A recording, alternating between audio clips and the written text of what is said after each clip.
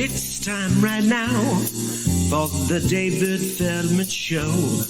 He's talking politics and comedy too. He'll tell a dirty joke if you want him to. He's just a lefty from way back. He's a union man with an Emmy for writing. Someday he's mad and he feels like fighting.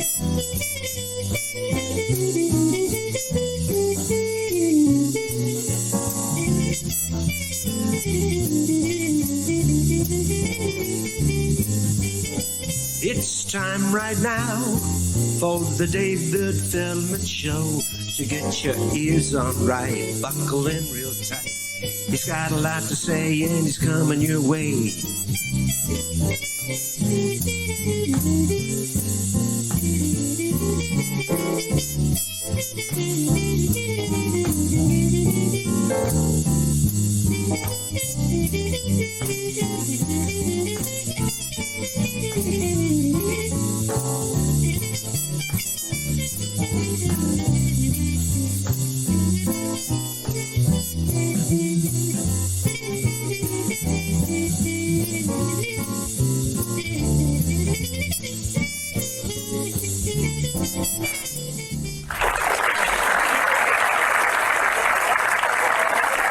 Welcome. Thank you. What a great crowd of anti-vaxxers we have here in the studio audience today.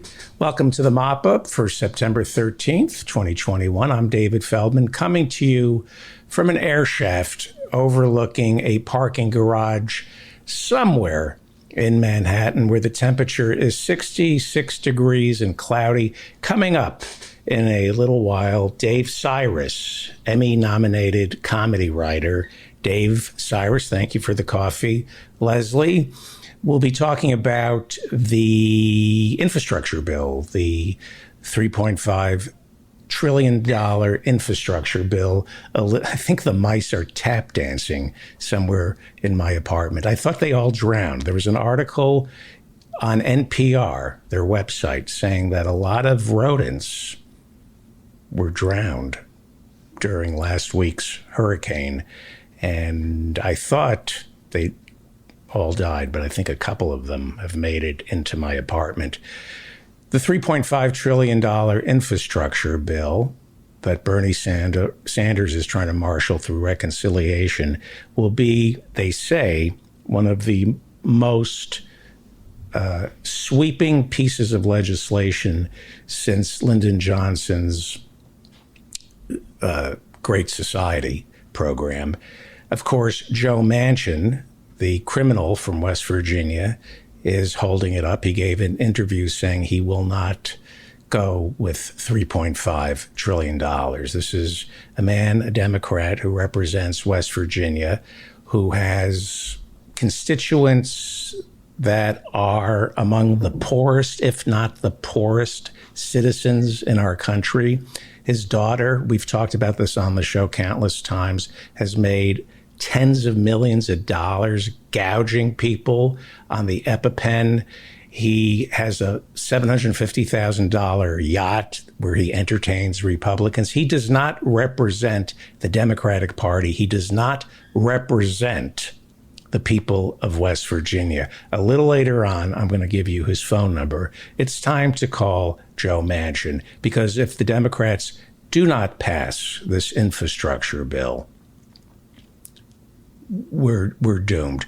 Bernie Sanders was asked on CNN on Sunday what he thought of Joe Manchin, saying the most he's willing to accept is $1 trillion and change. Here's what Bernie said. No, it is absolutely not acceptable to me. I don't think it's acceptable to the president, to the American people, or to the overwhelming majority of the people in the Democratic caucus. Look, we worked with Senator Manchin to pass the $1.9 trillion American Rescue Plan, which was enormously consequential and helpful to working class families in getting us out of the economic disaster that befell us as a result of COVID. I believe we're going to all sit down and work together and come up with a $3.5 trillion reconciliation bill. I love you. I love you, Bernie. I do.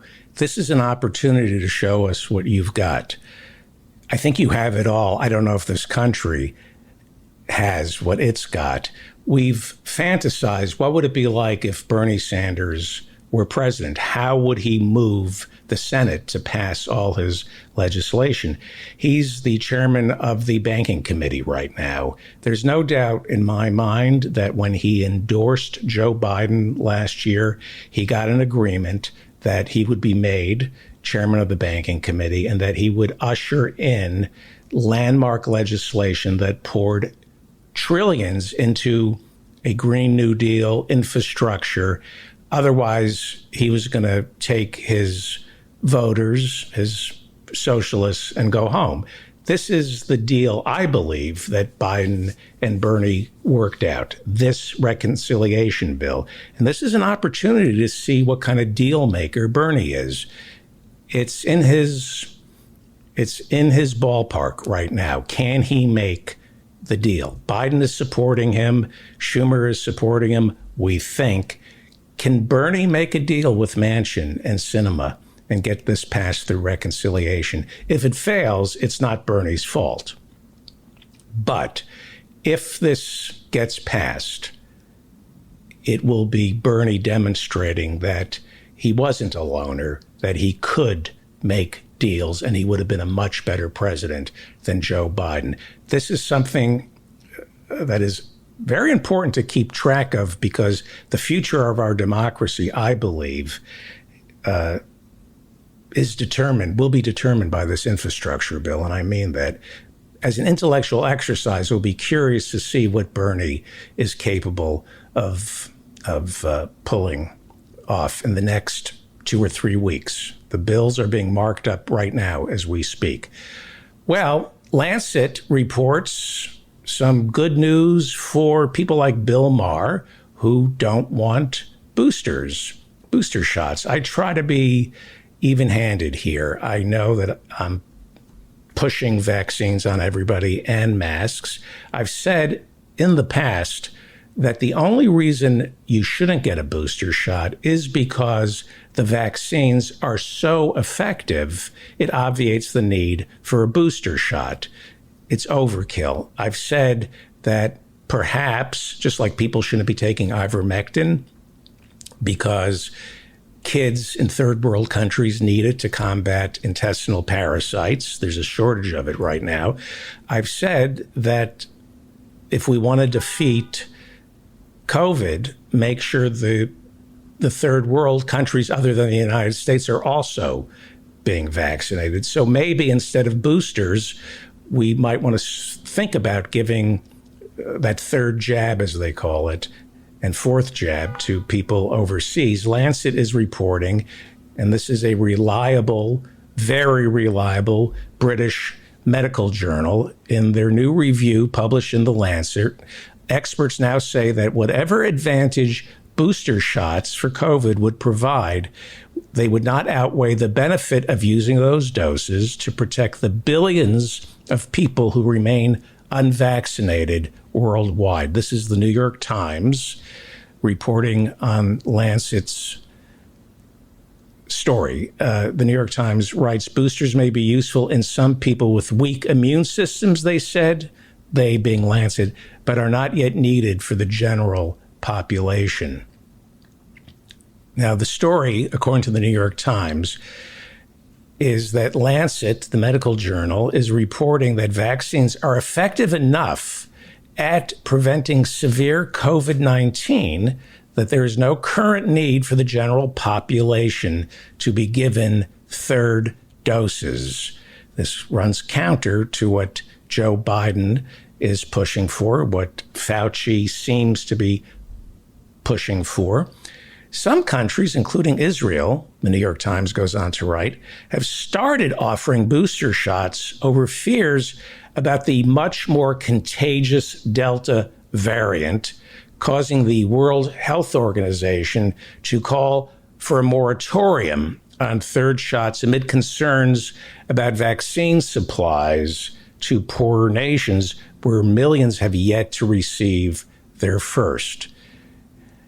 But the Lancet report concludes that even with the threat of Delta, this is important, quote, booster doses for the general population are not appropriate at this stage of the pandemic. See, this is what we're doing here. We're turning to reliable medical journals and sources like the New York Times, reporting on Lancet. This is the best way to get your information about booster shots and whether or not it's overkill. And by overkill, I don't mean it'll kill you.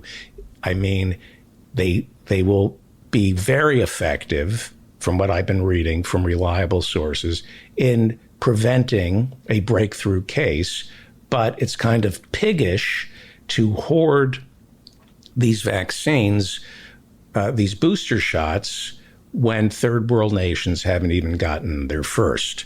This is a responsible conversation where you challenge the president and his recommendations using facts and science. And so this is the headline from the New York Times. In a new review, some FDA scientists and others say boosters aren't needed for the general population. So there's been some trouble over at the FDA, a disagreement. The Biden administration, the New York Times writes, has proposed administering vaccine boosters 8 months after we all got our shots. But according to the New York Times, many scientists are now opposing this plan, saying the vaccines continue to be powerfully protective against severe illness and hospitalization. You understand this? Many scientists oppose the booster, saying that the 2 vaccines you already got continue to be powerfully protective against severe illness and hospitalization.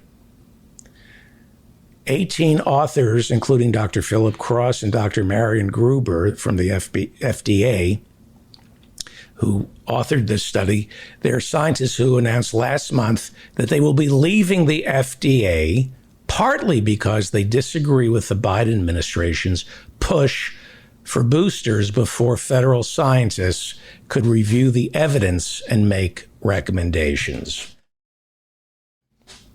Okay, that's how you make an informed decision as to whether or not you should get the booster shot.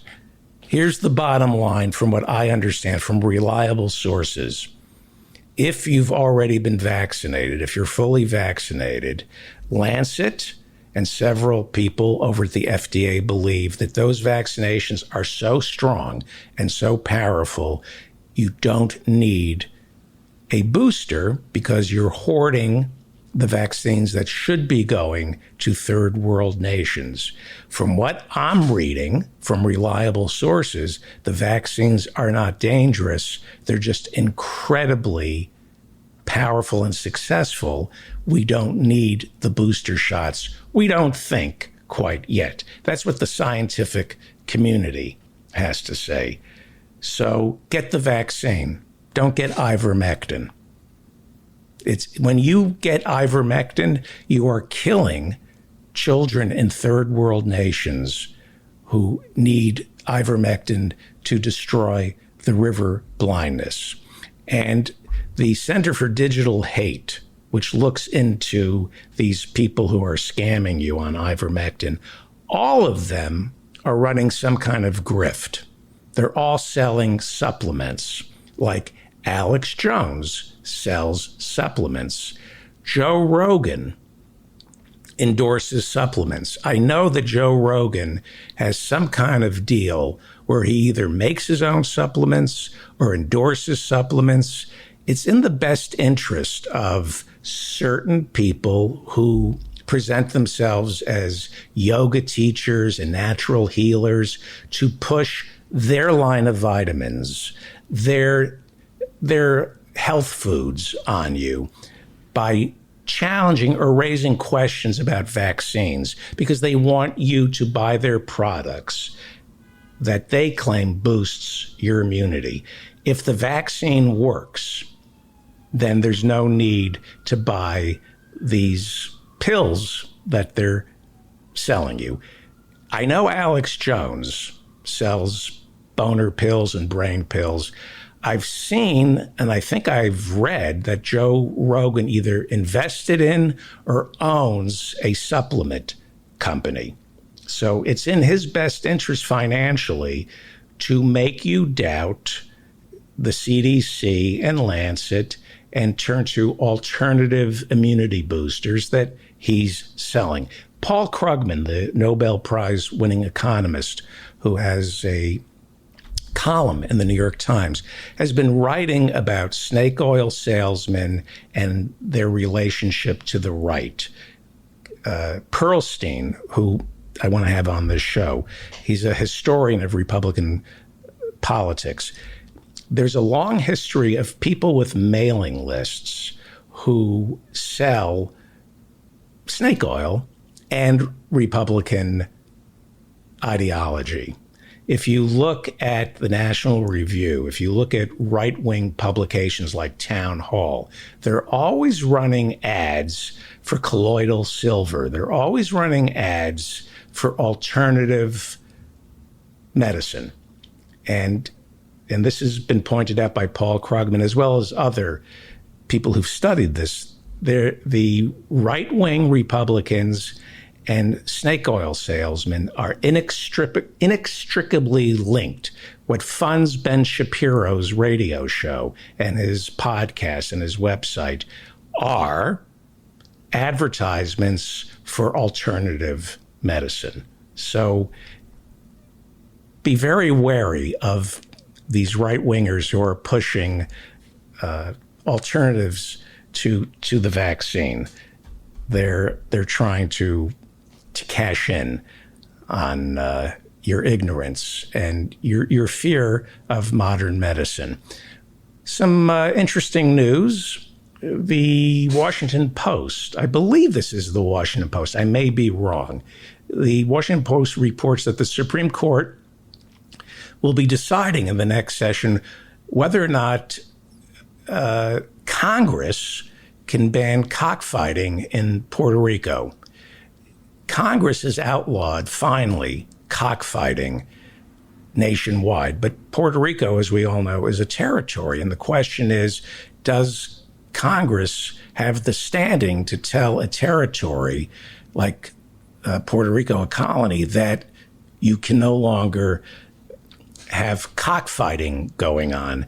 I remember an article in the New Yorker about 20 years ago when Oklahoma finally outlawed cockfighting. And I'm not making this up. There was a state legislator who was pro-cockfighting. And on the floor of the Oklahoma Senate, he said, and I quote, "When Hitler came to power, the first thing he did was outlaw cockfighting." I'm not making that up. This is a meme that the right wing uses all the time. When Hitler came to power, the very first thing he did was make it legal for men and women to kiss. So, what's the story here with cockfighting? We, in Congress, we passed a law, Section 12616, which eliminated the exemption of outlawing cockfighting in territories or colonies.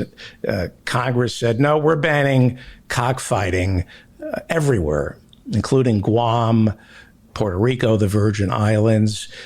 The Washington Post reports animal rights groups view cockfighting as a cruel blood sport, and they applauded Congress's decision.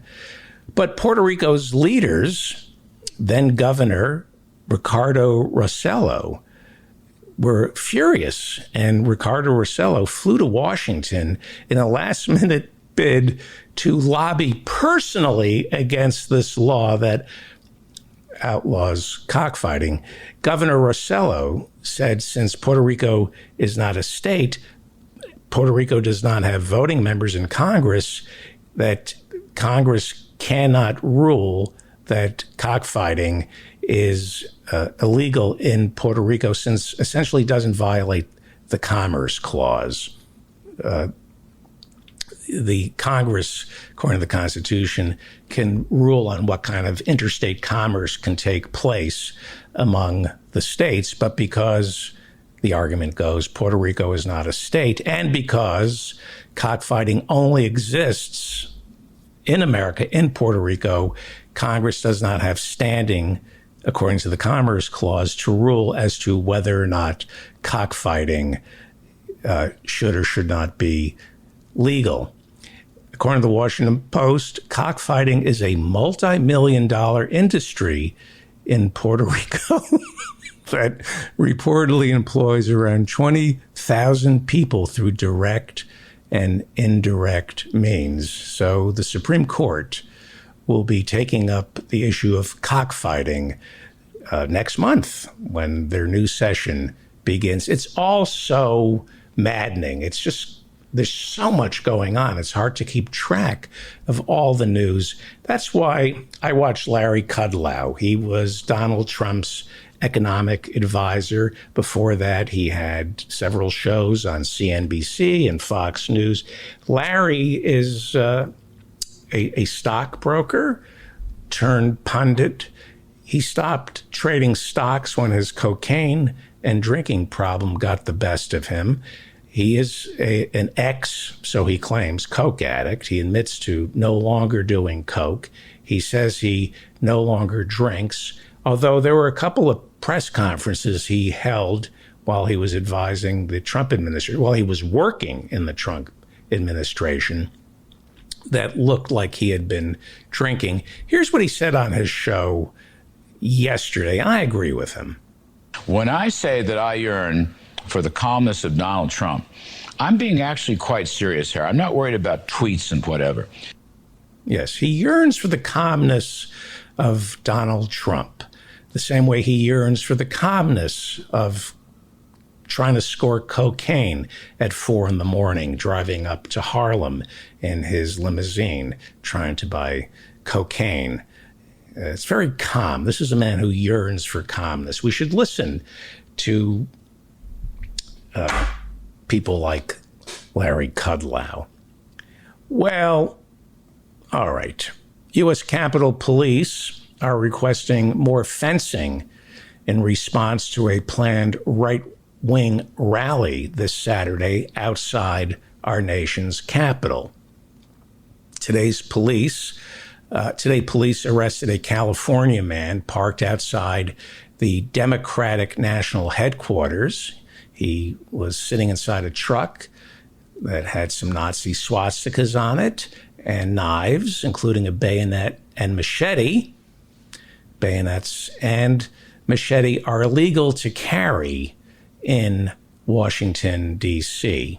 If you remember, on January 6th, there was a bomb planted outside the DNC headquarters in Washington, D.C. Thankfully, it did not go off. We'll be keeping an eye on Saturday's rally, right-wing rally in Washington, D.C. It's been 20 years since the brutal attacks on our nation's soil. Luckily, we are a heavily armed country. We're way more armed now than we've ever been. And I feel safer since 9/11 because it's not just the police. We also have heavily armed civilians, vigilantes, if you will, who are trained to combat the next act of terrorism on our homeland, no matter which form it confronts us. Take a look at these brave men who are training for a terrorist attack. This is, watch how he shot his cap off. But the point is, I feel safe with men getting guns and spending their weekends training out in the open to make sure that, but he needs to do a little better. But it's important that our citizens are well armed. It's important that our police are well armed. And we have a lot of new weapons, and the cops have everything. They have everything. Our police have never been more ready to protect us from violent extremists as they are now. For 20 years, they've been given all the equipment they need and all the equipment they don't need. For 20 years, they've been given tanks and bazookas. They need this stuff, but they've also been given smart weapons like tasers. And a story is coming to us from Arizona. The headline reads, "Cop accused of tasing man in the testicles in front of his wife and kids." That's always good. It's not easy being a cop. That's the point I'm making. And sometimes you just need to tase a man in the testicles in front of his wife and kids, even though he didn't really do anything other than piss you off. And our cops need tasers. They need bazookas. They need tanks. You need guns because sometimes it's impossible to stop these suspects, especially when it's 8 a.m. and you and your buddies, your cop buddies, just ate a very large breakfast at Denny's. Would you want to chase this guy? Look at these cops trying to apprehend a suspect who looks to me like he's a super predator. These are 3 cops doing their best to chase, I believe he's an African-American man in Dallas, Texas, and he's making a run for it. And look at these 3 cops who are in such great shape. Look at, and they're just sprinting after this African-American man who's now walking very slowly, and the cops are now walking. And this is why cops need tasers and guns. They are morbidly obese and out of shape, and they're too lazy. Our cops are too lazy to chase unarmed suspects. Look at them. They're exhausted. That's why they need guns. That's why they shoot unarmed black men who haven't really done anything because they're all overweight, or a good number of our cops are overweight, so they have to shoot. The only way they can stop a suspect is by shooting them in the back. And some cops are very smart, like this cop in Texas. There was someone standing to the side of the road. Oh, there he goes, over the railing there. A cop was trying to stop traffic to, I don't know, maybe arrest some undocumented workers, who knows. And whoa, very smart cop there. And he was actually injured, so we wish him well.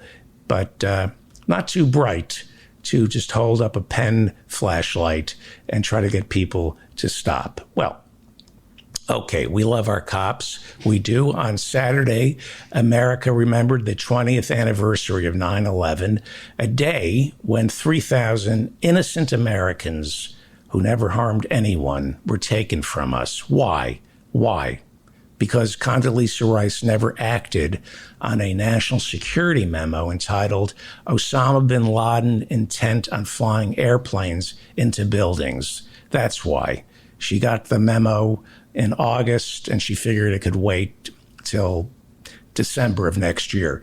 It was horrible. We didn't deserve this, and it shouldn't have happened.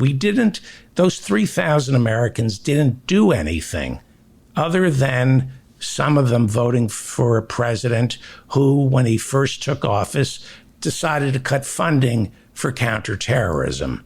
So in the months leading up to the attacks, he never once held a meeting before 9/11 on how to prevent an attack on American soil. We didn't deserve this. And you know what's really upsetting about 9/11? It's been 20 years, and a lot of the people in the media try to convince us that we never avenged the attacks that occurred on our homeland. Well, I've got good news, some good news. The Guardian is now reporting that since George W. Bush's war on terror began, Americans have killed at least 22,000 innocent civilians overseas in places like Iraq and Afghanistan. So let's check the score here because I'm trying to do the math here. Yes, I'm doing the math. America wins. Here we go. We won this. America beats the rest of the world by a score of 22,000 innocent civilians to 3,000 American civilians. That's a 19,000 point margin, according to the Guardian. So I am so sick of these left-wingers, these anti-war prima donnas claiming that we never avenged 9/11. Look at that. We won by 19,000 innocent civilians. That's a landslide, and we should be proud of ourselves. We won. Wait. Oh, hang on for 1 second. Those are my numbers. Those are the Guardian's numbers. That is not America's. That's Air Wars numbers. They keep track of civilians killed by American drone strikes and American smart weapons. I'm being told that the Pentagon doesn't trust those numbers. This may not be a victory. Hang on for 1 second. According to The Guardian, an email reply to Air Wars was asking the Pentagon to comment on civilian deaths. And The Guardian writes, an email reply to Air Wars from the Pentagon Central Command, otherwise known as CENTCOM, said that it did not have information available on the total number of civilian deaths from airstrikes. So we don't know what the real numbers are here. CENTCOM said, quote, "The information you request is not immediately on hand in our office as it spans between multiple operations and campaigns with a span of between 18 and 20 years. So the Pentagon, you know how the FBI doesn't keep track of Americans killed by cops? They don't have a database. The Washington Post had to create the database. The Justice Department now is starting to keep track of American citizens killed by the police. The Pentagon doesn't keep score of innocent civilians who they kill overseas. I don't understand this because I remember after those 13 soldiers died at the airport 2 weeks ago, we were told we were going to avenge their deaths. And now we're getting reports that the drone strike, the over-the-horizon strike done by an unmanned drone, killed maybe an entire family of innocent civilians. And the Pentagon last week said it takes civilian casualties very seriously, and yet they don't. I mean, I keep score here. I thought we had a 19,000 point win over Al-Qaeda, and now we find out that the Pentagon isn't keeping score. They can't tell us. They don't keep track of all the civilians we get to kill. That you would think with all the money we Americans spend on smart drones and smart weapons, that the Pentagon, of all people, and they are a people, would be proud of all the civilians they killed. Oh, wait, I'm sorry. I stand corrected. The Pentagon does keep track, and here are the latest scores on America's war on terror. So, according to The Guardian and Air Wars, we're winning by 19,000 innocent civilians. The terrorists killed 3,000 innocent American civilians on 9/11. And look at that. We beat them exponentially. That's a 19,000 point margin. But those are, you can't trust those statistics. Let's go to the FBI, the Pentagon, and let's check their numbers. These are the official scores from the Pentagon, civilian deaths, America's war on terror, according to Pentagon. So in Iraq, they score it don't know. Oh, because they don't keep track of civilian deaths. In Afghanistan, they score it don't know. In Somalia, they score it don't care. Okay. In Syria, the Pentagon scores it Arabs. I don't know what that means. I don't know why they would just say Arabs with no number of innocent civilians. That doesn't make sense. Yemen. We've armed Saudi Arabia with the barrel bombs they need to kill innocent Houthis and innocent children in Yemen. There's a cholera epidemic going on there right now. They say that our climate czar, John Kerry, may not be safe for him to travel in certain European countries because he authorized weapons sales to Saudi Arabia, and that's a war crime. They're saying that theoretically, climate czar John Kerry could be brought before the International Criminal Court on war crimes charges. And so the Pentagon scores Yemen. How many civilians? Who? Oh, okay. And in the Horn of Africa, where the War on Terror also takes place, the Pentagon scores it. Is that a real country? All right. So that was premature. I stand corrected. I thought we won. I thought we avenged 9/11 by 19,000 civilian deaths. But that's the Pentagon for you. They don't keep score. And it's kind of like being a comedy writer. You shouldn't keep track of the jokes you get into a script. You should just enjoy killing innocent civilians for the sake of killing innocent civilians. Don't keep score. That's not why you do it. It's not a competition.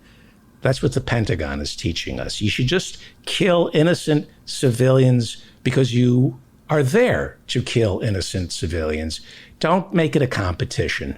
That's a good message from our Pentagon. Meanwhile, former President Donald Trump scolded George W. Bush, who on September 11th gave a speech in Pennsylvania warning that domestic terrorism poses as big or perhaps an even bigger threat to our national security as foreign terrorism. In a statement issued by Trump's Save America PAC, which everybody should give to, because that money, it's going to be well spent. In a statement issued by Trump's Save America PAC, the con artist hit the nail right on the head. Donald Trump reminded me why he's so popular, why he remains popular, because he's willing to speak the truth. This is the country we live in. Only in America can a congenital liar be the only truth teller when it comes to 9/11. This is what Trump said about George W. Bush's speech. And he's absolutely right. I don't know why they allowed George W. Bush to speak at 9/11 memorials.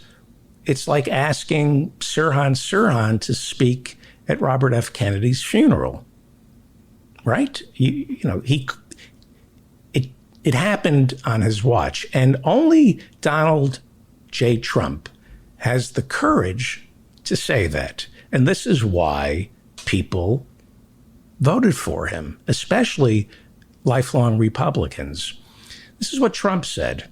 So interesting to watch former President Bush, who was responsible for getting us into the quicksand of the Middle East and then not winning, as he lectures us that terrorists on the right are a bigger problem than those from foreign countries that hate America and that are pouring into our country right now. Okay, those are lies, but I'll get to that in a second. If that is so, Trump went on to say, why was he willing to spend trillions of dollars and be responsible for the death of perhaps millions of people. He shouldn't be lecturing us about anything. Well, this is why the Republicans, why Trump, why the fascists are so dangerous, because you have somebody like Donald Trump who is willing to speak a half-truth about 9/11, and Democrats not willing to speak any truth about 9/11. A half-truth, well, for some people is better than no truth whatsoever, and it's activating the dangerous gun nuts, the insurrectionists in this country, because Donald Trump is speaking some truth to people who haven't heard any truth coming from their leaders when it comes to 9/11. Instead of apologizing to our soldiers, we perpetuate the myth that the war in Afghanistan and the war in Iraq were noble efforts. But our soldiers are too smart. They know, once again, they're being lied to. They were lied to in the startup of this war on terror. They were lied about weapons of mass destruction in Iraq. They were lied to when they were told that the Taliban was responsible for 9/11. Taliban didn't come up with 9/11. We think it was Osama bin Laden, but more and more evidence after 20 years is coming to us that it was Saudi Arabian princes, which we knew back when it first happened, but that we were lied to. They wouldn't give us all that information. But the truth is that we don't really know who funded 9/11. Maybe it was Osama bin Laden. He took credit for it. But I'm from Hollywood. I worked in Hollywood. And lots of people take credit for things that they had nothing to do with. And you can't take credit for a project unless somebody bankrolls it. Maybe Osama bin Laden was the director, but it's starting to look like Saudi Arabia was the studio that produced 9/11. So when you say to the soldiers, your cause was just, you're hurting them, you're lying to them, and you're creating future soldiers forced to go fight another lie. Why don't we nip it in the bud and apologize for the war in Iraq and apologize for the war in Afghanistan? Why don't we save soldiers' lives by treating them like adults, don't infantilize them, and tell them the truth, that this war was a mistake? And if George W. Bush really loved America, instead of speaking Saturday about the war on terror and that tragic day, 9/11, he would apologize for 9/11. That's what I would do if it happened on my watch. And I would apologize for Iraq, for invading the wrong country, for thinking that you could bomb terrorists and not create more terrorists in Afghanistan.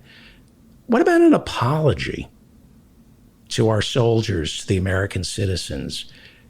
That's an act of patriotism. But George W. Bush, he's haunted by all this, but he's not patriotic enough. He doesn't love America enough to prevent another 20-year debacle like Afghanistan.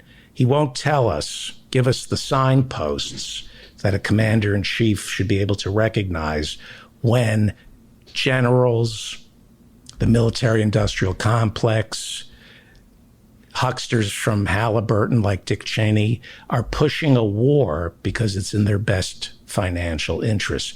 If George W. Bush really loved America, he would give a speech saying, this is what happened to me. Let me show you the blueprint and show our next generation of leaders how to keep out of unnecessary wars that only benefit mercenaries like Erik Prince and Raytheon and Boeing. But he doesn't love America. That's why he has to keep reminding us that he loves America. He wears that American flag lapel because you have to wear the flag on your chest to convince people you love this country. You need symbols instead of actions. George W. Bush doesn't love this country. That's why he was a draft dodger in Vietnam. He believed that kids should be off fighting in Vietnam, but his dad pulled some strings that got him into the Champagne Unit, the Air National Guard in Texas, where he ultimately went AWOL. He doesn't love this country. He doesn't love this country. So, anyway, Trump, half right on 9/11, half right about George W. Bush lecturing anybody about anything. The only thing George W. Bush should say is guilty as charged. That's what he should be doing. Meanwhile, Donald Trump spent 9/11 bonding with his namesake, Don Jr. I don't know if you saw this over the weekend. It cheered me up. They provided together color commentary for the heavyweight fight between 58-year-old Evander Holyfield and 44-year-old mixed martial artist Vitor Belfort. Mixed martial artists. They're artists, kind of like George W. Bush is an artist. I guess having blood on your hands makes you an artist, and that's what people who engage in mixed martial arts are. Have you ever seen mixed martial arts? So the Trumps, Don Jr. and Don Sr., reportedly were paid a lot of money by Triller, they're a social media app, to spend 9/11 serving as live commentators. The fight was stopped in the first round by the referee after it became apparent that Holyfield was in no condition to continue. Well, if you had to hear Don Jr. commenting on your boxing prowess, you wouldn't be in any condition to continue either. I'm sure he heard Don Jr. talking and whipped out his cell phone and begged Tyson to bite off both his ears. Boxing, that would have been funny if I had maybe prepared that before I did it. That is some good coffee, but there's not enough caffeine in it to make me clever. Boxing, like me, is dying a slow motion death. HBO stopped promoting boxing 3 years ago. They're done with boxing because more and more evidence suggests that boxing promotes permanent brain damage, much like football promotes permanent brain damage. And I think in a few years, football will meet the same fate as boxing. And by that, I mean being subjected to color commentary from Don Jr. and his father, who find nothing more pleasant than watching people of color trying to kill each other. Well, yes, boxing causes brain damage, as does football. As I said, football has been proven incontrovertibly to cause severe brain damage, resulting in violent impulses off the field, not just from the fans, but from the players. We're seeing it constantly. It's become prosaic to read about a football player arrested for beating up his loved ones or pulling a gun on somebody. It's no longer news when you read of an ex-football player or a current football player getting arrested. And so it causes brain damage. And that's why Republicans are finding the NFL is serving as a deep bench for future candidates, such as former Dallas Cowboy running back Herschel Walker, who is running for the Republican nomination for Senate in Georgia. That seat is currently held by Democratic Senator Raphael Warnock, a minister who speaks from the same pulpit as Dr. Martin Luther King. If you'll recall, Democratic Senator Raphael Warnock won this seat earlier this year in a special election. Well, next year, there's another election, and we have to get out the vote for Raphael Warnock. And it's going to be tough because Herschel Walker looks like will be running against him on the Republican ticket. And according to a new poll, Herschel Walker, who is endorsed by Donald Trump, Herschel Walker is leading the rest of the Republican field by 70 points. Now, he played for the Dallas Cowboys. He's running in Georgia because Walker got his start in football playing for the University of Georgia, where he is beloved except by women, which of course makes him an even more perfect Republican candidate. Women don't like Herschel Walker. According to the Associated Press, cancel culture, Herschel Walker's ex-wife, Cindy DeAngelis Grossman, filed for divorce, claiming Herschel Walker was, quote, physically abusive and extremely threatening. He used to whip out razors and hold them against her throat. Cancel culture. What about his First Amendment rights? No, he's not entitled to any First Amendment rights, no freedom of speech to hold a razor to his wife's throat and threaten to slit it.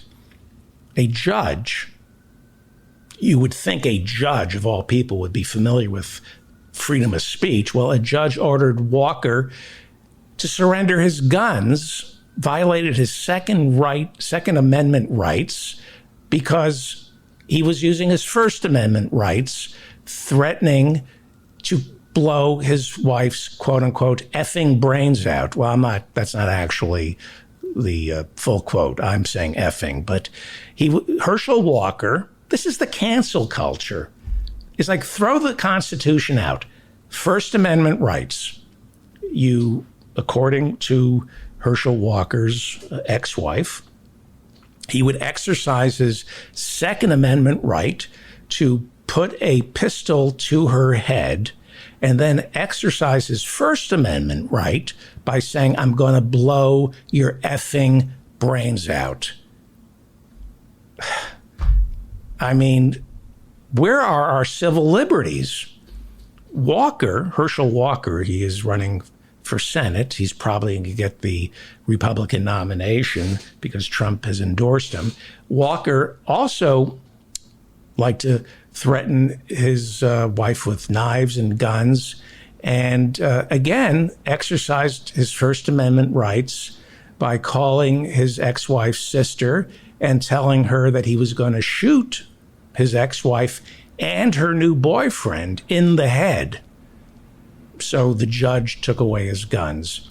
So he's perfect for the GOP. He's aggrieved. He's a victim of the cancel culture. His wife left him because he was just exercising his constitutional right to put a gun, Second Amendment, to her head and then say, First Amendment, I'm going to blow your effing brains out. When does it end? It's a slippery slope, isn't it? I mean, first it starts with not being able to put a gun to your wife's head and threaten to blow her effing brains out. It starts there. They take that right away from us. What's next? Quarantine camps, forced vaccinations. This guy, Herschel Walker, is going to make such a great candidate for the GOP. in Georgia next year. Plus, here's the added benefit. He's an African American. Herschel Walker is African American. He's a gun nut, literally. He abuses women. And he's a violent, out of control. This is why he's perfect for the GOP. Herschel Walker is a violent, out of control black man, which reconfirms every stereotype Republicans hold so dear to their hearts. He reminds Republicans of what they think of all black men because he's violent and he's out of control. He is perfect for the Republican Party, and he's a loyal Republican. Walker believes the 2020 election was stolen from Trump. That's perfect if you want to be a Republican, because you're a credible source. If Herschel Walker says the election was stolen, Republicans are going to believe it's true because, according to Republicans, there is no bigger authority on stealing than a black man. And he supported the insurrection. He called on, quote unquote, the true patriots to carry out a total cleansing. He is perfect. Herschel Walker says the January 6th insurrection was, quote, a well-orchestrated, unquote, false flag operation committed by Democrats trying to distract from election fraud. He sees things that aren't there. He sees things that aren't there, that only he can see.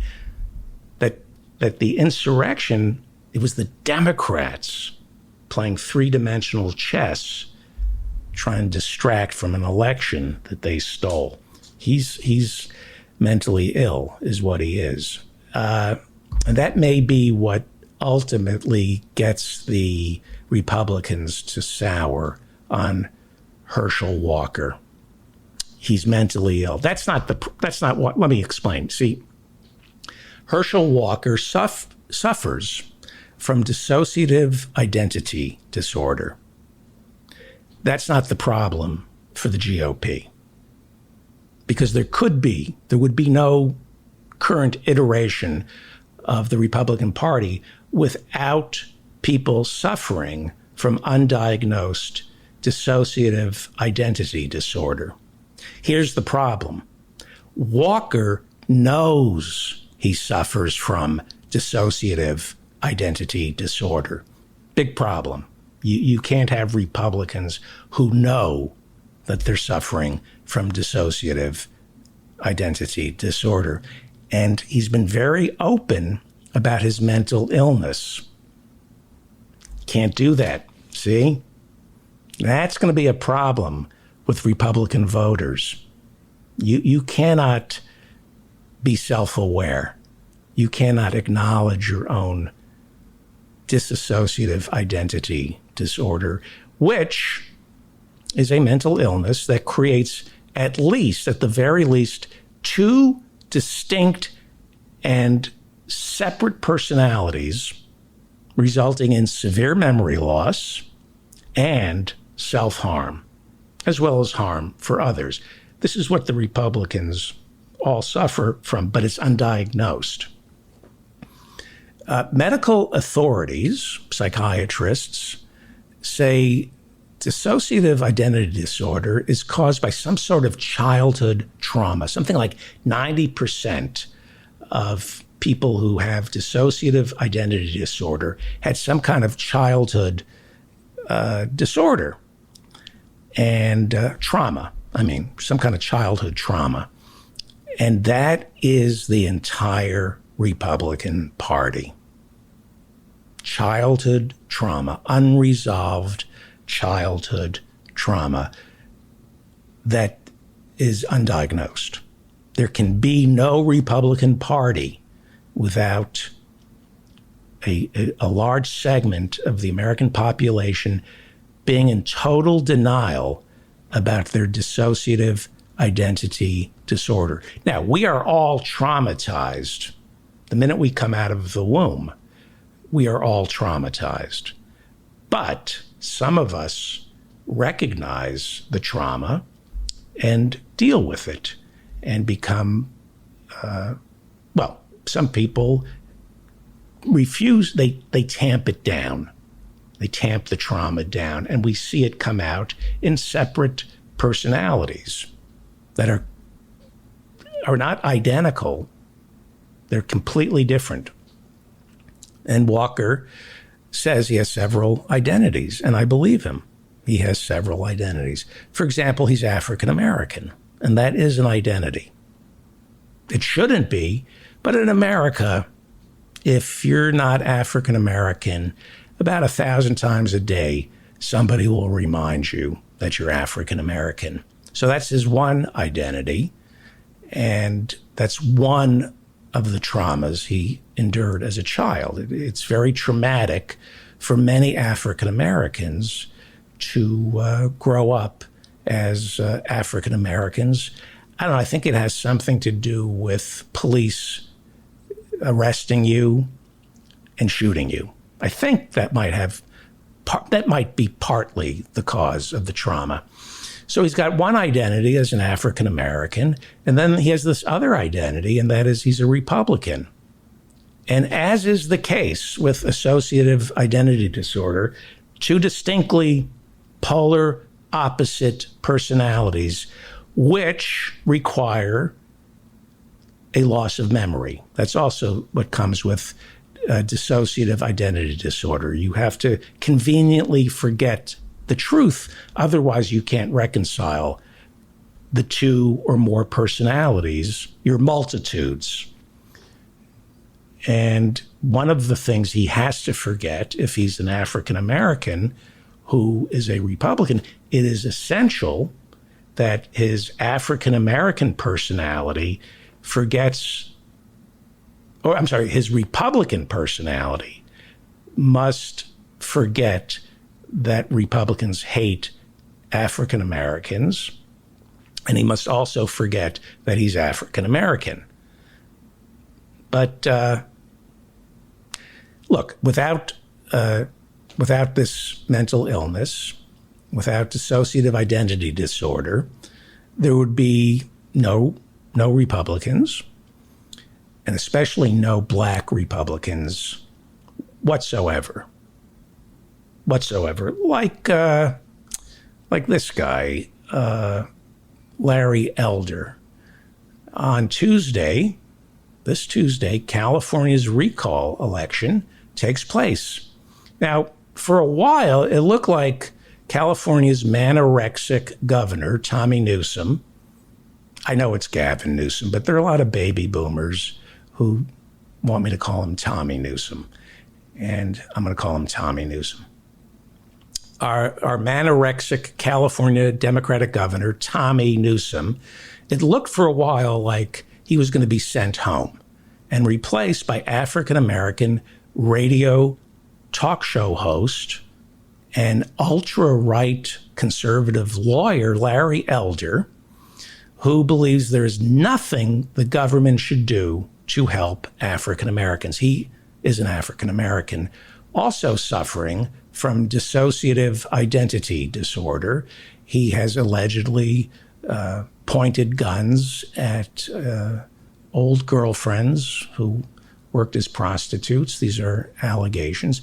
And so he believes, Larry Elder believes, that the government should do nothing to help African Americans. He opposes welfare, against the minimum wage. He's against paid family leave. These are all things that would not just benefit all Americans, but they would benefit African Americans too. He prefers private schools over public schools.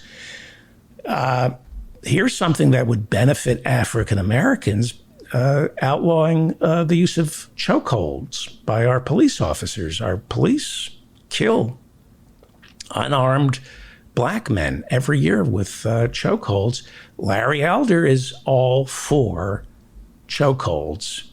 Like I said, dissociative identity disorder.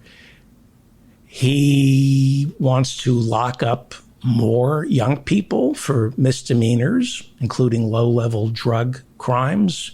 Something like, I read 400,000 Americans are behind bars because of nonviolent drug offenses. He's for that. They tend to be people of color who get locked up. And he says, this is really interesting, that systemic racism in America is a lie, and that Black Lives Matter is one of the leading causes of crime. Like I said, Larry Elder is suffering from dissociative identity disorder. He's got one personality, and that would be Larry Elder, the African-American son of a Democratic mother. And he's a male, and he was traumatized growing up in racist America. Then he's got the other personality, and that is Larry Elder, who can't remember he's an African-American. Now, this is why, if you're a Republican, you should listen to me.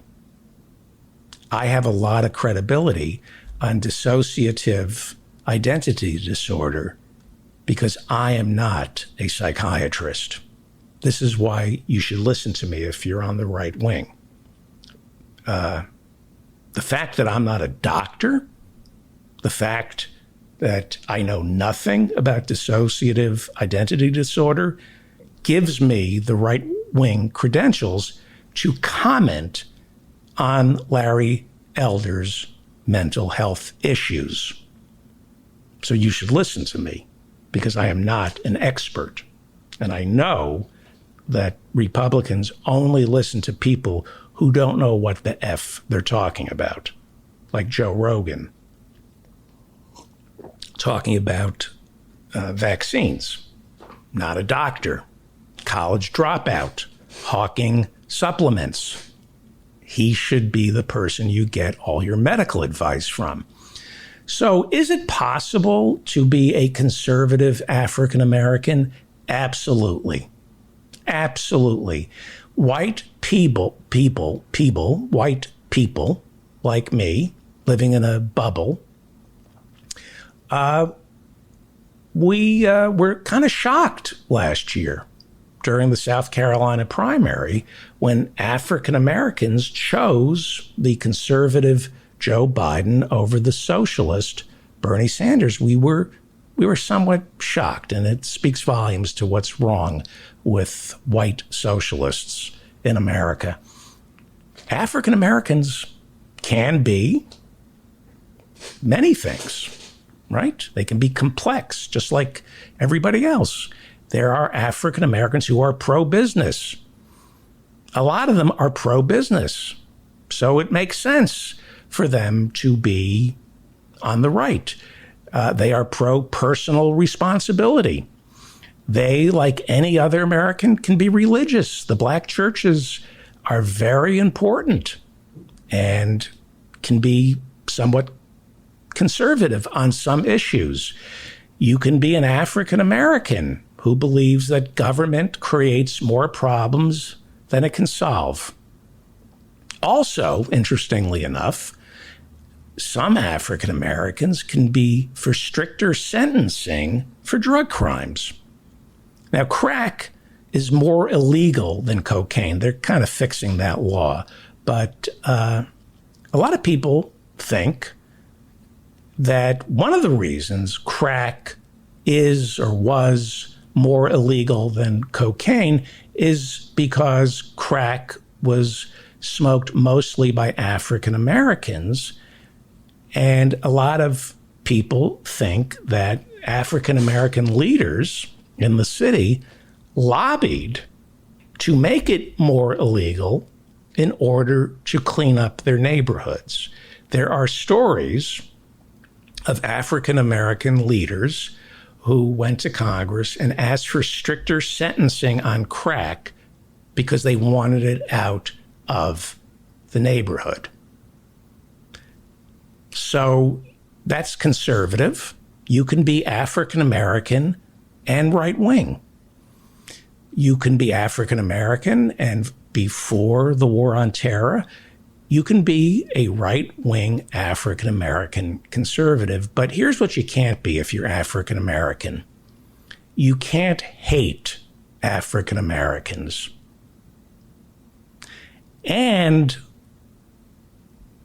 I think Larry Elder, I think he's got a problem with African Americans, or at least one of his personalities does. I think Larry Elder, and again, I'm not a psychiatrist, which is why if you're a Republican, you should be listening to me. I think Larry Elder has dissociative identity disorder. And again, I'm not a psychiatrist. I have no idea what I'm talking about. All I really have to back up my claim that Larry Elder is suffering from dissociative personality disorder, all I have to back that up is I think I read or heard or saw something about dissociative personality disorder about 20 years ago. I don't know where I read it, or I think it might have been a movie, a TV movie starring Sally Field. I don't know. This is why Republicans should listen to me. I don't know. I really don't know what dissociative identity disorder means. So you should be hanging on my every word if you're right wing, because it may not be dissociative identity disorder. It might be some other mental illness.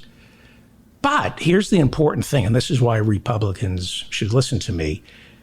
I like saying Larry Elder is suffering from dissociative identity disorder because this is a fresh, hot take on Tuesday's California recall. So that's why you should trust me. It's fresh, it's hot, it's different, it's new. And that's all that's important when you're trying to arrive at the truth. It can only be true if it's something you've never heard before. That's how things work on podcasts. That's how things work on the Joe Rogan show. If you've never heard it before, then it hasn't been compromised. So this is why the right wing should believe me when I say Larry Elder is suffering from dissociative identity disorder. Nobody else is saying this, so it's got to be true. It's wise because nobody else is saying it, not even a psychiatrist. So it's got to be brilliant, and it's why you should trust me. So, you know what? I'm doing this wrong. I'm doing this absolutely wrong. I apologize. I should be saying, why aren't we looking into whether or not Larry Elder or Candace Owens, whether or not the two of them are suffering from dissociative identity disorder? People are saying that Candace Owens and Larry Elder are suffering from dissociative identity disorder. People are saying that. I'm saying it, and I've been called a person. I'm just raising the question as to whether or not they have dissociative identity disorder. I'm not saying they suffer from it. I'm just saying Herschel Walker, who is African American, openly admits he's suffering from dissociative identity disorder. So don't we owe it to Larry Elder, who's African American, and Candace Owens, who's African American? They're just like Herschel Walker. Don't we owe it to find out if they too are suffering from dissociative identity disorder? I mean, it's just circumstantial evidence, like the Wuhan lab leak theory, but, you know, all three of them come down pretty hard on African Americans. That feels like it could be dissociative identity disorder. Half of them are African American and half of them are Republicans who hate African Americans. So take reparations, okay? Here is Larry Elder literally doing my act, and I mean this 15 years ago. 15 years ago, I did a bit on stage, and I asked my African-American fellow comedians whether or not the bit was offensive. And they said, some of them said, yes, it's offensive. So I immediately stopped doing it. Some of them said, as long as the audience knows you're playing a lunatic, which, you know, that's my stand-up act. I'm a lunatic. If the audience knows that you're a lunatic who is morally reprehensible, that's my stand-up act, then it falls under the domain of satire, and it's actually okay. But I didn't do it. I found it just didn't feel right. Because the audience, they knew I didn't mean it. But it was one of those things where people don't have a sense of humor on reparations. People will often say, if you're trying something satiric or sarcastic, I know you don't mean it, but it's just something you shouldn't try to make jokes about. Kind of like the Holocaust. I make Holocaust jokes to my Jewish friends, but those jokes are not for public consumption. Just like jokes about reparations aren't for public consumption. But Larry Elder thinks comments like these about reparations are for public consumption. He's doing my bit, but he's not joking around. This is Larry Elder on reparations on the Candace Owens show, which I think is on the Prager network. This is Larry Elder being serious about reparations. By the way, when you mentioned that the UK was ahead of us, they were. Do you know that the slave owners were compensated? After they lost their quote-unquote property, the government compensated slave owners. I didn't know that. Yeah, and so when people talk about reparations, do they really want to have that conversation? Because, like it or not, slavery was legal. And so their property, their legal property, was taken away from them after the Civil War. So you can make an argument that the people that are owed reparations, and not only just black people, but also the people whose, quote, property, close quote, was taken away after the end of the Civil War. Okay, so that's almost funny. What he's saying is that the British outlawed slavery before America did, and I guess they paid reparations to the slaveholders because they lost their property. I didn't know that was... I kind of thought that was so ridiculous that it would be funny, and I was wrong. Larry Elder is saying one could make an argument that the people who are owed reparations are not just black people, but the people whose property was taken away from them after the Civil War. Yes, you could make that argument. You just did, or you sort of did. One could make the argument that Candace Owens and Larry Elder are suffering from dissociative identity disorder. One could make that argument that somebody who tries to come off intelligent and well-versed in the law by saying that one could make the argument that slaveholders are entitled to reparations because after the Civil War they lost their property. Yes, you could make that argument. If you were out of your effing mind, you could make that argument.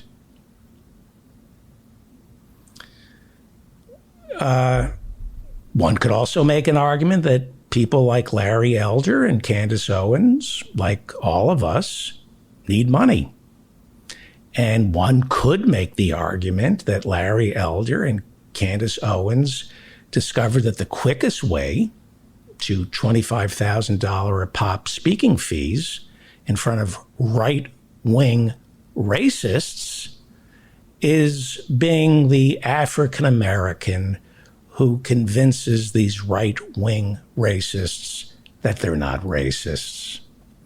you can make $25,000, $30,000 a pop, insisting that 1619 was just the hotel room number where Mayor Marion Barry got busted for smoking crack.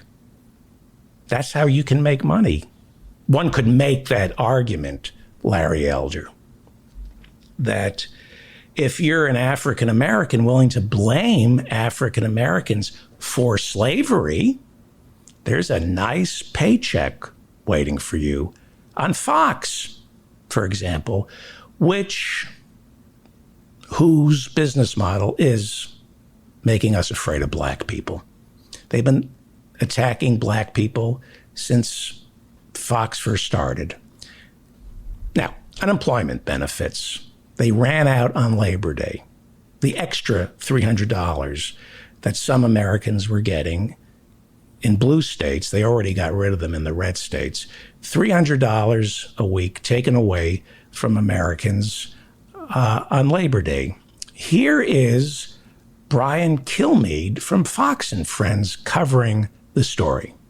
The expanded unemployment benefits that started during the coronavirus pandemic come to an end as of yesterday. The move affecting 8.9 million jobless Americans. Yes, 8.9 million jobless people losing their unemployment benefits, which is a huge problem for African Americans. Now, according to the Brookings Institute, they did a new study, and they say that August's jobs report shows higher unemployment for black workers, just as jobless benefits and eviction protections end. Interesting. This is a problem. This is a serious issue for African Americans.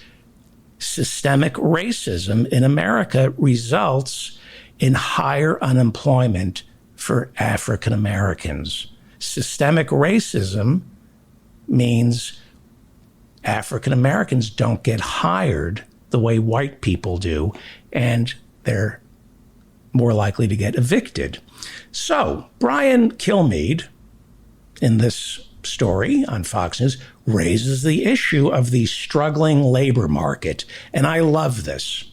I love this. The struggling labor market.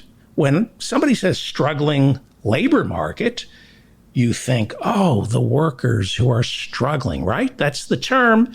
It's Luntzian.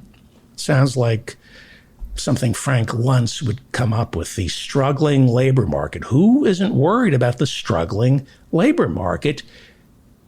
Fox News is worried about the struggling labor market because most of the people watching Fox News, they're not part of the richest 1%. They're worried about the struggling labor market. How will this impact the economy and struggling labor market? After all, there's about 10 million jobs open right now. There are 10 million jobs open right now. The struggling labor market. Who's struggling? Well, according to Fox and the Republicans, the struggling labor market, the struggle is for the people who own businesses and are struggling to fill 10 million jobs. So the struggling labor market turns out to be rich people struggling with labor. As we all know, the reason these 10 million jobs go unfilled is because Americans want something ridiculous, a livable wage. In other words, they want to go to work and not end up poor. It seems like that's why you would go to work. So you work for money. So these jobs, the 10 million jobs, are unfilled because Americans are waking up.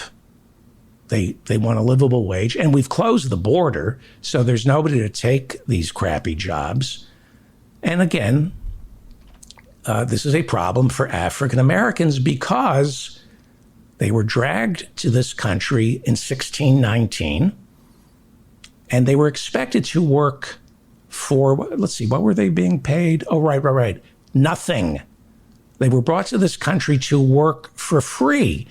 So if I were African American, I would have a serious problem not being paid a livable wage, especially since I was dragged here and told to work for free. So many Americans aren't filling these 10 million jobs. And so what's going on? They're being starved out. And the GOP has been pretty open about this. They have said in the well of the Senate, they haven't said starve them out, but they say the reason these 10 million jobs go unfilled is because of the extra $300 a week in unemployment benefits. And we're now being told by Fox that Americans will come around. They are now going to come crawling back to their bosses. Those 10 million jobs that nobody can live on are going to start looking a lot better. Let's hear more from Brian Kilmeade. Let's ask Charles Payne, host of Making Money on Fox Business. Charles Payne, African-American, conservative. He used to work for E.F. Hutton. I don't know what happened to E.F. Hutton. And then he started his own firm. He was fined by the SEC for $25,000, allegedly for not telling clients that he was recommending stocks to them because he was being paid by the people by the companies who issued those stocks. He was allegedly pushing stocks onto his clients because he was being paid to push them. That's not financial advice. That's illegal. That kind of stuff. He took a job on Fox News and says he doesn't hate Obama, but he loves Trump.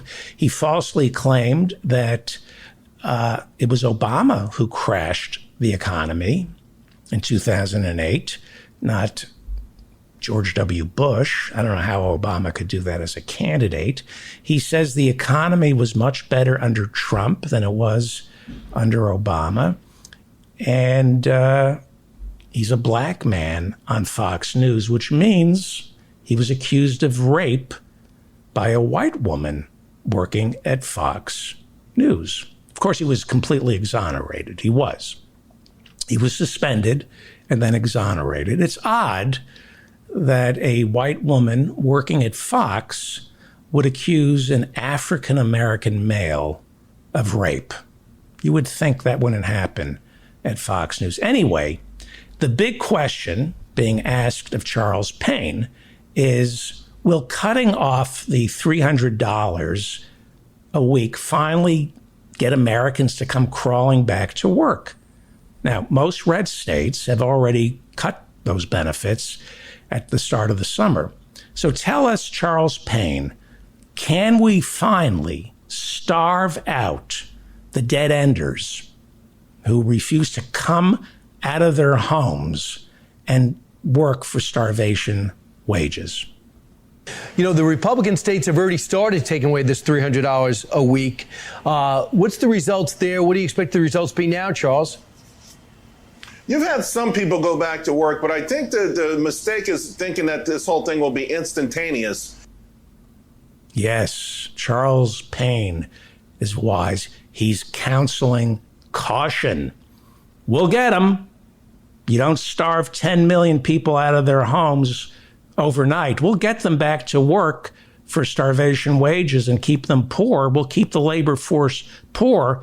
But how long, Charles Payne, must we wait till we defeat those 10 million Americans who refuse to work at poverty level wages?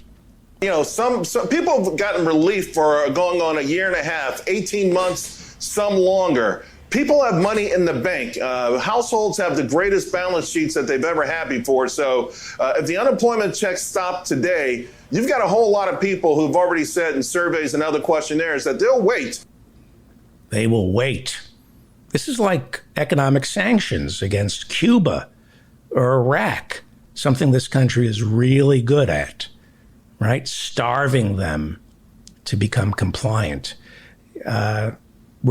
we're even doing economic sanctions on Afghanistan. There's $7 billion in Afghan assets that we've frozen, even though Afghanistan in 1 month is running out of food and fuel and will be a humanitarian nightmare. But that's how we bend people to our will.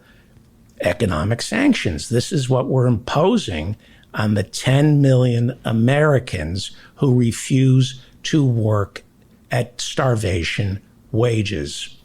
We've done this before. Charles Payne is telling us to calm down.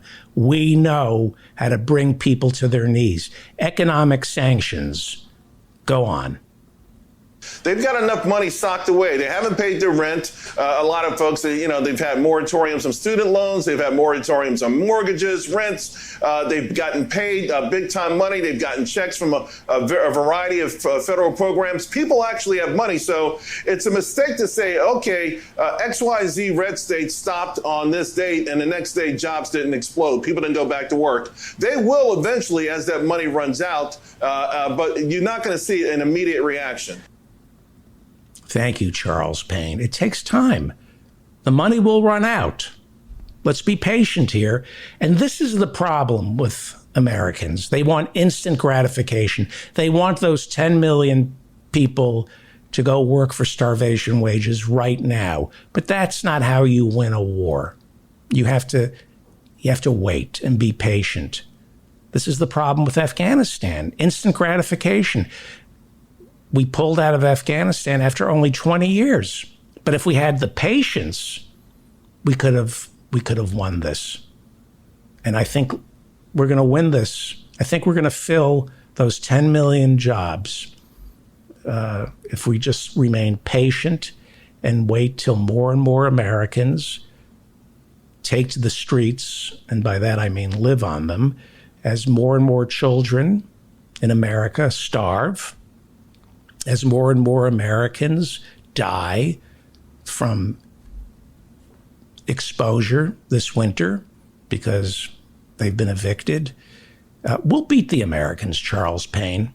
We will. We will defeat America as the Republicans always have. When we come back, we will be joined, I hope, I think, by the great Emmy-nominated Dave Cyrus.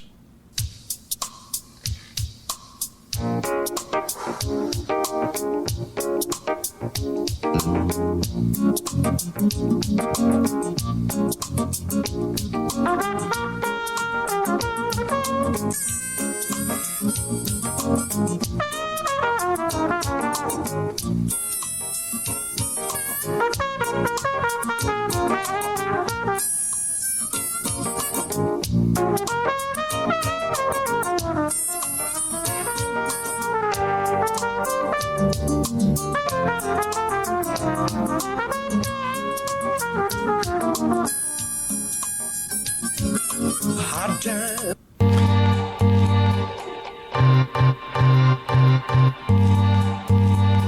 Welcome back. What are we doing here? We're back. Yes, we are. With a 90-second break. Okay, let us now go to maybe Brooklyn, maybe Los Angeles. It's hard to say. Please welcome Dave Cyrus.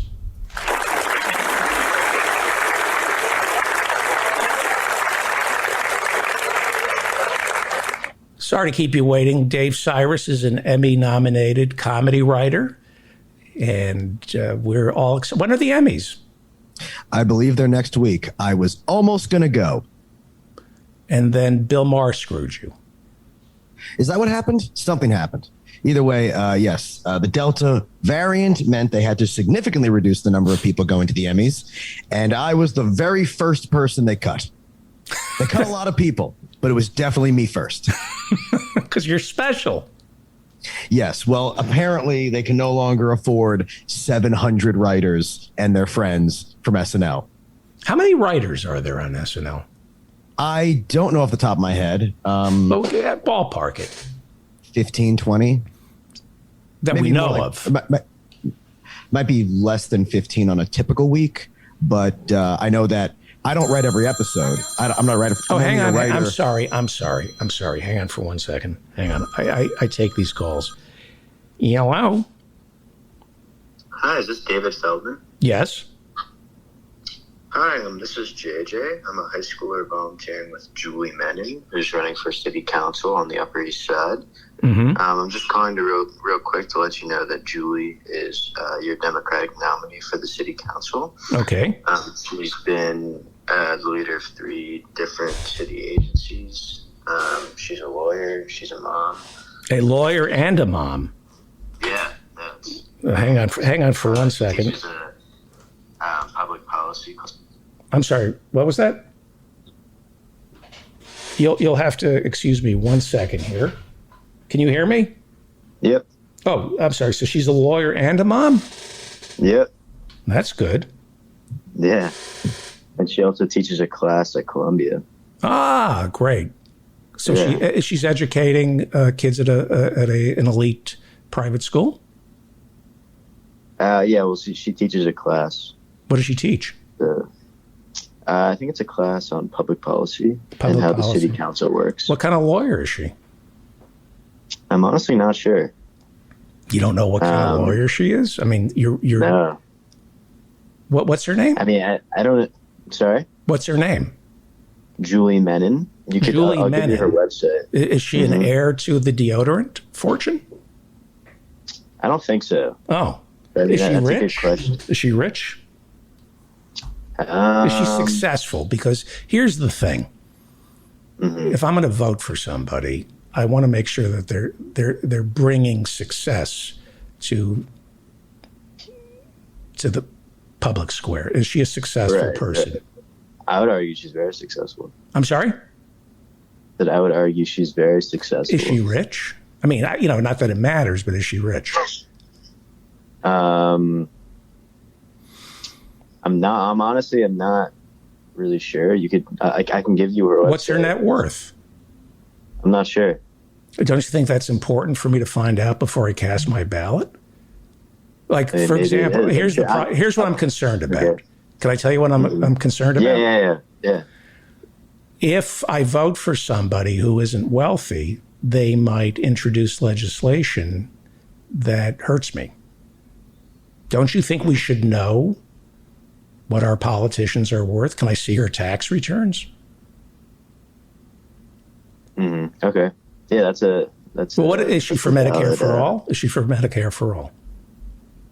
I don't know if she's come out publicly with. But what about taxing people What about taxing people who earn more than $250,000 a year?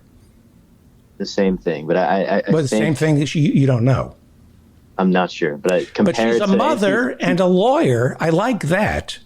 Okay. Because I would like to see more mothers.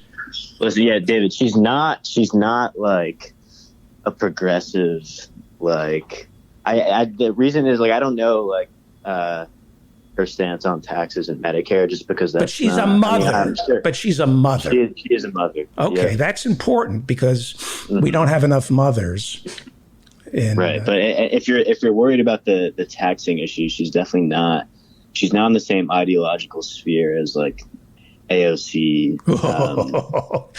Can I rinse your mouth out with soap? I mean, I like the idea of AOC, right? You know what I mean? But okay, let me ask you, what is it? Menon, right? Yep. You look her up. And she teaches law at Columbia? She teaches a public policy class at Columbia. And she's a lawyer. Where'd she go to law school? I think Northwestern. Well, that's a good law school. Where'd she go to undergrad? It's a great school. Yeah. I'm not sure. I talked to her about where she went to law school. And what is she running for again? What is she running for again? City council in District 5. That's my district. Yeah, so she already won the Democratic primary. Hey, let me ask you a question. Yep. Where does she stand on rent control? Sorry, say that again? Rent control. Rent control? Yeah. I'm not sure.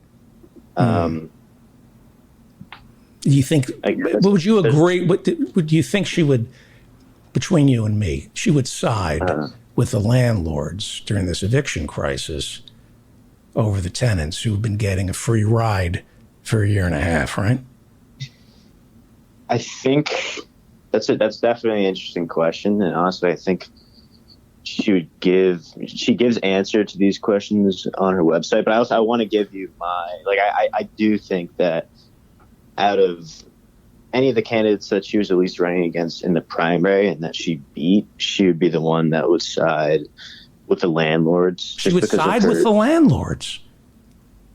But listen, don't take my word for that. I honestly have no idea.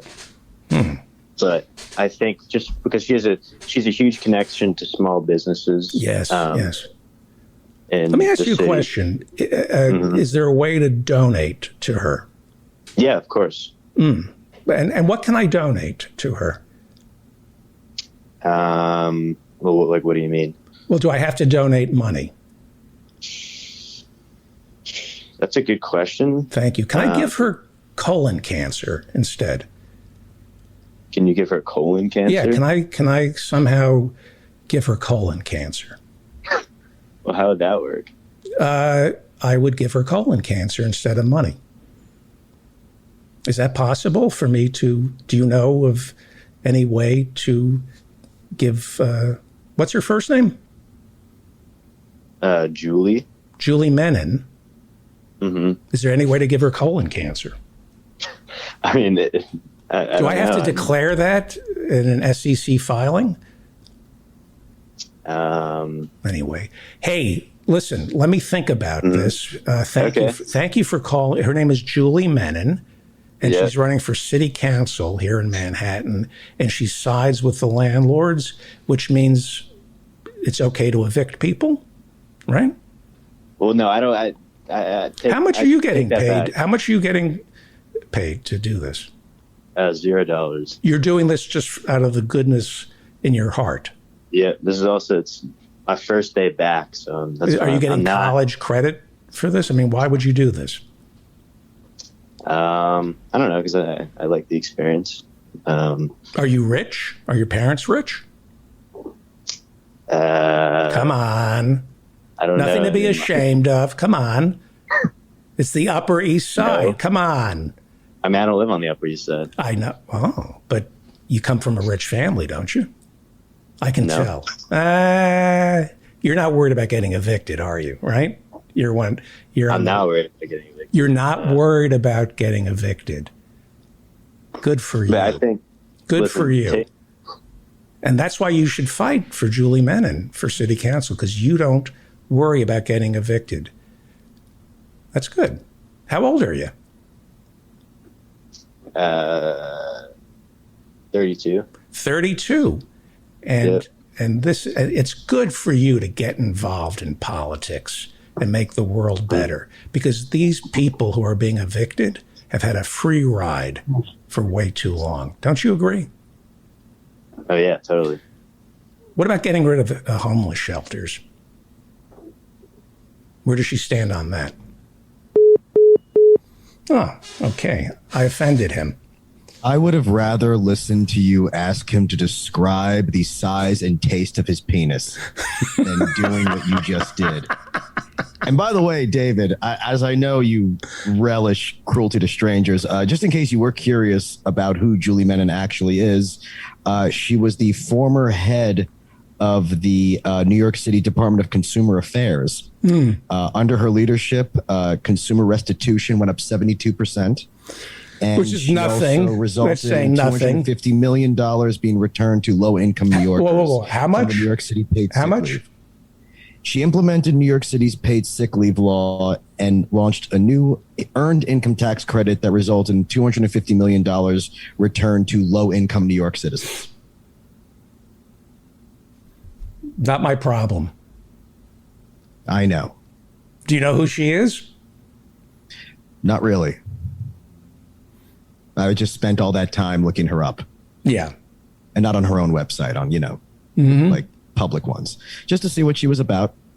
Well, she should hire better people.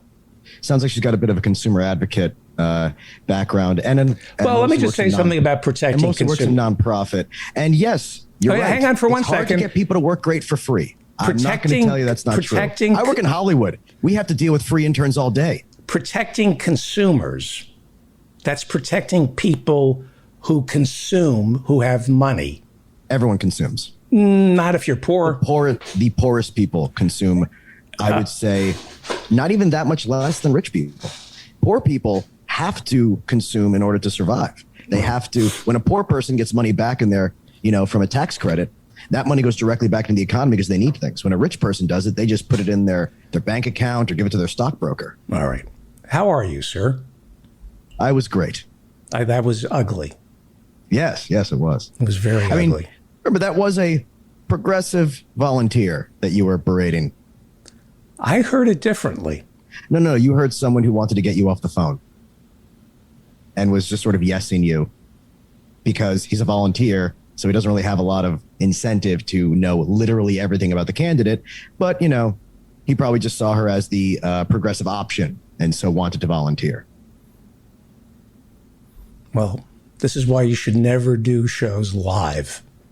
Well, look, the man was trying to pander to you because he is a volunteer who didn't want to spend the rest of his life on the phone with you.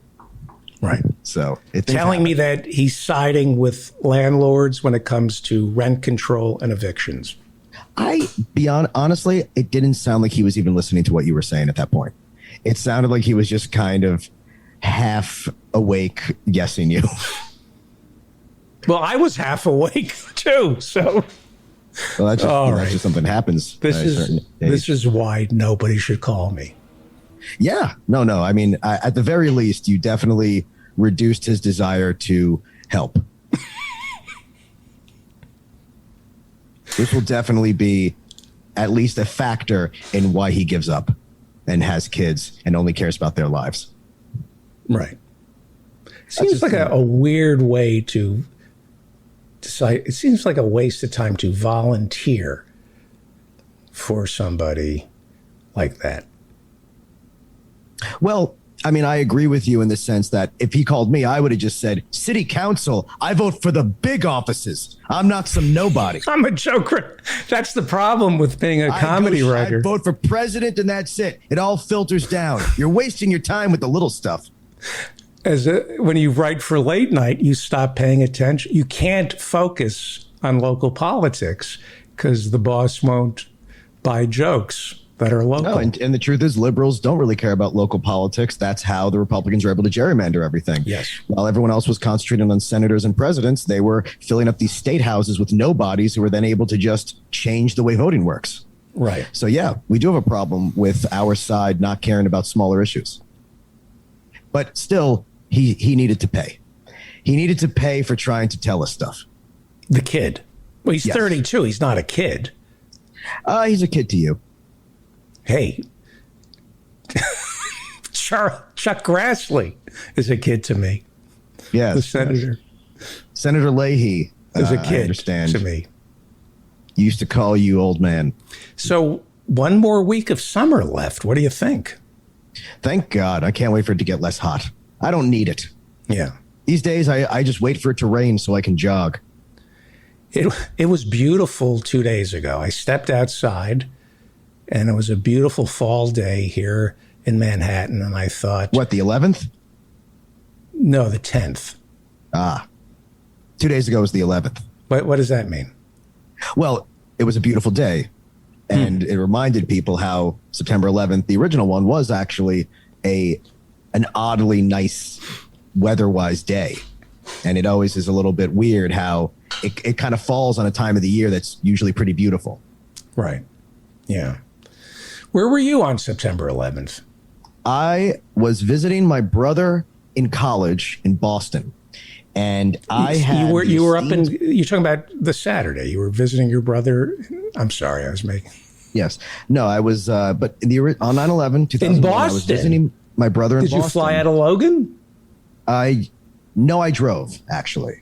At least that's what you're telling the authorities. I drove to Boston. But of course, the airport, the planes that would have left at Logan were going cross country because they had full gas tanks. Mine would have just been going to Boston to New York anyway. But I drove, and I actually had to stay longer because I was going to drive back on September 11th. But of course, roads were closed, and I did have a very unique experience.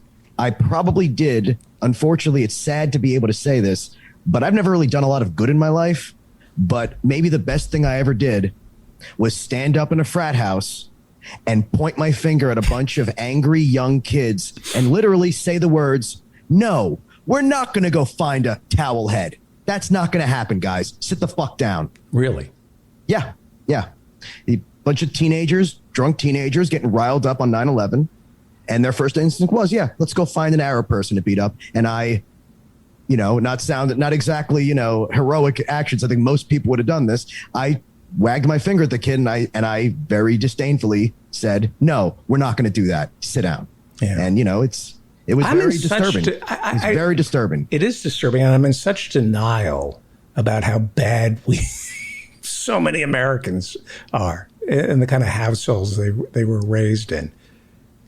I mean, they went to kindergarten. That's stuff you think it's squeezed out of them in kindergarten. Well, when Trump got elected, we never imagined that many people were that bad. We never imagined that many people were just hiding it. We thought everyone was really as decent as they projected themselves. And when 9/11 happened, people I know who are progressive, who are nice, who are decent people, who do not side with the right wing, on that day, we're talking about, I want a body count. I want to see piles of bodies and retaliation for this. People wanted blood so badly. I remember my first thought when 9/11 happened, my very first thought was, Jesus Christ, I hope they don't start just attacking Arab people in the streets. That was my first instinct of, oh my God. Because my thought even was kind of in line with what Al-Qaeda wanted, which was, oh my God, this could start a kind of a wave of racial violence that they would then take advantage of. And it didn't, not domestically.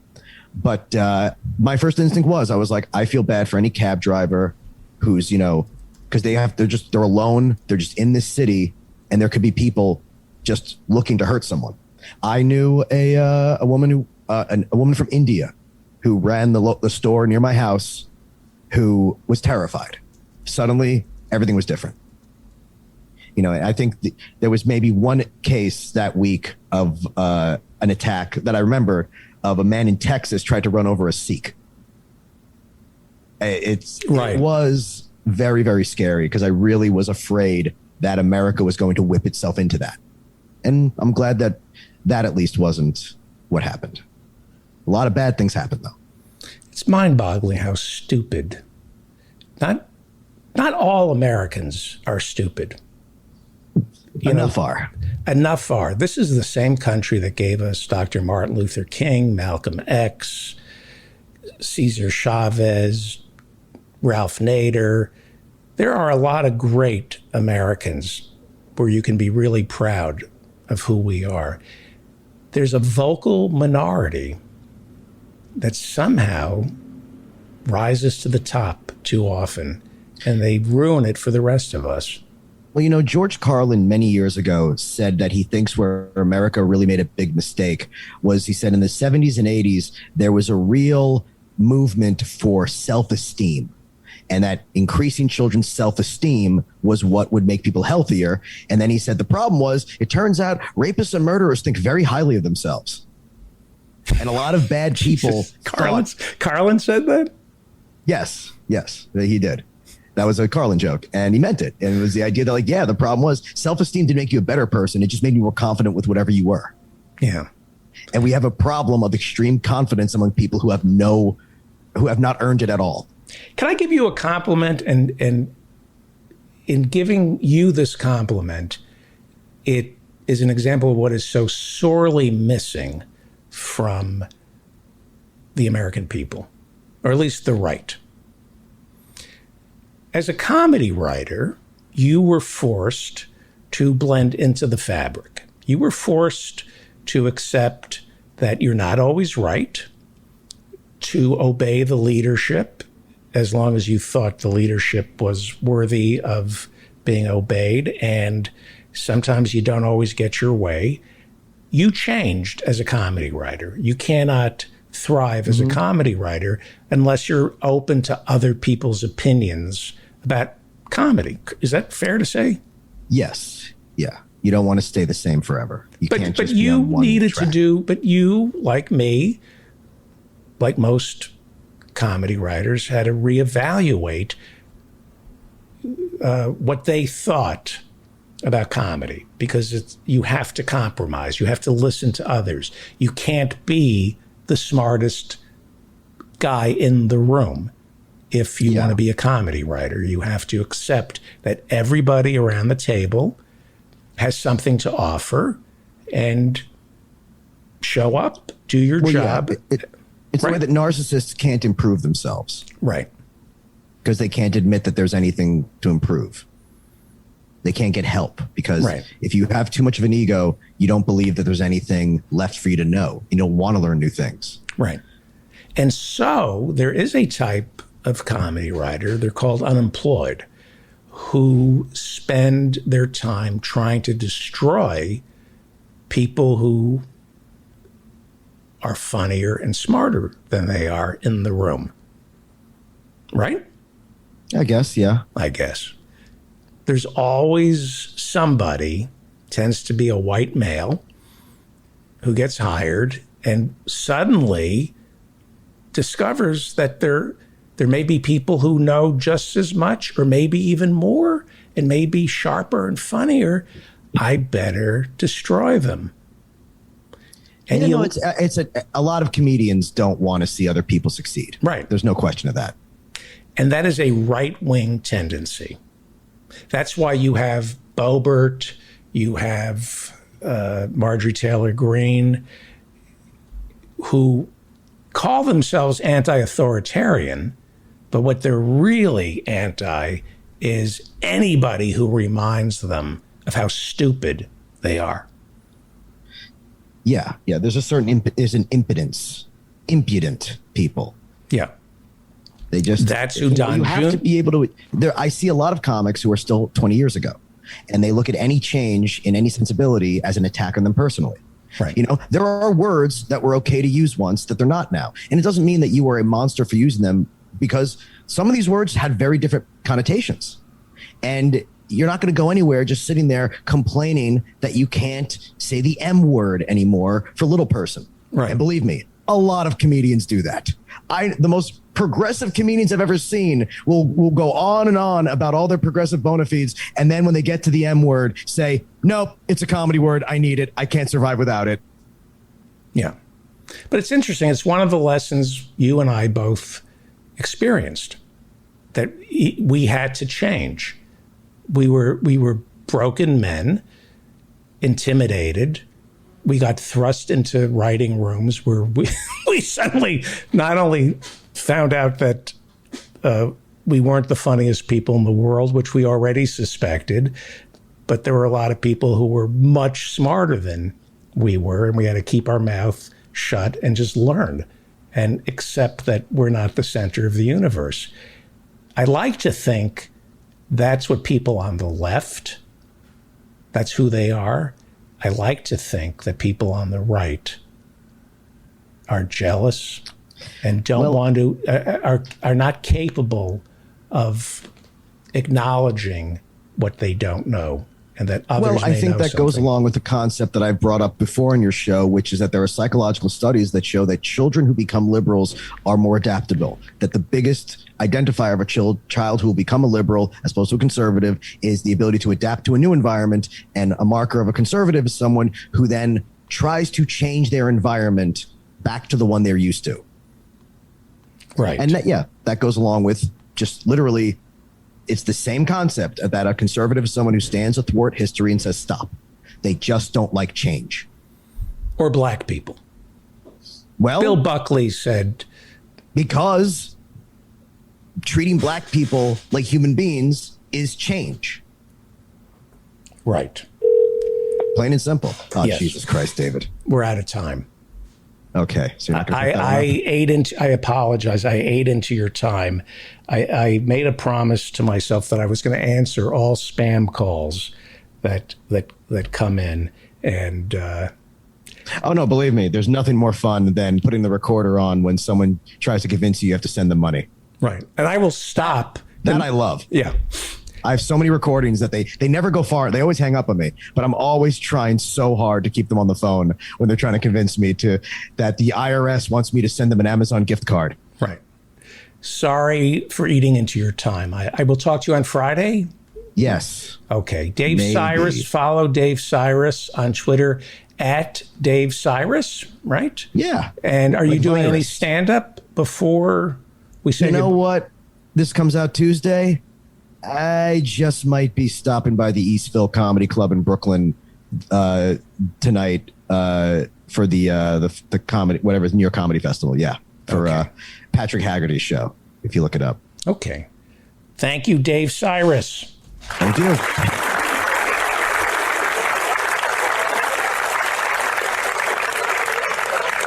Michael Ortega is running for the U.S. House seat, California's 46th congressional district, and we will tell you how to donate and get him elected. But first, let's go to Los Angeles, where Howie Klein is standing by. Are you there, Howie?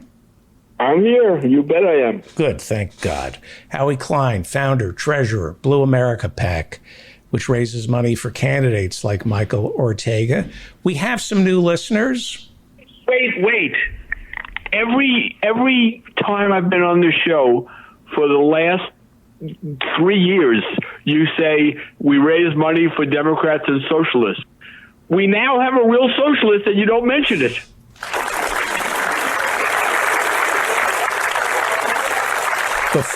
Here's what I'm going to do. Before I'm going to let you take it over, let me just say we have some new listeners, and if Howie Klein endorses somebody on this show, that means you go to their website and you give them money. If you live in California's 46th congressional district, you volunteer for Michael Ortega. Listeners to my show know that we only trust Ralph Nader and Howie Klein when it comes to our voting. So please tell us who to vote for, Howie Klein. First, I'm going to tell you who not to vote for, okay? Okay. I just read this. I don't know if other people saw it before, but I'm just seeing it for the first time. So on the House Energy and Commerce Committee, they're marking up their part of the reconciliation bill, and 3 Democrats have decided they're going to put a stop to lowering the price of drugs. I mean, that's a key part of the plan to make prescription drugs less expensive.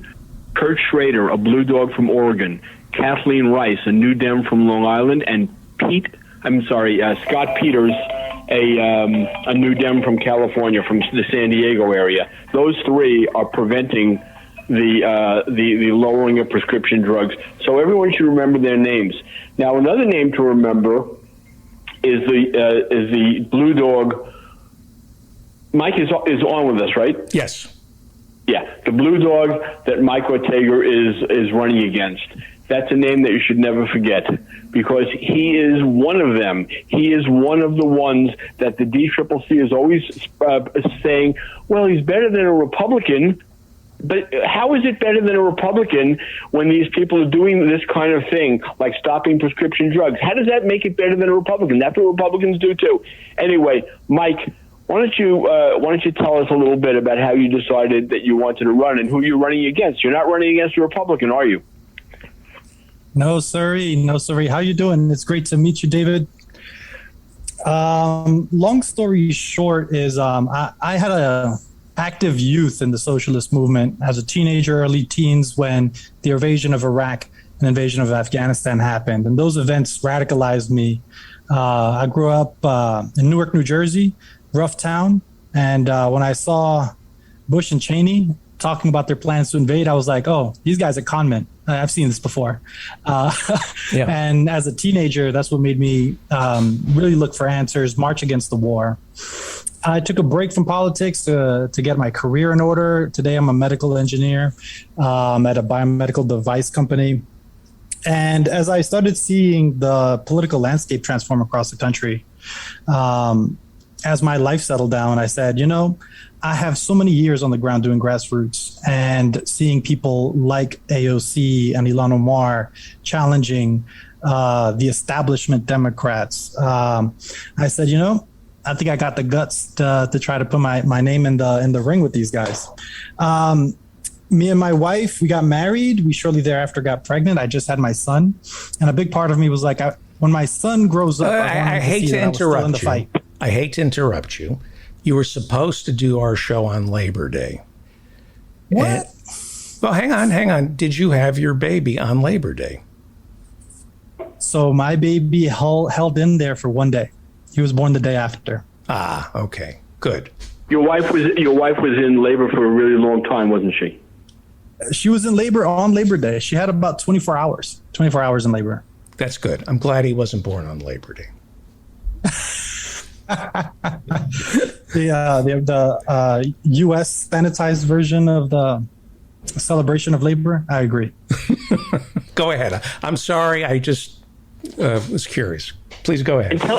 And also talk a little bit about Lou Correa and why you're running against another Democrat. Look, Lou would have been a Republican if it wasn't for some of his positions on immigration. He said this publicly. The guy's been elected in office for like almost 30 years. California State Assembly, Orange County Supervisor. Now he's sort of the next one that's been chosen by the establishment to hold this seat in Southern California. And this guy is a old school establishment right-wing Democrat, hands down. He does not support Medicare for all, does not support a Green New Deal. There is no difference between him and the Republicans, if you ask us, and if you look at the policies down the line.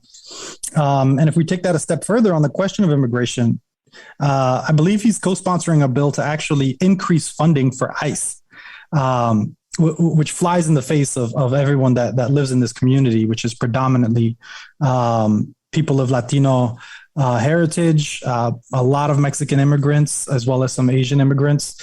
And so he plays a good part on TV, but then in committee in DC, he's a lackey for the corporate interests.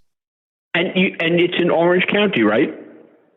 That's correct. So what used to be Reagan country. We have an Orange County district. And the warning would be, well, if we get rid of this conservative Democrat, will the Republicans take over the seat? Yeah, this fear-mongering by the Democratic establishment is something that we got to get over. And if like you put real politics in front of people. Well, my position is you put real politics in front of people, you answer the issues that they're confronting, you help their living standards, and they will stand behind you. Now, if you're a Democrat that stabs them in the back on a regular basis, I mean, it's no surprise that they're not going to come out in numbers for you. But our campaign is trying to actually put those working class issues front and center here in this district that is 70-80% working class in Orange County. So we feel like it'd make a national splash if we're able to get a win for a progressive folks like to call Reagan country. How did they respond to Bernie in your district? Do you know? He got a wonderful response. Like Bernie's super popular amongst Latinos. I have this shirt that says Tío Bernie, which was a very common way to refer to Bernie amongst the Latino community out here. In this district, we ran the numbers, we looked at it, and he won almost 50% of the votes during the Democratic primary in 2020. The next closest was Biden at just shy of 20%. So he received a wonderful reception out here. So folks weren't afraid of the word socialist. Folks weren't afraid of the politics he was putting forward. And we think what this district needs is a candidate that's actually going to represent those values. Great. And basically, you're running on many of the same issues that Bernie ran on, right? Absolutely. To begin with, Medicare for all is front and center for me. This is an issue that needs to be brought to vote in the House and in the Senate, and we need to see where people stand on these issues. The United States is the only advanced economy that doesn't have a single-payer healthcare system. And this is because powerful lobbying interests in pharma and the insurance industries have made sure to pay off the politicians they need to. And on that list is Lou Correa, the guy I'm running against. If you just look at his background, his number one donors come from Big Pharma. And so we're hoping to add a little weight to the Medicare for All demand. I want to ask you about another issue that doesn't get talked about that much, which is the budgeting that the House is doing for the Pentagon. I mean, where's the peace dividend from bringing our troops home from Afghanistan? And how are you? What's going to be your attitude and your posture towards this annual idea of increasing the budget for the Pentagon? Yeah, listen, the war hawks, both in the Democratic Party and in the Republican Party, a lot of times will trip over themselves talking about how much more we need to fund defense. But if you're paying attention, trillions of dollars have been wasted in these wars, in the war on terror. And I would go as far as to say in the Cold War, once upon a time, money that could be going toward social services, toward putting people to work with a Green New Deal type of job, right now is being thrown into missiles that the United States doesn't need, and for ultimately profiteering from the defense industries, right? And much of that money gets no oversight. Much of it goes into these black budgets that then go to these secret meetings in Congress that then go for reviews amongst secret auditors. Those books need to be opened. Those books need to be opened for us to be able to see how much money is being sunk into spying on us and building instruments of war that we don't need. So would you feel comfortable telling people who in the 46th district that if you're elected, you're not going to be voting to increase the Pentagon's budget?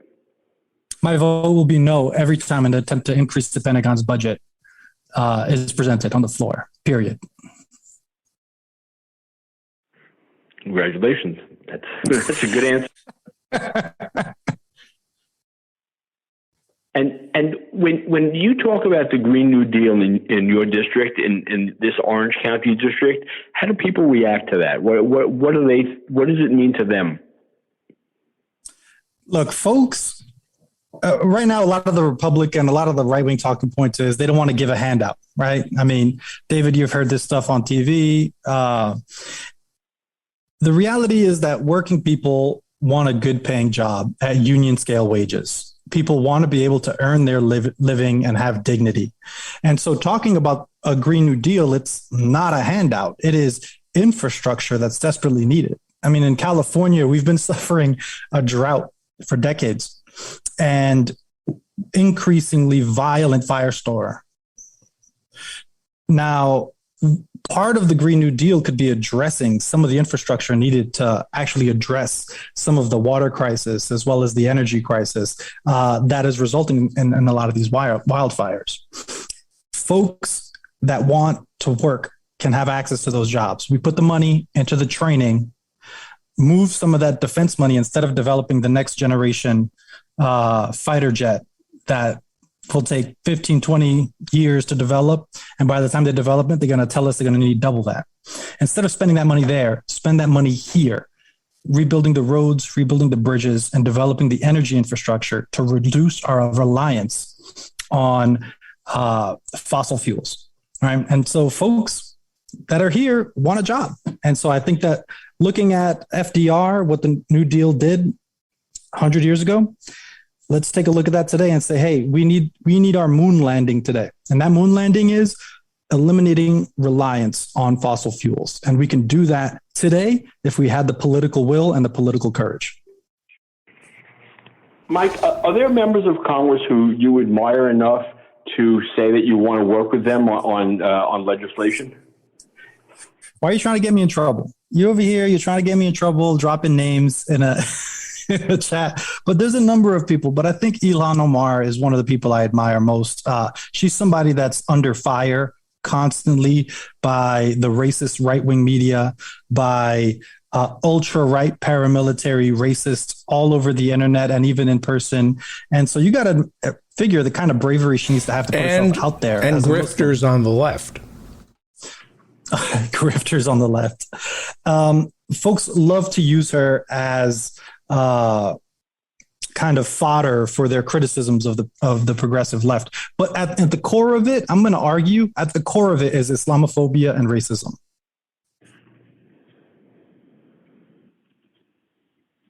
Okay, good. She's great. I've known her for many years, including when she was just a state legislator before she even thought about running for Congress. And you're right. She's an incredible person. I'm glad to hear you want to work with her. Is there anyone in California? Are there any of the California members of Congress who you admire? I'm gonna take a break on that question. I'm gonna say pass on that one. I don't want to be stepping on any toes for any of the folks, but there's definitely some good people that are running, and I'll leave it at that. Okay. The correct answer was Ted Lieu, but go ahead. or Ro Khanna. Ted and Ro, you know what? I respect those guys. I look forward to seeing them in the halls of Congress. But I think both of them, they say some great things, But even on a lot of the positions, I feel like they're a little moderate. Great. Okay. Well, now, maybe I'm too much on the left. All right. Maybe I'm too far on the left. Never too far on the left for this show. Is there an issue other than Medicare for all that is a real motivator in your district specifically? That when you're talking to people about you running, and you're asking them to defeat someone they've been voting for in the past, is there something that really motivates them to think, yeah, Mike's our guy, the hell with Lou? Hands down, the question of legalization, amnesty for undocumented workers is the issue for this district. Now, Lou runs, I'm from an immigrant community, I support immigrant rights, but when the demands have come out to demand amnesty, releasing the kids from cages that are at the border, reducing the funding of ICE, he doesn't stand for any of that. And the truth of the matter is that under Reagan, they gave a mass amnesty to undocumented workers. There's no reason that you cannot demand it today. And the reality is that the folks that live and work in this district, many of them don't have documents. But they've been working here and living here, paying taxes for 10, 15, 20 years. I have family that this year was rounded up by ICE here in Southern California.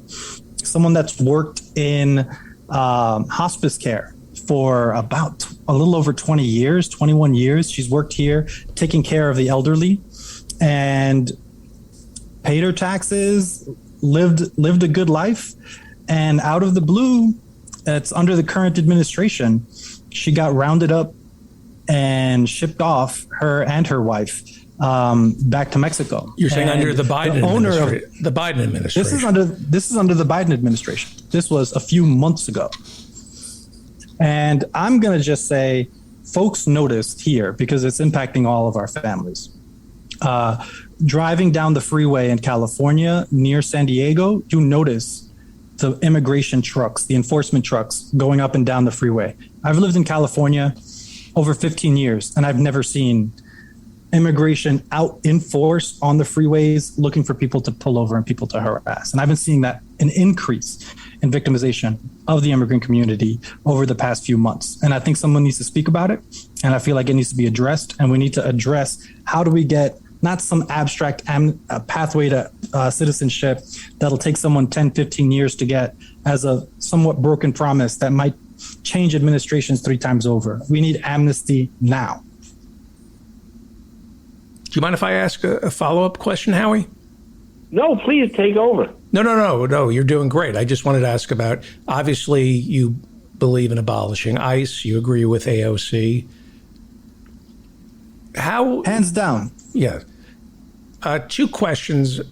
One is, can you name one contribution that ICE makes to the American people? Why there's any reason we need ICE? Just imagine any excuse to keep ICE that is somewhat reasonable. And secondly, with the Tuesday recall, Gavin Newsom, how was he with ICE? Did he cooperate with ICE as governor of California? I'll tell you, Gavin Newsom's a pretty politically savvy guy. So there's definitely some criticisms you could levy at him, but he has been one of the folks that has not cooperated with ICE, at least publicly. Now, I don't know what happens in back rooms. What does he officially say? His conversations. Just out of But his curiosity. official position is that California should be considered a sanctuary state. I believe he said this in his time.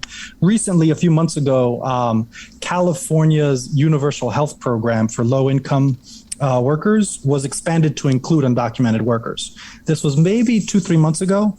Now, did the recall trigger him to try to make some moves to win support amongst the Latino community? Probably.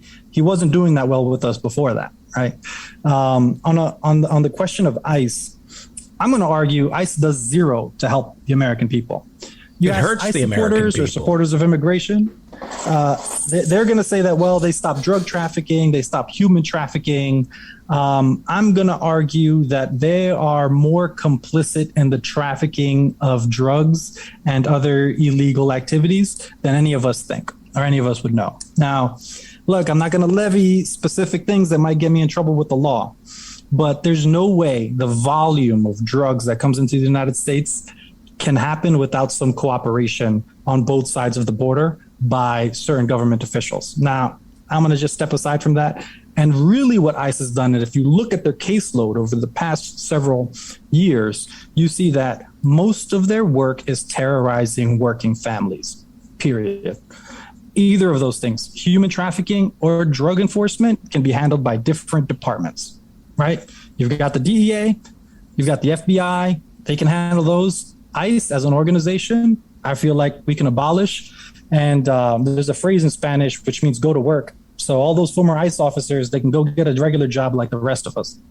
What is the connection between the 10 million jobs that can't be filled and cracking down on the border? Oof. That's a complex question, but this was seen before. There's some jobs that are particularly low-paying jobs and non-union jobs, and many times they are filled by people who are undocumented. During COVID and during the immigration crackdowns toward the end of the Trump administration, which haven't stopped, it's not like there's been a unilateral halt to the enforcement of immigration laws on working families. That has continued under the Biden administration. You're seeing the impact in the fields and in the workplaces.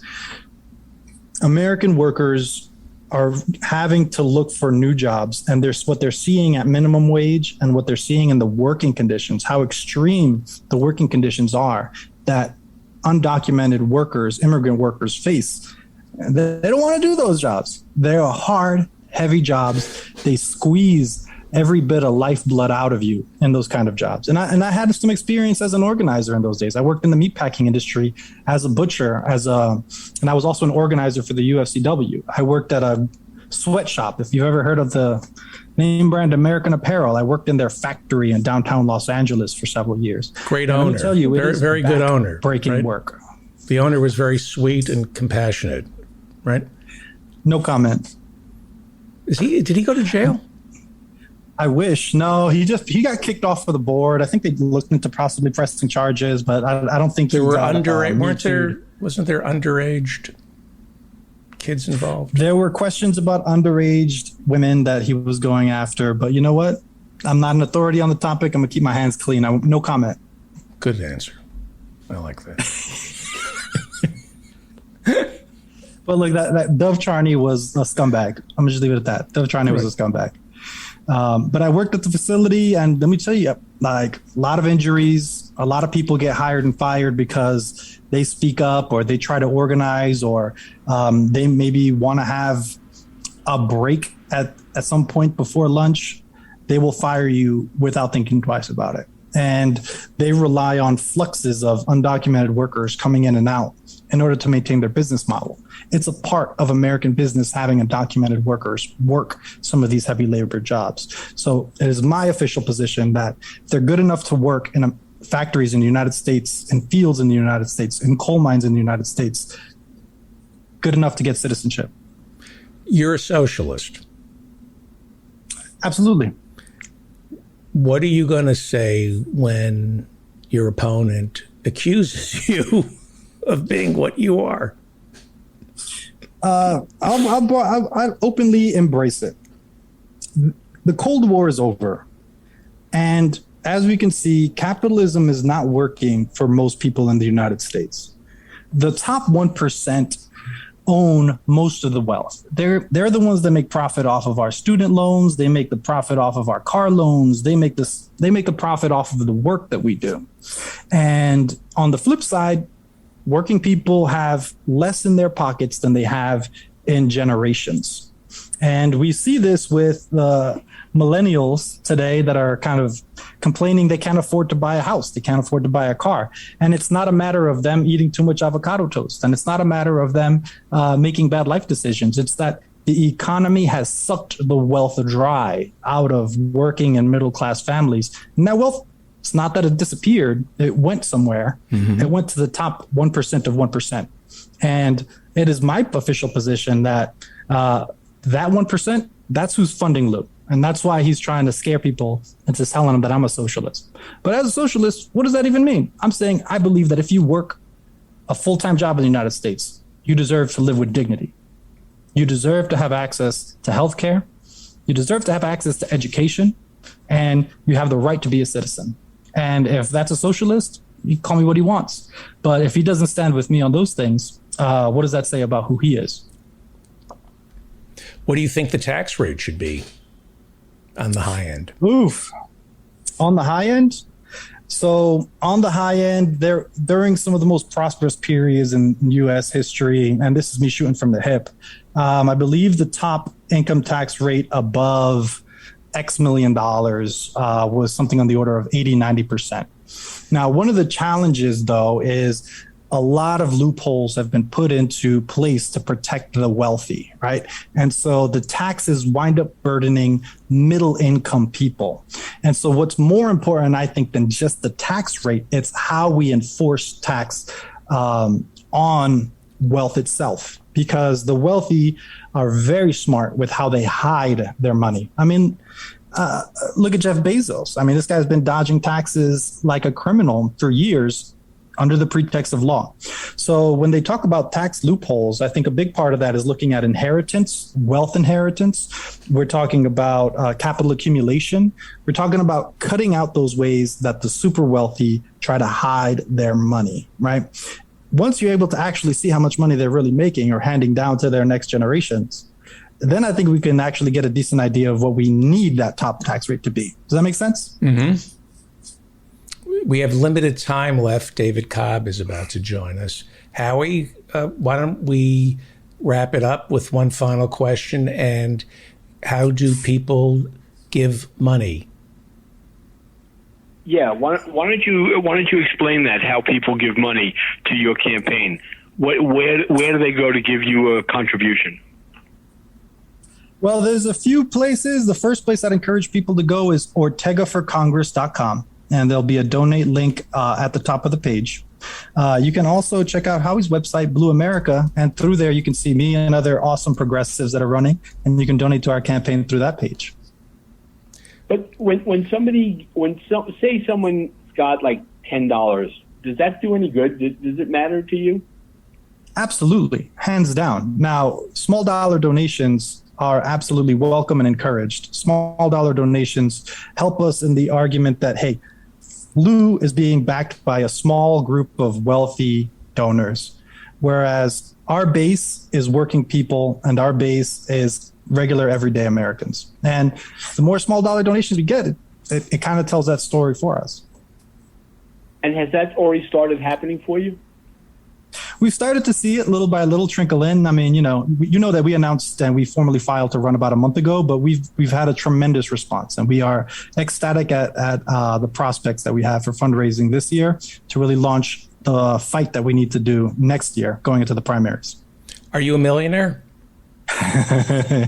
Far from it. Far from it.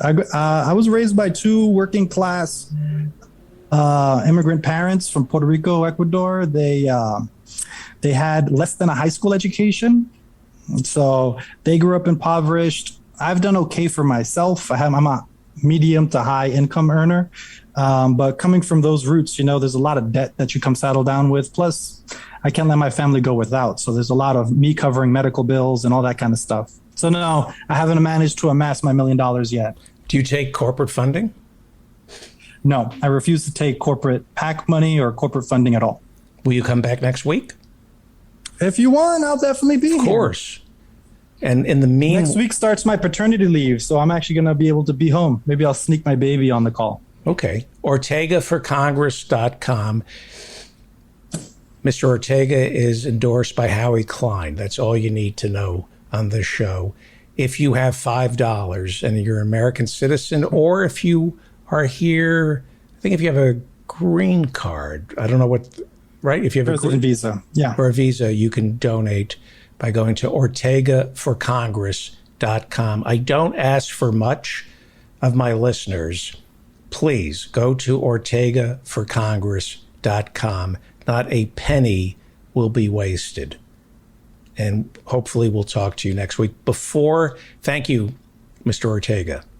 And Mike, before you leave, the answer to the pop quiz that Feldman sprung on you, 94%. There you go. The highest tax rate in U.S. history was at 94%. It was just after World War II. It was one of the most prosperous eras. The science, the hard data is clear that actually progressive taxing is good for working class, ordinary Americans. So I thought I'd share that. Great. Thank you. I appreciate that. That sounds like you want to write up some of my stump speech. Thank you so much. Well, you actually, do you know David Cobb?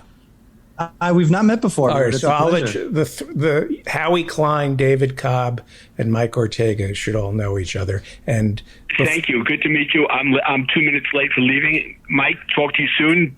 David, I'll see you next week. Next week. And quick question before you go, Howie Klein. Nice to meet. Howie, before you go. Yeah. Recall. How's it going to play out? Oh, I think that it'll be turned down by double digits. I think there's going to be a huge turnout, and there will be no recall. In other words, the Republicans will call it a huge steal. A huge steal. Howie Klein. Yeah. In fact, Larry Elder already has his legal team ready to file fraud charges against the state of California. It's just a joke. This is what the Republicans are going to do from now on. But I really do have to go. Thank you, Howie Klein. Thank you, Mike Ortega. OrtegaForCongress.com.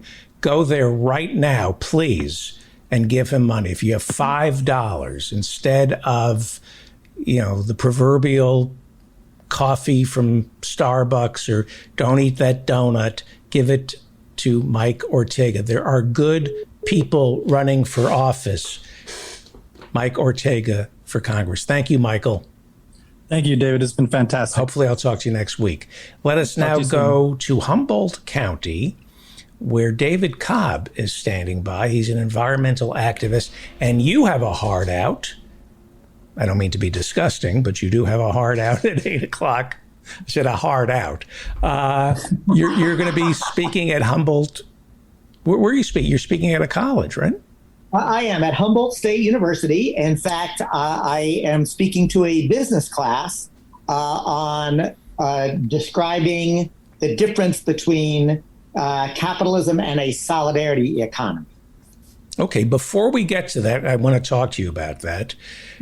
We have a question from one of our audience members who asks, can you explain climate colonialism? Well, it's interesting.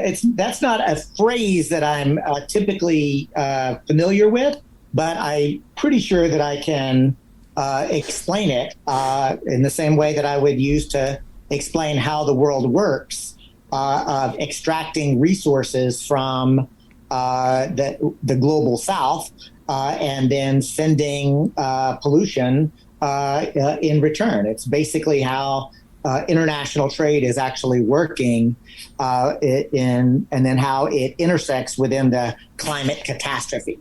Mm-hmm.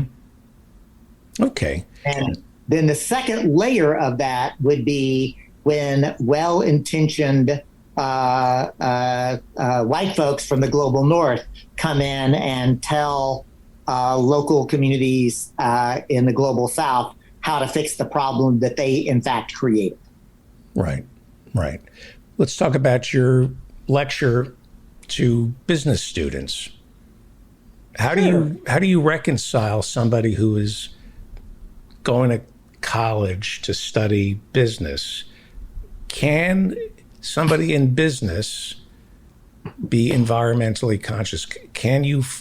Is business the cause of climate catastrophe? No, absolutely not. Commerce is not the problem, David. However, capitalism is an economic system is in fact the problem. We have been sold a lie. It is explicit, it is clear, it is a lie that you can only have business under a capitalist system. So remember that I'll do for you and the audience what I'm going to do in the lecture. I'm just going to break down a couple of things. Number one, the word economy itself. Pop quiz to you, David Feldman, and any of the listeners who are. It's a Greek word. It is a Greek word. The home. I believe it's home. Nicely done. It is literally, and not only is it home, it is the management of the home, right? So literally, if you so the question is, well, what do we mean when we say that? So do we just mean balancing a checkbook? But because if that's true, we're all economists. But remember that all human beings have always managed their natural world and their resources, right? The reality is that we're living in an extractive economy, one that has a set of characteristics about how the world is supposed to operate and how business and commerce is supposed to operate. That is called capitalism. And but there are other ways that one can manage a household, manage the home. And I'm going to compare and contrast the characteristics of capitalism and then the characteristics of the solidarity economy. Astute listeners might remember that I serve as the co-coordinator of the U.S. Solidarity Economy Network. This is I'm one of the few non-economists in that group, right? That were the founders. But I'm going to do it like this: capitalism, and follow along, play along at home. I challenge anyone to go on to a website, break out your old Introduction to Macroeconomics college textbook, and I'm going to give you the 5 characteristics of capitalism that anyone would basically agree with. There might be quibbling around the margins, but here are the characteristics. The first, the private ownership, right? Now, private ownership typically of the means of production, how you produce and distribute goods and services. So not just factories, but farms and ranches and all the different things, right? But it's number one is private ownership. Number 2, and that is that goods and services are produced as commodities for sale, also known as commodity production.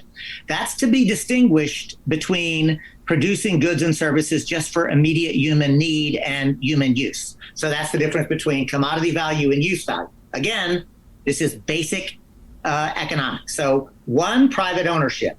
2, commodity production. 3, that those goods and services and everything in the economy is produced for profit. So profit maximization is characteristic number 3. Characteristic number 4 is that labor itself is just another commodity that's bought and paid for, right? So number 5, the last one is that it's all handled on the market or the free market, right? Now, those 5 characteristics, private property, commodity production, profit maximization, wage labor, and market allocation, it takes all of those to make up capitalism. So if you take one of them away, then you have some other type of economic system, right? But capitalism is the clarity of capitalism is it is an inherently consistent way of how to manage the economy, right? So here's the thing. I gave you that definition, and honestly, David, did that sound like any kind of crazy leftist jargony kind of crap when I gave you those characteristics? No. Or did it seem, straightforward? Yeah, that seems to comport with what I kind of I remember. So here's the thing. Again, every basic economist would agree that that's more or less the definition. Here's the problem. When you take those inherently consistent ideas and apply them in the real world, you literally create the ideology of the cancer cell. Unlimited growth on a finite planet, and with technology, robotics, automation happening so quickly, we're literally destroying the planet faster than Mother Earth can replenish herself. It is, in fact, we are going to destroy the planet, and we're all going to fucking die if we don't actually change that basic system. Now, that is my description objectively of capitalism and the logical consequence. Now I will do the same thing with what is known as a solidarity economy.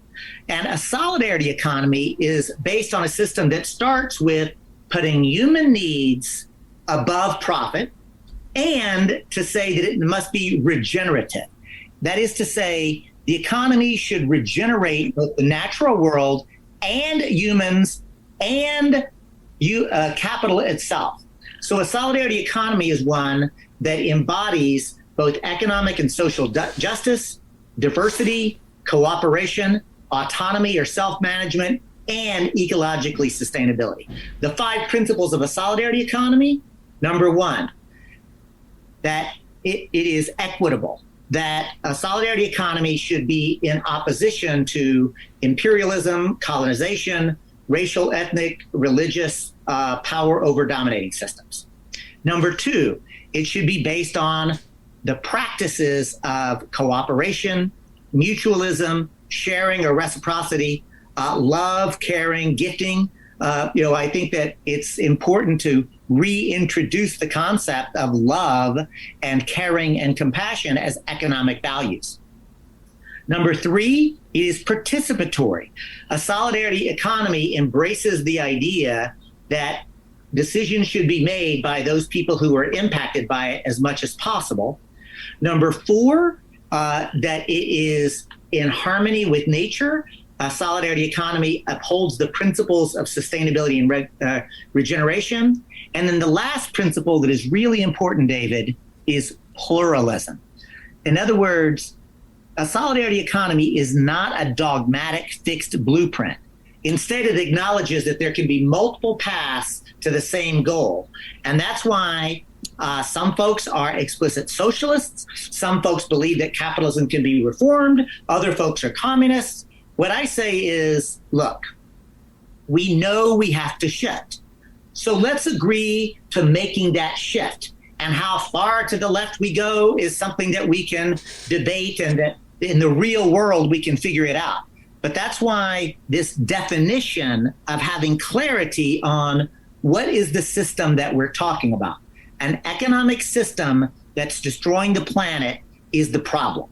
And that there are so many other types of systems that we could actually be using. Because remember, all of this is just a function of policy, David.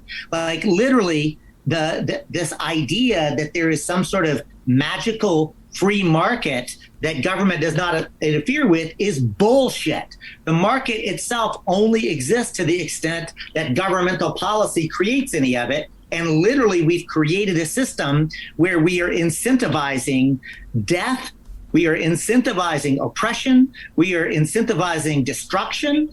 And this is not actually, like, it is not only a bad idea. You and I and your listeners and viewers know that we have a small window to begin to make massive shifts. And we believe that the solidarity economy framework is the way to do that. So this is really interesting. In order to make it palatable to the people you're going to be lecturing, these are business majors. Correct. And it's a two-pronged approach. One is through policy. That could be the tax code or passing laws that incentivize what you call solidarity. I think you can sneak that into policy without saying this is socialism, this is solidarity. I think you need a grassroots movement calling on these changes, and they have to be made. They have to be made almost subliminally. What I would say is this: that's interesting, right? I think that what I'm not going to do is do a full frontal attack on the tax code, right? Instead, what I'm going to say is, first, I want to make sure that there's some agreed definitions. One, what is capitalism? And if we were in person, I literally write it out on the board, and I'll spend about 20 minutes on what I just sort of walked through, and I'll solicit that, right? And because they're business students, David, it is actually pretty easy. So I'm going to say, okay, y'all, we're going to popcorn this. Somebody tell me what are some of the basic characteristics of capitalism. And you know what happens in a business class? They give those 5 characteristics. Not one student usually does like all 5, but I just ask them questions. Okay, all right, I heard that one, private property or private ownership, write that on the board. Like, they know this, right? By the time, like, they understand this. Then I say, look, I'm not going to talk about socialism because socialism is a political system, right? I'm going to stay with the solidarity economy because I really want to stay in the world of economics. This is, in fact, an economic class, right? So that's why I say the capitalist economy and a solidarity economy. Then I say, so I'm going to take a couple of reforms that I will argue would be better for the planet and better for people. And these are public banking, participatory budgeting, worker-owned cooperatives, community land trust, locally owned energy production and distribution models, and a universal basic income.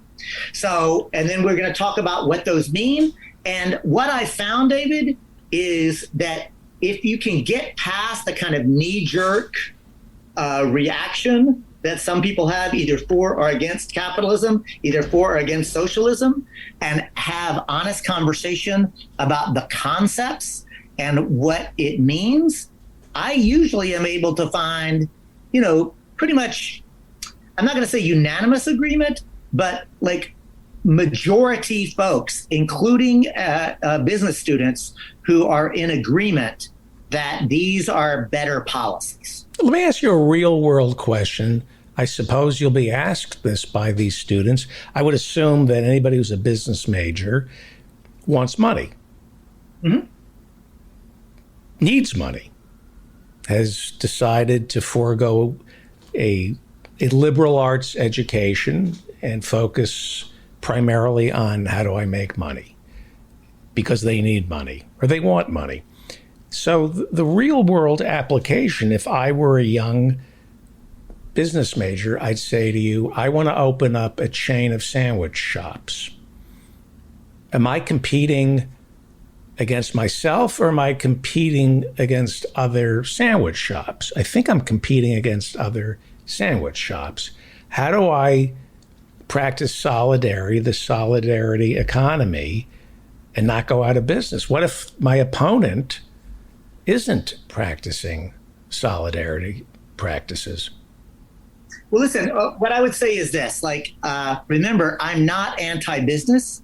I'm not anti-commerce. And everything that Professor Lancaster has been teaching you about how businesses operate, I know Kate, Professor Lancaster. I like her. I agree with everything that she said about how businesses can and should run, right? So I just want to be super clear here that I'm not saying that you shouldn't go into business. What I am saying is, let's have an understanding about the system in which you are operating your business.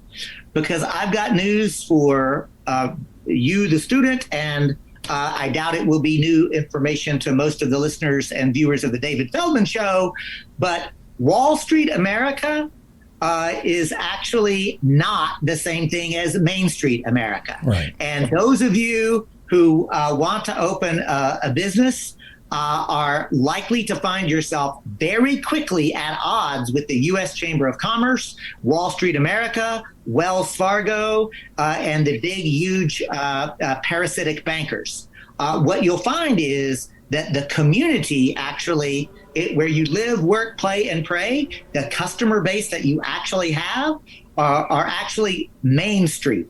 And there is, we need to really reclaim the idea that only right-wing assholes can speak for business. I am pro-business. I am pro-commerce. I am not a supporter of the capitalist economy. Those are different conversations. Do you believe that somebody who works harder or invests his own or her own capital is entitled to more money than the workers? So that's a different conversation, and so I'll answer it, right? But I do want to just point out that you've asked a different question, right? So this is a moral and ethical question.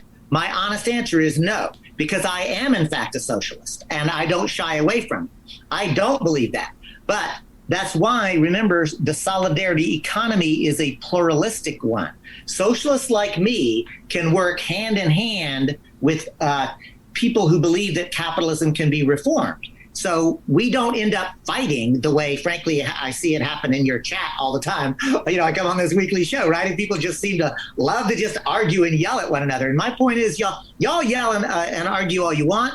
I am looking for where there is alignment, where we can actually find ways to work together whenever we can. Like some places I can't find agreement, I can't find alignment. But again, I'm a socialist. No, I absolutely do not believe that the person who invests money is more valuable or has more inherent worth than the line worker.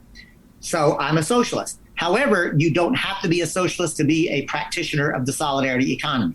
You do have to believe in a post-capitalist world order, right? And that's different. It's not like it's either or. Right.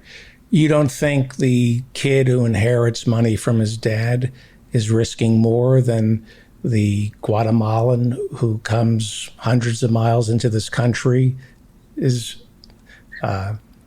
But in all seriousness, where have we seen this in America? I know that the Taft-Hartley Act has made it illegal for communists to serve on union boards. And let's be clear about something. This is really worth pointing out. The reason, again, I'm personally a socialist, right? And I think it's worth remembering that the New Deal that progressive Democrats cheer and applaud, and again, every one of those reforms I will cheer and applaud too.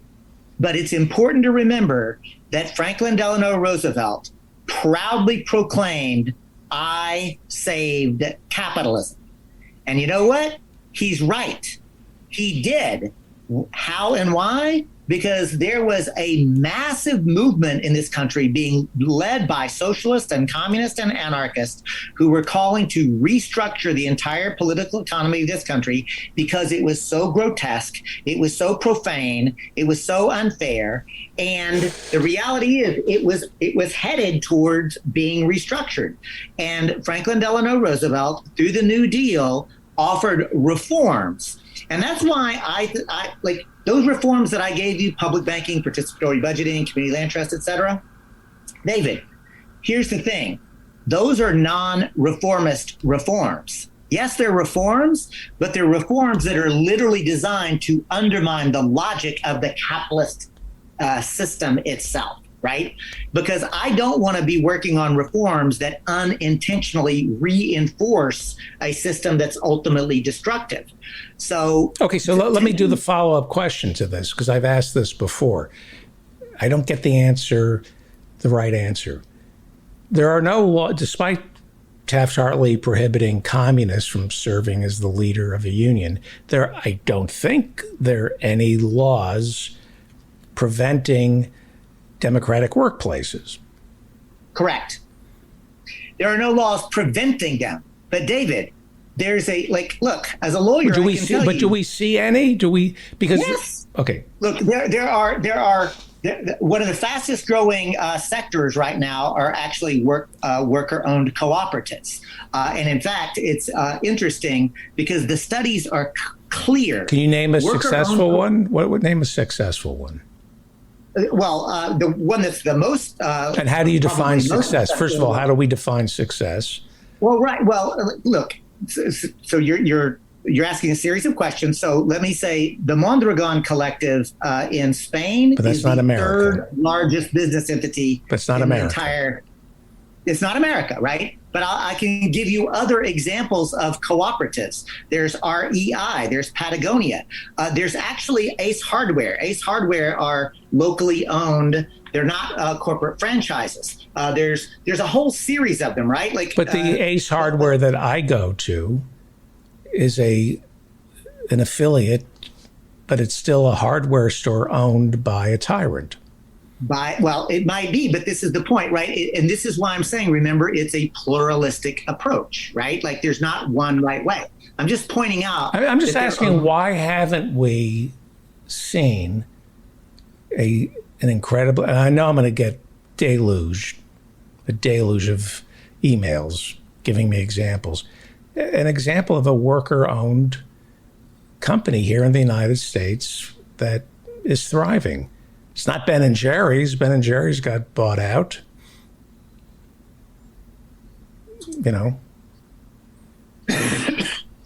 Right. It's not Whole Foods. I think Mackey is a Republican pig, libertarian. The largest completely worker-owned cooperative in the United States is actually in New York City.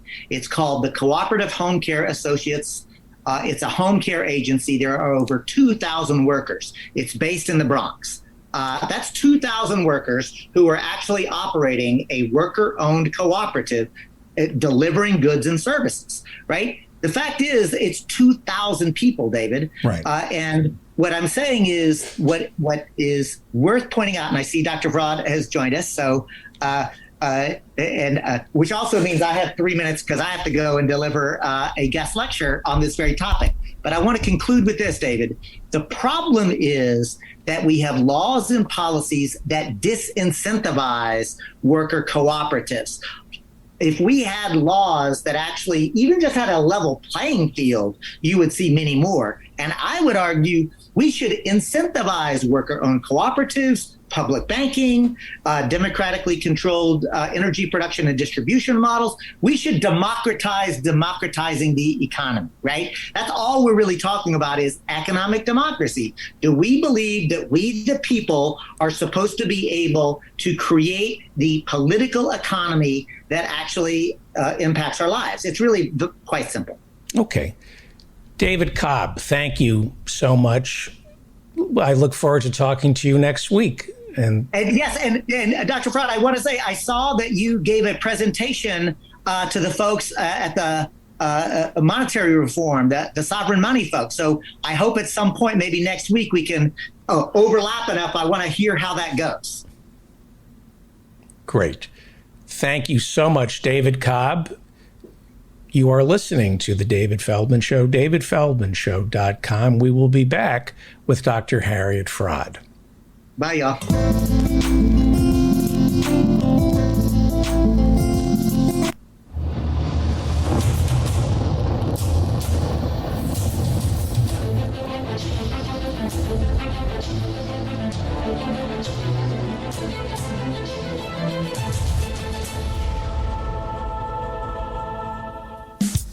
It's time right now for the David Feldman Show.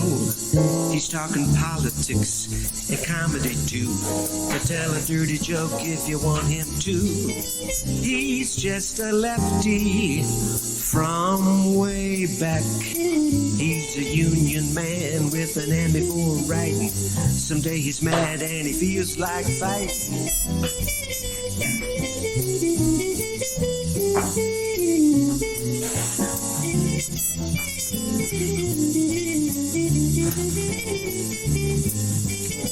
It's time right now for the David Feldman Show.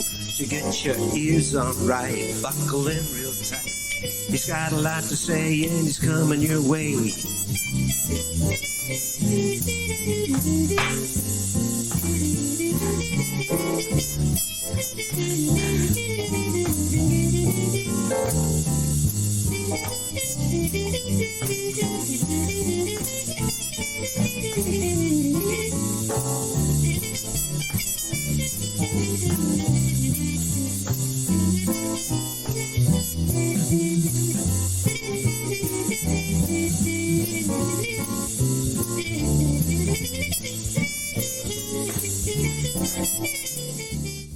Thank you. Professor Mike Steinel. Professor Mike Steinel will be joining us later on. And let's now go to Dr. Harriet Fraad, who with Max Golding hosts It's Not Just in Your Head. I got it right. And now I got to unmute you. Hang on. Let me unmute you. There we go. Dr. Harriet Fraad joins us. Welcome. Picking up on, thank you as always for being here. I love you. And thank you too, and the feeling mutual. Thank you. And I won't hog you. We do have people here. If you want to ask Dr. Fraad a question, I will share Dr. Fraad with the virtual studio audience if they raise their hand. I had a conversation with my daughter. Kind of, it's depressing. I don't know how other people are feeling about the news. And Bernie's $3.5 trillion infrastructure bill, and Joe Manchin talking about how it's too much. And I thought about a cultural shift for younger people. And that is, what if, hypothetically, we started teaching the 99% to have a different relationship with money? Because it seems to me there's class struggle that people talk about, but nobody talks about their relationship with money. What if we started saying something along the lines of, people came to America for money. They didn't come here for freedom. They didn't come here to escape persecution, which they did. But the bottom line is people are coming here for money. Money is the language. You want to come to America, learn the language, and it's money. And don't fall prey when you go to work. Don't fall prey to anything other than money. If somebody says, I'm going to hire you, it's below a livable wage, but it's a learning experience, you say, go F yourself. I'll go, if I want to learn something, I'll go take a class somewhere. I'm here to get paid. That people stop looking at jobs as anything other than money, the same way that people who are hiring you. And you just say, interesting, what does it pay? What does it pay? And we train a younger generation to be more money hungry. Wouldn't that trigger the class consciousness and warfare that we're looking for? I don't think so, because really... It felt good saying it to my daughter, but... Yeah, it isn't. But what the daughter's generation has to learn is no one would hire you unless they made more money off of you than they give you. Otherwise, they wouldn't be a good business person. The idea is to exploit you for their own gain. That's what capitalism is about. You pay people less than the worth of what they produce so that you can make money off them. Or you do something that supports the capitalist system, like education, or you're a secretary supporting the capitalist machine. But you need to be paid. Everyone should be paid a living wage, and if they're not, they should leave. And that's one of the things that's coming up now, as they say there's a labor shortage, but there's no shortage of jobs that pay a decent wage and have a future. There's a labor shortage of exploitative jobs because these short-term monsters, capitalists, have decided that we should eliminate immigration. Well, who's going to take a dead-end job that's backbreaking, like working in the lumber industry where, by the way, there's a shortage, at minimum wage, risking your life, doing stoop labor at nurseries and things like that, if they're not an immigrant? Immigrants do those jobs. They take whatever they can and live however they can. But once you throw out the immigrants, you have a labor shortage of those terrible jobs. Who wants to work for $2.13 an hour, which you do as a waiter or waitress? And they count on you to get tips, and the boss takes some of your tips. People aren't willing. They have to be paid $15 an hour or more, or guaranteed it. So that what we have, because people did have some time to think about it, and they were told that they were essential workers, they were essential to feed us, but not to get paid. And so many have gotten the idea, no, I don't want to risk my life. I don't want to break my back. So this is an impolite conversation. I mentioned this earlier. And I asked, I don't know, I think I asked David Cobb this. I asked Mr. Ortega this question. Is there a labor shortage because we've closed the border? And he said to me, that's a complicated question. If the answer is yes, that the Republicans have shot themselves in the foot because they scapegoat the undocumented, and they say they're taking your jobs away. Vote for the hate. Let's hate people of color sneaking over the border. Okay. They've succeeded in deporting people of color from South America. Fewer and fewer are heading here. So if that is in fact the cause of the labor shortage, was Steve Bannon right? Was Donald Trump correct? Not the way they did it was horrific. ICE should be abolished. But by sealing the borders, are they exposing the industries whose business model is to exploit undocumented Americans? Yes, of course, that wasn't their goal. And now their goal with the abortion law in Texas is to force so many people to have unwanted children and to be desperate for money that they will take any job in order to live. That's why they're cutting the benefits. That's why they're cutting the extra unemployment and everything else they can, because they want to drive people to such desperation that they'll take back-breaking work as lumberjacks, place where they say the shortage is because of a labor shortage, or waiters and waitresses, or home health aides, or other people who are paid sub-minimum wage or minimum wage. And that's the quandary they're in. They want to immiserate the American worker. And of course, the jobs that were exported were the union jobs, where they would have had to pay people decently. Right. The manufacturing jobs, the unionized kind of jobs. But that's not who's taking your job.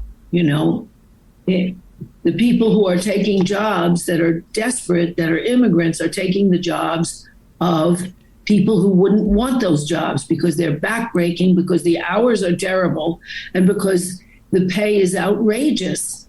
As a client of mine once said when he was a DJ, he said, yeah, I want to sell air fresheners by the highway. They're taking our jobs, Right. What are we talking about? But I think we're talking about a program of the Republicans to so immiserate American workers that they, in their desperation, will take any job, no matter how dangerous or degrading. And that's why unions have had a big surge.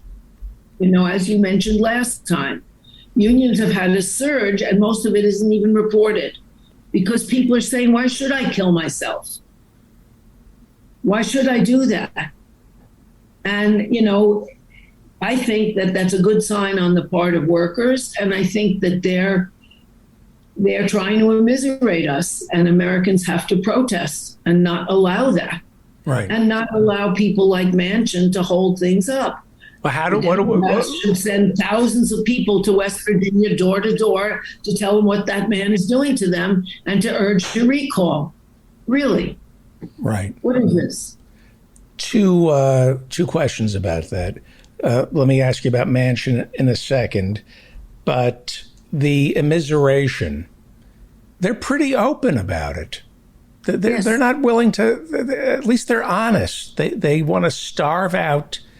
They're really imposing economic sanctions against America's labor force. And they figure we can bend labor to its will if we just starve them out. That's right. That's what they're trying to do. And they have a whole program of going backwards. I think the abortion law has quite a bit to do with wanting to create a class of unwanted, desperate, poverty-stricken people. And so do all these cutbacks. And then people like Bernie Sanders, socialists, are fighting back. But that is their program. And their program is for their constituency, which is people who want cheap labor and to make money off it. And what is the people die? Okay. I don't mean to play armchair psychoanalyst, but there's something sick about people who have more money than they need, more power than anybody deserves, yet they want people to earn starvation wages. What is that? What is that? Well, it isn't. Look, what their lives are about is more. They think they're winning if they get more. And it doesn't matter how much they have. They could get more and more. And they don't care if they alienate all the people around them and lose their families and lose anyone who has trust in them. Costa Gavras, who wrote a wonderful film, he wrote Missing and See, a film called Capital, which seems to have been pulled out of movie theaters about 2 weeks after it showed up. But when did it come out? It came out about 10 years ago. Costa Gavras. We should do a screening of it here. We should. But it really shows that at one point he rapes someone because he's going to get his way. He doesn't even care about her or about sex that much, but he has to win. And it's about winning. And winning is about getting more for those people. Pulling a deal, even if they betray someone, to get more. And in the process, they are sick because mental health is connection with other people, with the world, feeling like you're a connected human being. They are disconnected from anything except making more money. I can feign naivete about these impulses, but it is the high holidays, and you ask God for forgiveness for these horrible thoughts that you have, whether or not you believe in this stuff. This is some people do it anyway. Yeah, you recognize. I remember taking my kids to Kol Nidre services, Yom Kippur services, and my 7-year-old is saying, I have been jealous of others. I have lied to others. I have cheated people in my business. I'm going, wait a second. My kid, I think put a booger on a girl's face once. That's the only thing but at the same time, I have noticed in the past week that I will pick up Variety, People magazine, and relish the suffering of people who are younger, better looking, more successful, richer, that I have hate read Variety. I have been on the phone with friends and said, isn't it, I know I shouldn't say this, but isn't it great so-and-so is like, and I'll just say, I'm so jealous of their success. And especially because they're more talented than I am. That is inside of me. That resides inside of me. Everybody has that. Everybody has it. Imagine if you get to a point where you have $1 million or, a company, and you can, or $1 billion, or $1 billion, and you can act out. You can act out. Yes, you can, and you can just do what Bezos does. You can just indulge whatever fantasy. I want to go into outer space. Okay, 500 million. I don't care that people are dying of COVID in my factories because they're too close together in my warehouses, and I don't care that they don't have proper health insurance. I'm going to the moon, or I'm going to outer space. You can do whatever the hell you want. But not only not feel guilty. If you're Jeff Bezos, wants are all material. Your wants can't be connected in an intimate way. To have real love and kindness, to be in a better world, they don't have those wants. And it isn't about want. It's about winning and feeling you're a winner because you get more all the time. That's what's important. Donald Trump is honest about who these people are. He shows us who these people are. He's not a caricature of Jeff Bezos. He's just a blabbermouth. He just tells us what Jeff Bezos is thinking. Donald Trump, like Jeff Bezos, wakes up every morning and feels lousy. He doesn't like the way he looks. He just feels that nobody will love him unless I have money and power and success. He doesn't like himself. And then he looks around. He sees happy people. He sees simple people who live simple lives, who have healthy sex lives. And by healthy sex lives, I mean getting an erection. And he thinks, well, if I can't have that, I'm going to relish the suffering of these people, if not facilitate it. In other people enough to care about their suffering. They're interested in themselves and getting more and winning. Trump doesn't want to be a loser, and he doesn't envy. Maybe I'm just thinking about myself. Yeah, well, we all have envies and we all have moments of triumph. I heard that there's a study my daughter showed me that 85% of guys who have taken a lot of that ivermectin, that horse paste, in order to supposedly get rid of COVID and not get sick, are sterilized by it. And I thought, good. Let them not reproduce. Yeah. That's good. Cut down on those. We all have good feelings about some of them who will be demobilized because they're ruining our world. And those feelings are normal feelings. Acting on them is sick, but feeling them is fine. We all have a range of feelings. It's only religion that tells you shouldn't have feelings, that you should be condemned for your feelings rather than just your deeds. And they don't feel envious of the happy people. They think they're only on that ad looking happy, but I'm happier because I have more. Now, I said earlier today, I get emails from people who listen to my show.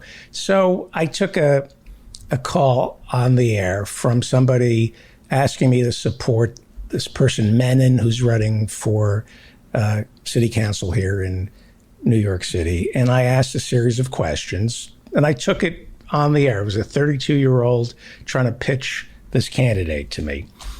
And I said, between you, he didn't know who I was. And I said, between you and me, I'm worried that I'm going to vote for her and then she's going to, enforce the eviction mandate. I mean, I'll still be able to evict people, right? He goes, oh, yeah, she's on the side of the landlords. And that's what, and he says, I said, and she's not a Bernie supporter, right? He goes, oh, no. She's everything I hate. So I said, you know what? And this is what people are complaining about. I said, and I apologize for what I'm about to say.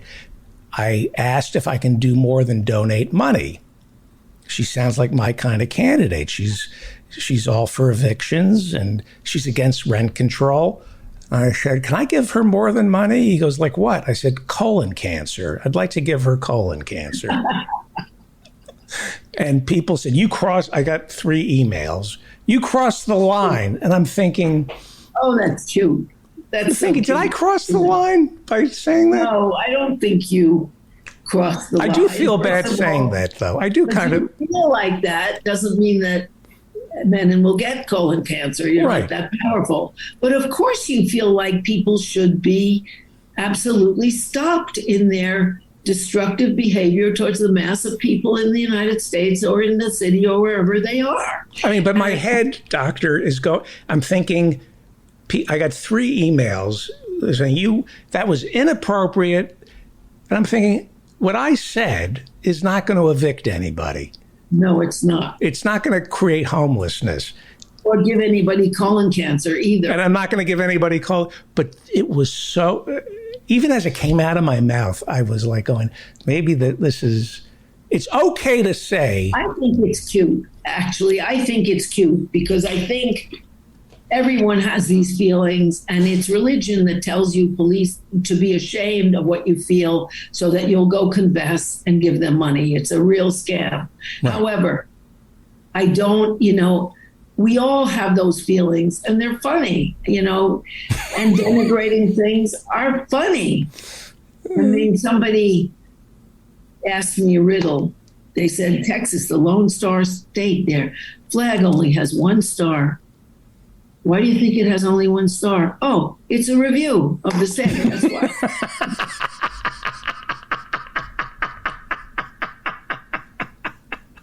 I thought you were going to say because that's only as high as they can count. No. But so I give it 1 star. Yeah. Right. Now, the people who live in Texas who agree with you are not offended. When we crap on Texas, the women there who are pro-abortion are not offended. They agree with us. What do we do anyway? So what do we do about Manchin? What do we do? I was saying earlier in the show that this reconciliation bill is going to be an opportunity for Bernie to show us what he's got in terms of when he was running for president, he said he would be able to work with the Senate. Is he holding rallies in West Virginia yet? Is he going to punish Joe Manchin? How's he going to get this record? Because this is his. I think that should be all the Democrats. Bernie's trying to wheel and deal and try to manage to get this through. I think the Democratic Party should inundate that state and also Kristen Sinema's state of Arizona and explain door to door what their representatives are doing to them and what they're denying them. And that because of these climate deniers, these are liars, climate deniers, creating fires, etc. Enough. And I think Manchin is the worst of the worst. He is, and he's in bed with the coal companies, and everyone knows it, but people are intimidated about getting out and voting. But I think if there were a groundswell enough so that he might lose the gravy train from his wealthy sponsors, he would look like he voted for it or he'd stay home that day or something. But I think people have to get out in the street like they do. People have to get out in the street in Texas. And I also am very disappointed now that Texas has abolished abortion and started a ratting out operation, which is a disgusting thing. I'm disappointed that all those people who very rightfully came out against the transgender discrimination in North Carolina to the point where they changed those laws are not already out there on abortion. And I hope they get out there fast and start threatening Texas, like the sports that refused to have their final games there and would lose the state $400 and some million. Well, they decided to change the legislation. I think there has to be a swell of national boycotts of everything Texan, and people have to punish them. They have to be punished for denying half the population their rights and for trying to do what AOC calls rape culture. Right. Tell women you're going to control their bodies, not them. I said I would give out Senator Manchin's phone number, 304-368-0567, and tell him politely, leave a message that you want him to vote in favor of Bernie's $3.5 trillion budget resolution. Don't be an a-hole. Leave a polite message. If you leave an impolite message, it's going to reconfirm what he already thinks of us. If you leave a polite message, whisper it, then it sounds like you're a person of reason and means, and he'll be more intimidated. 304-368-0567 is Senator Manchin's number in West Virginia. Call and tell him to do what Bernie says. Yeah. It doesn't cost you any money to make a phone call anymore. Yeah, but you have to do something to outweigh the influence of the coal companies that he is sponsored by and who write his legislation and who pay him to do their bidding, and he has done their bidding. Hopefully people will call in, but I think more than calling in is necessary. I think that Democrats ought to flood that state. What happens? We're going to see.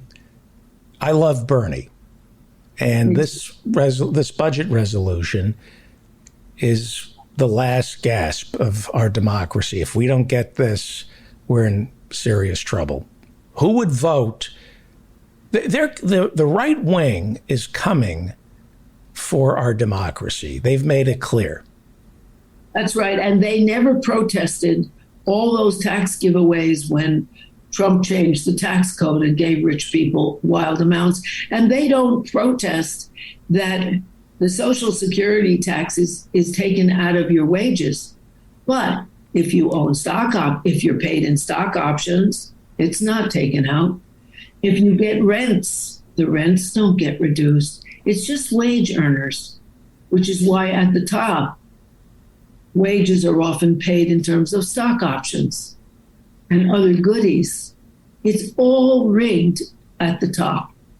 And people like Bernie are trying to change it. Right. They're even they've been taxing Social Security since Reagan. Right. Cut taxes for the wealthy. Yeah. No, it's an outrageous thing. Whereas they're not, if you make a mint off of buying and selling stocks, that's not wages. Those don't get taxed. Here's what I think Manchin needs to understand about Bernie's reconciliation bill. $3.5 trillion isn't enough. It's a start. And it's spread out over 10 years, by the way. It's not like we're coming up with $3.5 trillion that has to be paid off within a year. And there are some offsets to pay for it. Let me just tell Manchin what he needs to get. There is something coming. The right has made it clear that they don't believe in democracy. They don't believe in the rule of law. They believe in warlords and strongmen. That is what the insurrection has shown us. I was deeply offended by the insurrection because I still have some skin in the game. Yeah, and because that's treason. I mean, they used to deport communists and put them in jail because they were communists, even though they never said anything about overthrowing the United States. These people are trying to overthrow the election of the United States. Against the law. Right, against the law. Also, it is important to point out that they have paid more than 4 times the amount of Bernie's bill on the losing war in Afghanistan, where Raytheon might have made a 947% profit, but where tens of thousands of Afghan citizens were killed by bombs. The World Trade Center was terrible, but it's a piece of cake compared to what we've done bombing Iraq, Yemen, Afghanistan, and so on. And, and it costs a lot to do that, to destroy these countries and then leave, like Iraq and Afghanistan and what they did in Vietnam. These cost so much, whereas Bernie's bill is nothing compared to what we've spent on losing wars for the last 50 years. So this is a bogus thing, and they're not afraid. Well, you know what the problem is, Dr. Fraud?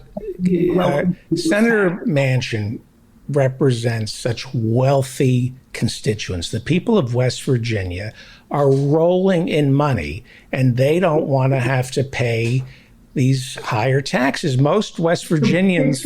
One of the fifth, I think it's the fifth poorest state in the United States. They get more federal money because of their poverty than other places. Those poor people don't seem to vote and are not politically active, which is quite foolish since they're getting the shaft all the time. But really, it's a poverty-stricken state. It's disgusting. Bloated stomachs. We're going to see the bloated stomachs of Appalachia that shocked Bobby Kennedy. Joe Manchin... Right. Thank you, Joe Manchin, for those bloated stomachs. Yeah. Yes. Dr. Harriet Fraad is the host of Capitalism Hits Home, and it's not just in your head. How do people contact you? Well, they can contact me through my website, harrietfraad.com. That's HARRIETFRAAD.com. That's the best way, really. Great. Thank you, Dr. Fraad. Thank you. And let's hope that people get in the street and make it happen so we can have a just America back. Yes. Thank you. Okay. Well said. Thank you so much. I love your audience. I love you. Thank you. Thank you. Thank you. Dr. Harriet Fraad.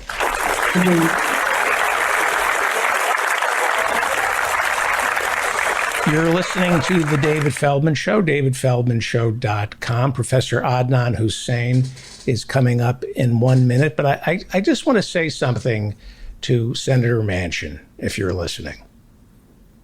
And I'd like my listeners to politely call his office in West Virginia. The number is 304-368-0567, and politely leave a message that you want Senator Manchin to do what Bernie says and vote in favor of the $3.5 trillion budget resolution through reconciliation. This is a piece of legislation that will save our country from the rabble that is meeting this Saturday in Washington, D.C. There's going to be another right-wing rally. I want to say something to Joe Manchin. I detest the people who stormed the Capitol. I detest the people who are showing up for this rally on Saturday in Washington, D.C. to draw attention to these political prisoners who have been arrested because of the insurrection. There are people who think that these people who stormed the Capitol are heroes. I do not think so. I think they're guilty of insurrection. They should be locked up for life because I believe in good government. I'm a little older. I have some skin in the game. I have children. So far, I'm not getting evicted. I'm okay, I hope. Okay? A lot of people in this country, Senator Manchin, are not. A lot of people still believe in the Democratic Party. They still believe in Washington, D.C. If there's another insurrection, I will be appalled and will root for the Capitol Police and a mass arrests of all of them. But if I end up living on the streets, if I'm evicted without health insurance, if there is no $3.5 trillion rescue plan, which Bernie is offering, Senator Manchin, if the Democrats don't come up with anything for the 99%, and I end up on the streets, unable to feed my family, no place to live, and if I'm lucky enough to be in a homeless shelter and on the TV, if I'm lucky enough to be in a homeless shelter and on the TV, these right-wing thugs, these jackboots are storming the Capitol again, I don't care. I don't care. If I have no house, screw the house.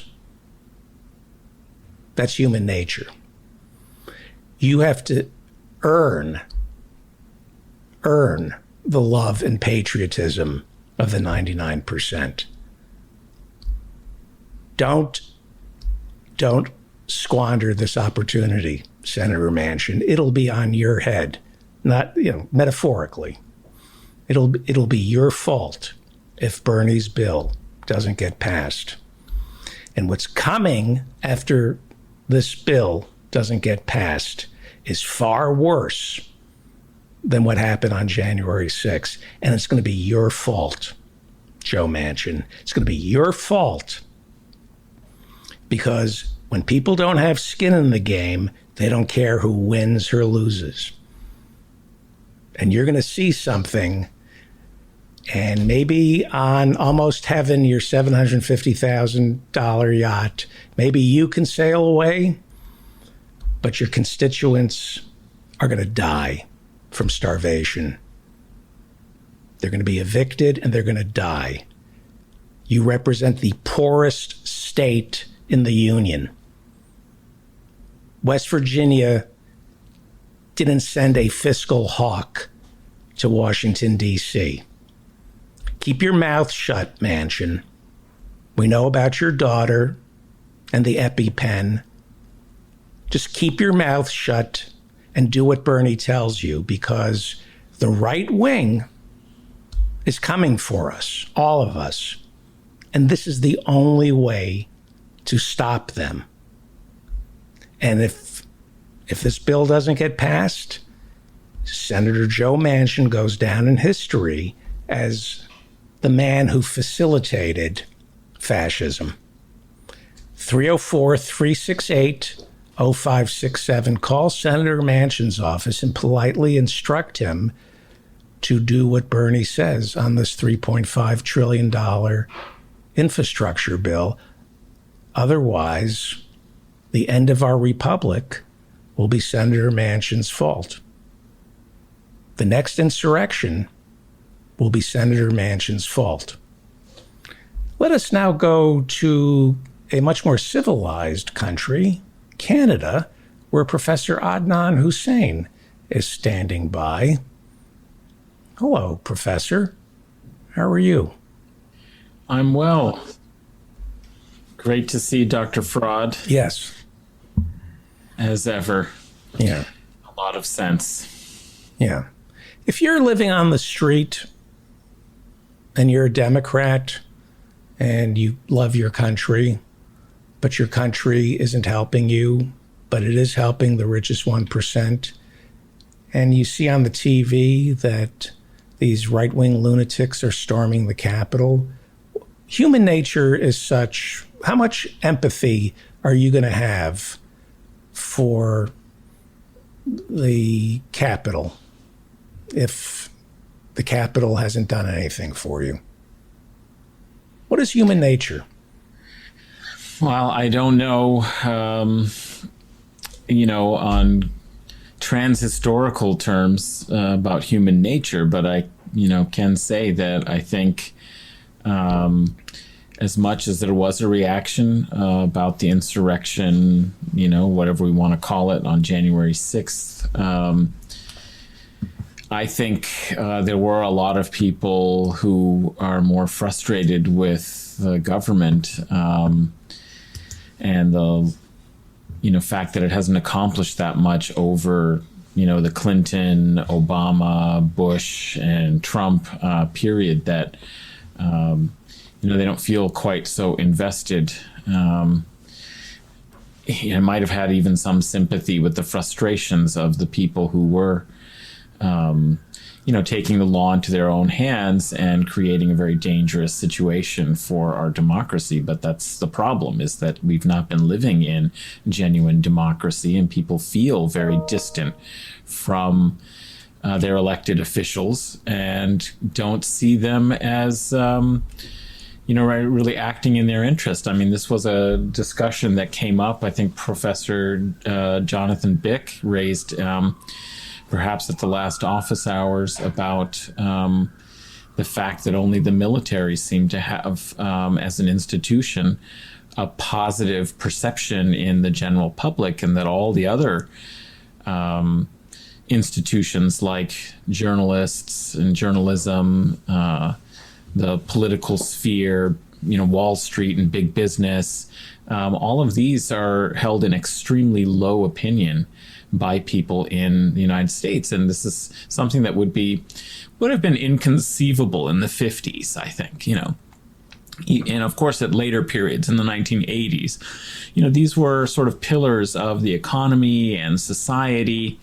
They were staffed and filled by people from all the elite institutions. They were the best and the brightest, right? And they were the leaders of society. And instead, there's been such a dramatic decline in authority, right? The credibility of authority. On some level, perhaps it was really healthy in the 1960s to call into question wars abroad and, the denial of rights to African Americans and, continuing patriarchy. So there was a lot to question.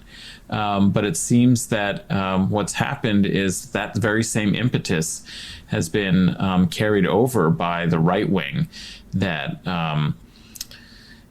be using sort of populist ideas, but not to actually call out the abuses of power. It's created a situation where the consensus has been an elite consensus that didn't respond to people's actual needs over the last, generation or two. So I think, I don't think there would be a whole lot of sympathy. Some people would be scandalized because they still believe that these institutions and the norms, I mean, this is all we heard about during the Trump, is the forms were, the processes and the forms were important, not the actual content. And I think people are tired of making do on the appearance of democratic processes that have been undermined and derailed, and having a lack of actual substance and policy. And this is what had been encouraging, I'd have to say, a couple of smart moves recently by the Biden administration. I mean, we saw a little bit of substance. And I think that's what emboldened him to actually take these strong stands. People are sick of the pandemic. They want to be able to move past it. And they recognize that people refusing to get vaccinated, for example, are holding back, and this is, of course, a global problem, but at least in the U.S., that's what your elected officials are responsible for. And the fact that he's willing to take a stand and say, really, you need to get vaccinated unless there's some medical reason for it. I mean, and this is just going to prolong the pandemic. I think it was a very good, clear political move. And similarly with the withdrawal from Afghanistan. I mean, the elite consensus has been you cannot do that. It's going to undermine U.S. power and credibility, and there's all these interests in it. And journalists have been baying about how this is the wrong decision, that's cowardly. Actually, it's a very brave decision to go against the interests that, to be honest, put him in office in some ways. I mean, I think that elite consensus and, the military, industrial, and security apparatus is really, the big corporations, the think tanks, the Washington think tanks, these are the groups that really supported Biden on some level, that they saw Trump as a dangerous figure who was violating kind of the status quo processes, calling into question NATO, saying the things that nobody was willing to say. And we couldn't trust him. Outrageous, and some of it was true. He wasn't going to get us into a war. Nobody. That's right. There's no way Trump could have gotten us into a war because nobody would believe him. Well, and also, I think he even articulated the position that these wars were a boondoggle. He's one who knows a boondoggle when he sees one, and so he was able to call it out and say, it's just people making money.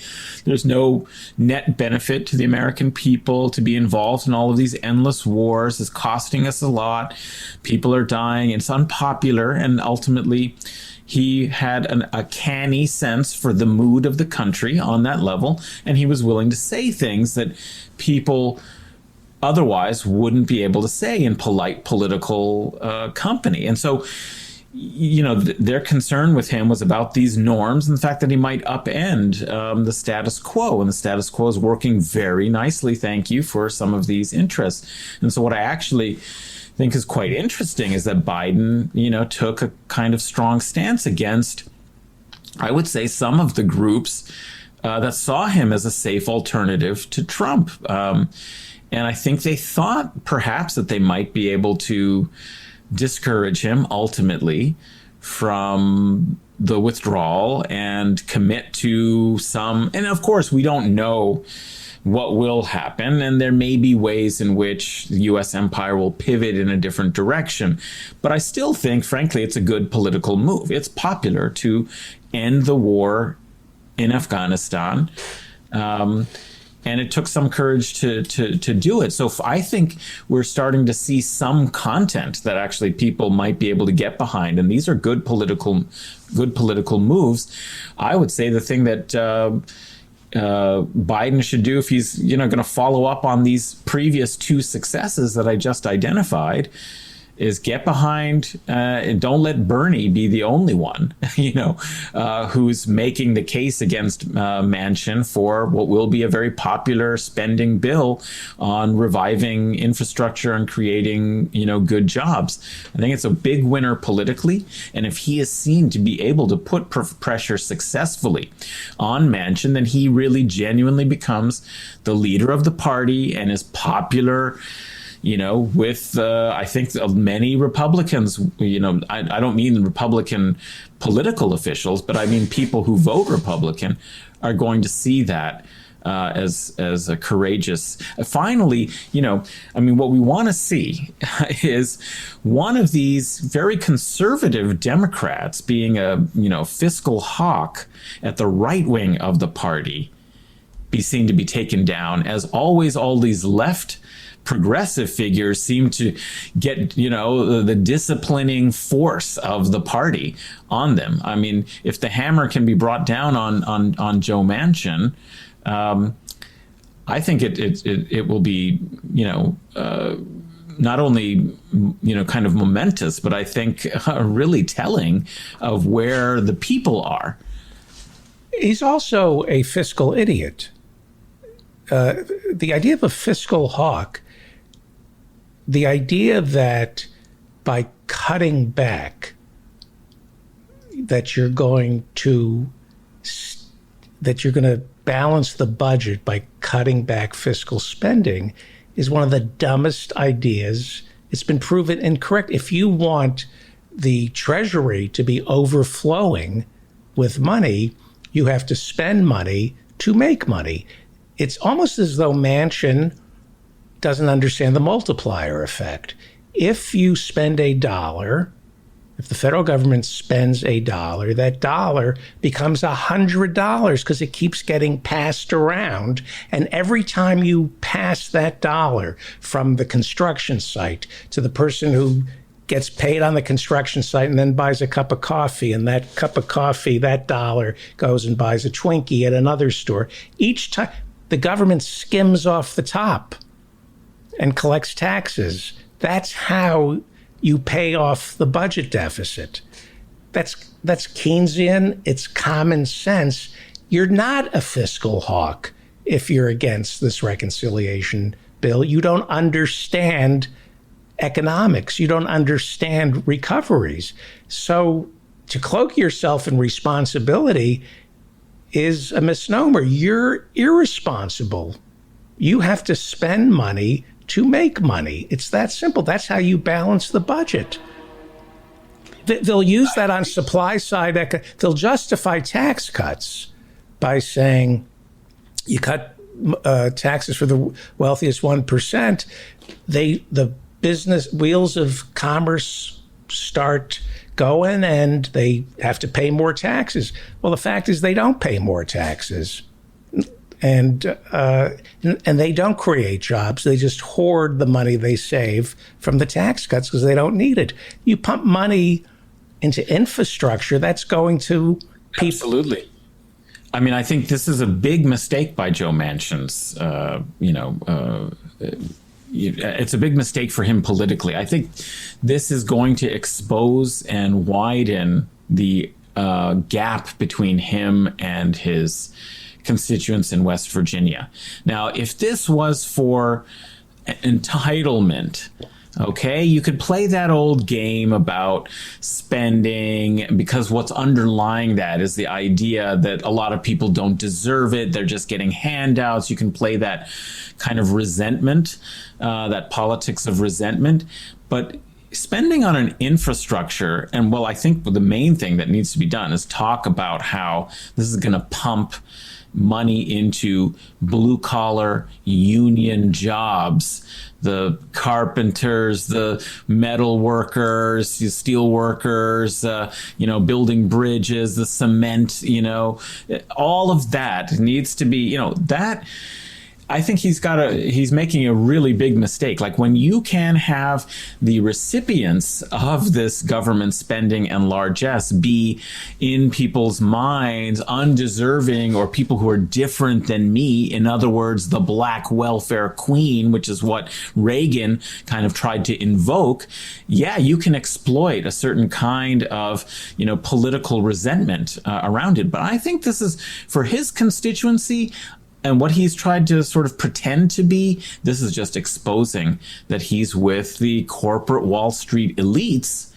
And it's going to open up a gap between him and his constituents. And I think Joe Biden and Bernie, they should drive a huge wedge between those things. And this is the perfect issue, the perfect kind of spending on which to do that. Because we're talking about a lot of construction and, jobs that that his daughter shipped out of West Virginia. She owns a drug exactly. Yeah, she has a drug company, and I think she sent 1,200 jobs overseas to cut costs. He is, again, his number is 304-368-0567. Please leave a polite message, explaining to him that he needs to go with Bernie on this budget resolution. And I think the other side of this is contrasted with the costs of war, that we've been wasting all of this money. Some estimates are $8 to $14 trillion since 9/11 spent on the U.S. global war on terrorism. That is an insane amount of money. And, we're asking for 3.5 trillion over, and it's not even annual. It's over, I forget the, I think it's the 10 terms years. of the bill. Yeah, 10 years.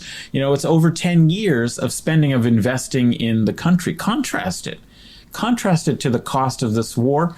Say we're ending this war, we're going to draw down, and we're going to put the money that we would be spending in trying to dominate the world to no effect other than to enrich corporate interests and cause devastation and, destruction around the world. Instead, let's reconstruct the U.S. I mean, I think that's a really fair point. They're happening at approximately the same time. Juxtapose those things together. I think that would make a very strong case and would do some good work politically. Yeah. I just can't wrap my head around evil people like Joe Manchin and his daughter. I talked about Joe Manchin's daughter 2 months ago in the EpiPen, and The Intercept this week got their hands on some emails that reveal that his daughter, who ran Mylan, which makes the EpiPen, and the EpiPen, it's an auto-injectable needle that puts epinephrine into your body if you're having a severe allergic reaction to something. I guess there's another way to get epinephrine into your body, but this is the most efficient way. New emails have come out. She's caught red-handed price fixing, getting on the phone with another maker of an EpiPen and agreeing that because there's some merger going on, the company that is merging with the other company will stop making their version of the EpiPen so that she can charge sick people. Mm-hmm. It's price fixing. It's monopoly capitalism. It's like, let's just forget about the competition in the market. And this is what happens when you can leverage the political process and you can bring, more and more resources to bear, is that it ends up being monopoly capitalism. And this is the height of corruption. It's endemic to the system. But I don't know. I mean, do you think that going after Manchin's corruption, maybe it'll work? I mean, I wonder if this is the most effective. I would appeal to his better angel, but I don't think there is one. How can you represent the people of West Virginia this way? You have a daughter who's he's not representing. That's the whole point. He's not representing the people of West Virginia. He is representing himself, his family, and the terrible Faustian bargain that he's made with corrupt corporate interests that is all based purely on corrupting the political process by, getting this position of power and then using it, to gain personal benefit. Was it TV4? And that's why I think it's so silly of him, because it's so obvious that he's not even making an ideological argument, because this sort of weird trickle down or budget fiscal hawk, contradiction doesn't even make that much sense, in this context. He's clearly not an ideologue. He's not a free market, capitalist guy like, I don't know, some of those folks we saw in the 1990s, emerge, with the Contract on America. And I'm forgetting the name of the guy who was the extreme, Grover Norquist, and the Club for Growth people. He's not actually one of those people, because they know how to explain this much, more, interestingly, Stephen Moore from the Club for Growth. Yeah, I'm not saying that they are very convincing. Oh, my God. He's at a level that's even below that. I think he's really misjudged.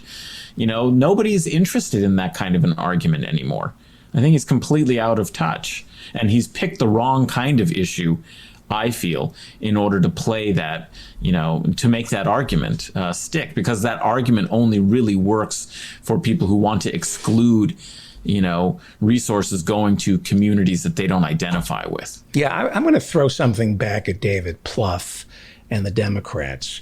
David Plouffe sent me an email. He was Obama's electoral guru, and said 2022 is going to be the most important election of your lifetime. And I've said on this show, I'm sick and tired of living through the most important elections of my lifetime. So I'm going to throw something back at Plouffe and Obama, and stop telling me that 2022 is the most important election of my lifetime. I'm a Democrat, and I'm telling you, Bernie's budget resolution is the most important piece of legislation in my lifetime. And it is the Democratic Party's most important piece of legislation in my lifetime. You want my vote? In 2022, Buster? You want me to shed a tear the next time these insurrectionists spread their own feces all over the Capitol.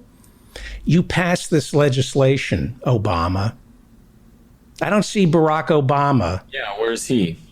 You know, he should make a Netflix series about unions and big infrastructure projects during, World War II and the New Deal. I mean, how's that for a dramatic, kind of period?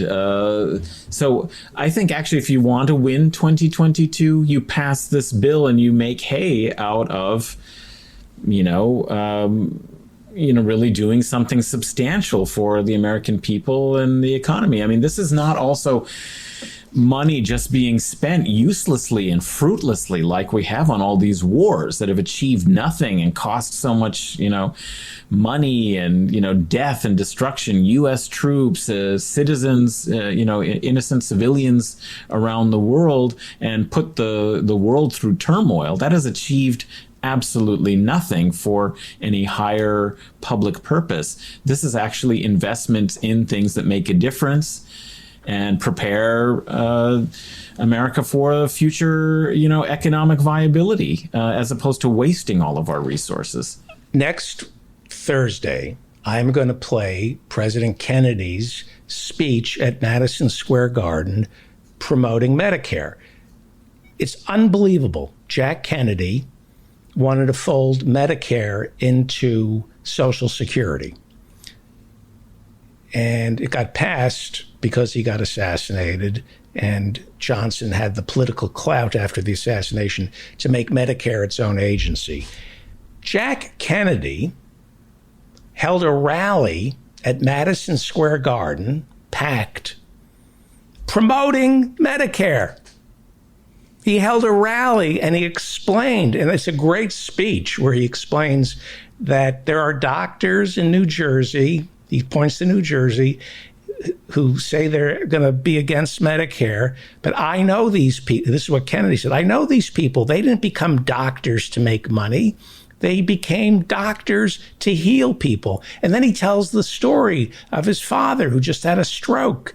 And he said, I'm lucky. My father is very wealthy. I can keep he gets a laugh. I can keep all of my salary as president. It doesn't have to go towards keeping my father. I mean, this was an amazing speech. He held a rally at Madison Square Garden pushing Medicare. Where is Obama? Where is Biden? Where is Kamala? Where are these big rallies to support this resolution? I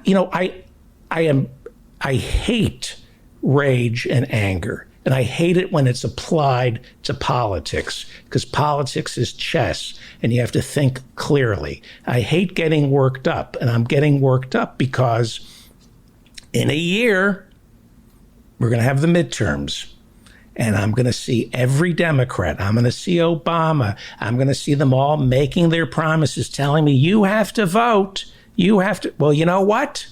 Today, the Democrats, Manchin, you have to vote. You have to vote. You want me to vote? You have to vote on Bernie's budget resolution, and you have to vote yes, and keep your mouth shut about the price. Because next year, you know what? I'm old enough. I still have some skin in the game. But I'm telling you, you are going to get wiped out by people who have been wiped out by Joe Manchin. And history will record Joe Manchin. His resistance to Bernie's budget resolution will be what causes probably the end of our republic. Well, the stakes are high. It's not just the election, as you're pointing out. I mean, we've already seen evidence of what dissatisfaction in the country can lead to. But, that's partly the reason why they don't want to invoke, these passions at these rallies is I think the corporate Democrats are very divorced from the people and what is going on in their lives and the kinds of movements that are taking root. And I think, frankly, they're a little afraid of the people. And so they don't think that it's such a great idea to bring them all together to get really passionate about policies that are difficult for them or conflict with the donor class that has helped elect them. It's an uncomfortable position for them. It's difficult to serve two masters, so they'd rather just keep the people from being their masters as much as possible, and not actually start to give them the idea that they could be influential in guiding their decisions by putting pressure. So the more that they would try to whip up popular support in that way is emboldening, from their perspective, a dangerous political force that most of the time is actually going to be against their performance in serving the donor classes and continuing to provide the corporate welfare and deny people the public goods that people generally want. All of these are popular programs. And they're being marked up. The bills are being marked up now. Call Senator Joe Manchin's office and politely request that he sign on to Bernie's budget resolution, $3.5 trillion. His number is 304-368-0567. That number is 304-368-0567. If you like this show, if you respect Professor Adnan Hussain, if you have a little respect for me, you will show it by asking politely and not being an a-hole. You accomplish nothing by leaving a nasty message. Well, you don't have to go that far. I think we have Professor Marianne Cummings. If you have any, give a thought for Marianne Cummings. We don't. I think she will have some interesting things to say on this. Thank you, Professor Adnan Hussain. Who's on Guerrilla History? We have a few episodes coming out, but I'll just want to plug the last episode we did, which was something a little bit different than having a guest to talk about their historical study or just a discussion among the co-hosts. We decided we would take a look at some breaking news and bring a historical perspective on something that was just breaking. And so we talked with a really interesting and knowledgeable figure who watches events and developments taking place in Africa and puts out an Africa newsletter. And we talked about the recent coup in Guinea and put it in context with what's been happening across the continent politically. And I think people will find it quite interesting and illuminating. The guest really had a lot of insights. Great. Everybody subscribe to Guerrilla History. Thank you so much, Professor Adnan Hussain. Thank you. Let us now go to Aurora, Illinois, where Professor Marianne Cummings is standing by. Besides being a physicist, she is a parks commissioner for Aurora, Illinois. And what kind of message would you leave on Joe Manchin's answering machine? 304-368-0567. We have to unmute yourself, please. Sorry. You think after a year and a half of this, when I personally leave, I don't think it would do any good. Right, but for my listeners. I would probably mention something about his criminal daughter and completely corrupt wife, and it says, how is the wife? How's the wife corrupt? Yeah, how's the wife and kiddo? How is the wife? What did she get appointed to? Oh, she got appointed to a regional Appalachian education panel and took the money. One of the things she recommended was her daughter's company's product, where they were selling these things packaged into 2 or more, so you'd have to spend more money. Oh, the EpiPens. And I'm going, well, Yeah, the EpiPens. Well, that's really nice. I mean, you've got your Maz right there, situated for the best, most efficient marketing strategy you could possibly imagine in those situations. But, these people, and the fact that his daughter, was openly discussing this stuff in an email, it just tells me these people do not worry. They don't see what they're doing is wrong, and they don't worry about it because they're also not smart. Well, smart is a funny concept.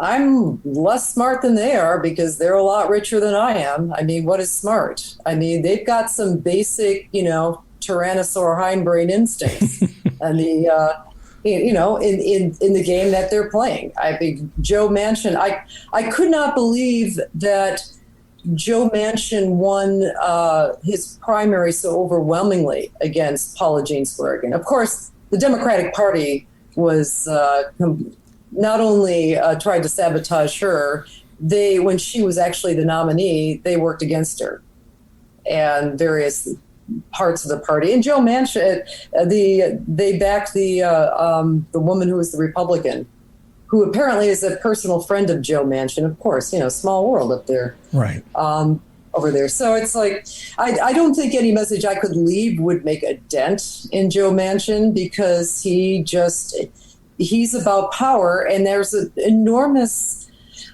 you have an enormous advantage when you can be like Joe Manchin and just brazenly walk all over your constituents with not a flicker of moral conscience.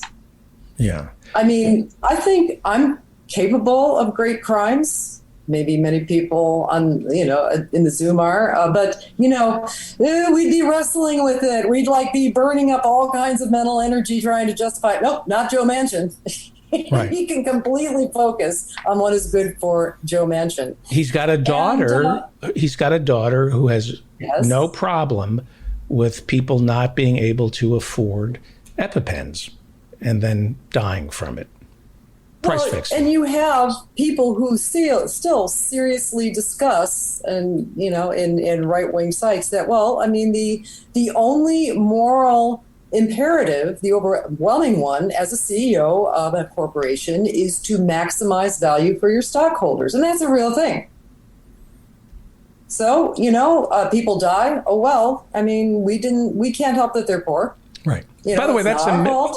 By the way, corporations are chartered by the state. And in order to get chartered as a corporation, you have to prove, supposedly, that you're not only in this to maximize profits for shareholders. Baked into corporate law, you cannot get a corporate charter unless you're able to prove that you're taking the entire community. You're taking jobs, baby. Not jobs. Not everybody has fatal allergic reactions. That's a minority. Right. But that's the law. I totally agree with you. I'm not arguing with you at all. That's the law. They do not. There is a problem because there is a whole moral universe that most of us have internalized, that this is just the way it is. And this is what is necessary this is the great capitalist machine that, has brought this country to number one on the planet. Not anymore. But it's an internalized reality, mythology, and code of ethics that they help. Look, you remember the infamous 47% statement, that tape that was made over poor Mitt Romney talking to his donors. And it was fascinating because he was being completely honest there. And so everybody glommed down to the 47% comment. But what I thought was interesting, if you listened on, was his description of visiting a factory in China. I don't know if it was Foxconn or what, but he was talking about, my God, people are willing to live 10 to a dorm room with one bathroom and work 10-hour days, 6 days a week, and this and that. And it's like Mitt Romney had died and gone to Mitt Romney heaven. And that was his vision, like the working class should all be like this. Then we'd have no crime because people would be just too exhausted working in my factories. And then those of us in the top, That's Bain Capital. That's what private equity, Bain Capital. That's how he made his millions. That's what I'm saying. I mean, Mitt Romney isn't corrupt. He's playing by the rules. I don't think there was ever, and I've never heard of anything where he did anything criminal. This is Mitt Romney completely playing by the rules and writing the rules. At the same I don't think he even wrote them. He's really not that original a guy. No. So before we move on, let's practice democracy properly. Let's give the listeners a speech. What if they call Senator Manchin's office at 304-368-0567? Don't bring up the wife. Don't bring up the daughter. Yes. Right? Right. Right. What should they say? Do you care about the future of your party? Do you care about the future? Do you care about Joe Biden's legacy? I personally do not, but I'm sure some people do because he's associated with that party, and that's basically where he's anchored his career to. Do you want to be a permanent minority for like the next decade? I mean, it's a good life when you're a senator, even a minority, but it's like a lot more fun when you get to be Joe Manchin and you get to be effectively the president of the United States because you're the deciding vote. That could go away really quickly. I don't think it's going to go away tomorrow, is it? It's the 13th today, right? The 14th. Yeah. The 28th is when they bring the bill up. If you're, but I'm just talking about the recall over in. Right. I don't know if they have recalls in West Virginia.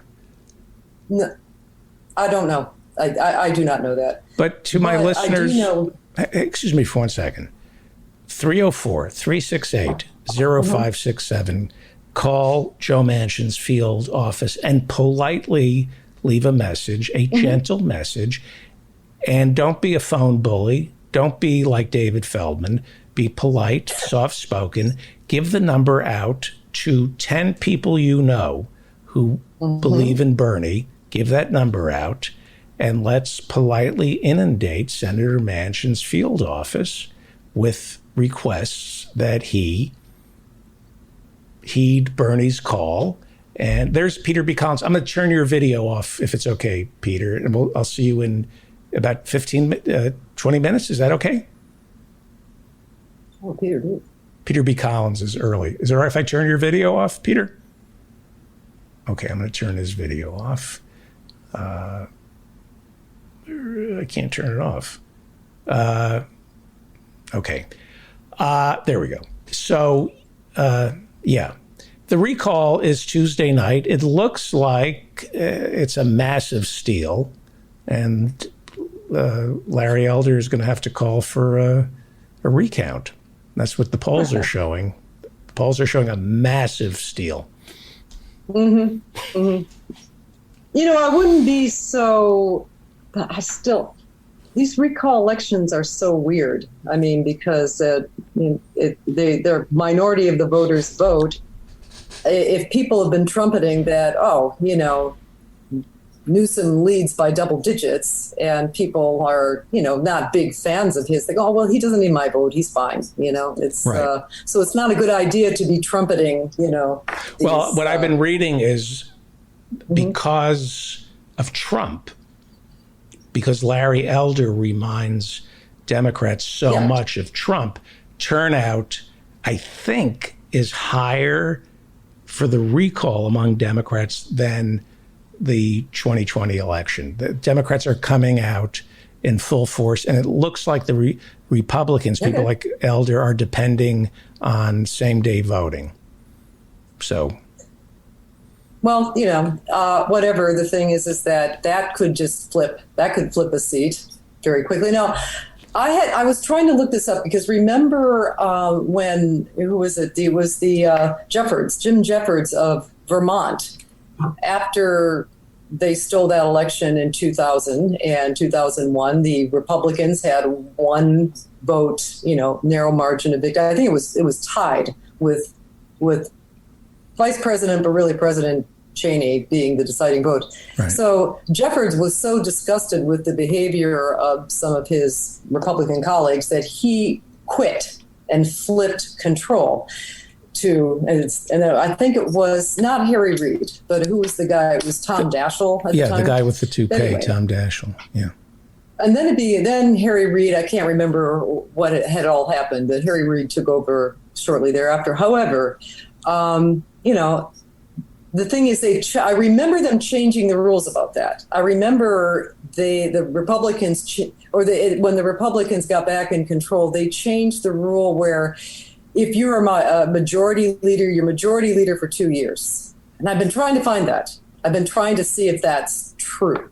I can't read, but I do have this memory that, so you just can't flip midterm or something. I'm just going to have to look that up. But anyway, yeah, it could either happen Tuesday and then, well, it wouldn't be happening Tuesday. Dianne Feinstein would have to be I don't think she already is Dianne Feinstein stepping down at all. I mean, look, they carted around, who is it? This old fossil lived to, Strom Thurmond. I mean, literally, I saw the inside of his office. It was an ICU. I mean, right. I'm not exaggerating at all. I kind of wandered in, without permission into his office when I was visiting there many years ago. And it was like, good Lord. I mean, it was basically the job of his staff to keep him alive. So they'll keep Dianne Feinstein alive. But the 2022 elections is what people have to worry about. And, that's... I have a weird, horrible feeling about this reconciliation bill. I think the worst scenario is that they pass it, but almost all the major provisions are gutted through committees. With maybe the child tax credit will be extended because, we want to encourage people to have babies, workers, future soldiers, whatever. But I think I have a horrible feeling that that's going to happen. And then Bernie will be saying, well, it's the best we can do. And he'll back off his, this rather strident statements for Bernie he's been making in the last week, 3.5 million or nothing, Trillion. You're not getting the vote on the, but,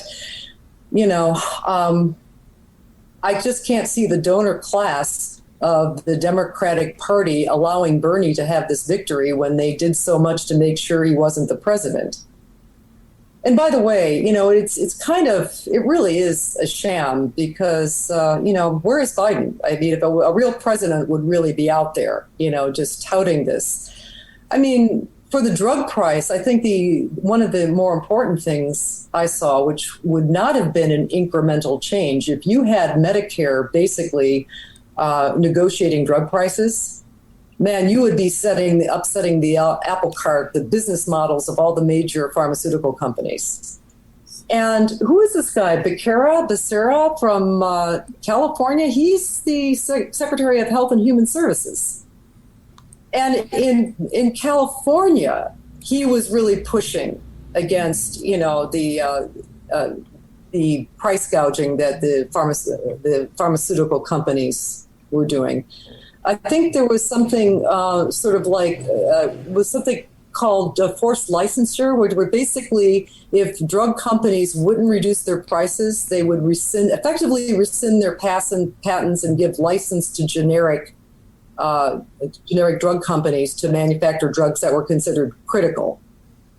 And I think he did it for Remsvid. It's one of the COVID drugs. Yeah. And so where is he? I mean, where is this guy who was a big crusader in California? I mean, he should be out there putting pressure on not only Democrats in the House, but Democrats in the Senate who don't want anything to do with this, with this aspect of the bill. So what would happen? Things like that. If COVID, now I've read that infections are beginning to go down, just a tad. nationwide. What if Joe Biden said the following? I'm issuing a vaccine mandate. If you want to do business with the federal government, you got to get vaccinated. However, I understand your distrust and mistrust of Pfizer. I get it. The vaccine works. But I understand why you don't trust Pfizer. Get the vaccine and then support me on reversing the donut hole, Medicare Part D, where Medicare doesn't have the right to negotiate with the drug companies. Right. Get the vaccine, and I promise you, I will go after price fixing that the drug companies are guilty of. I agree with you for not trusting the pharmaceutical industry. They are evil. They just happen to have made a shot that will keep you from dying. Get the shot, and I promise you, we will, and support me on this, we will take on Big Pharma and negotiate drug prices at Medicare. Why isn't that a winning statement? Or are the anti-vax? Bernie's bill was your goal. Right. Yes, that would be a winning strategy. There's all kinds of carrots you can use. There's all kinds of power you could use to like force recalcitrant senators and Congress people. I've run this idea past people who are somewhat high up in the Democratic Party, and they say you can't appeal to the anti-vaxxers. You're never going to win them over. You know, they're the deplorables, which they are. Well, most of them are, but I think that's not fair. Oh. But you could. But they won't even attempt. Look, people don't take the vaccine for all kinds of reasons, and I said, last week that I was very surprised at the correlation between household income and being unvaccinated. I mean, it's just a linear correlation with all the household income levels. Right now, I'm sorry, it's kind of hard for me to think about the national level because we're dealing with the very local level, which is my zip code has one of the lowest vaccination rates in the state of Illinois. And some family members. And yeah, well, the thing is that it's mostly Hispanic. And part of the reason, and I pointed out to them, hey, these big vaccination centers weren't on the pace, the bus routes. Like many households or many people in my area don't even have cars. They are reliant on this public transportation, which takes them to the major shopping centers. But the big vaccination centers were kind of a little out of the way. So, we're trying to play catch up, and we're particularly been pushing for the kids down to age 12 to be vaccinated.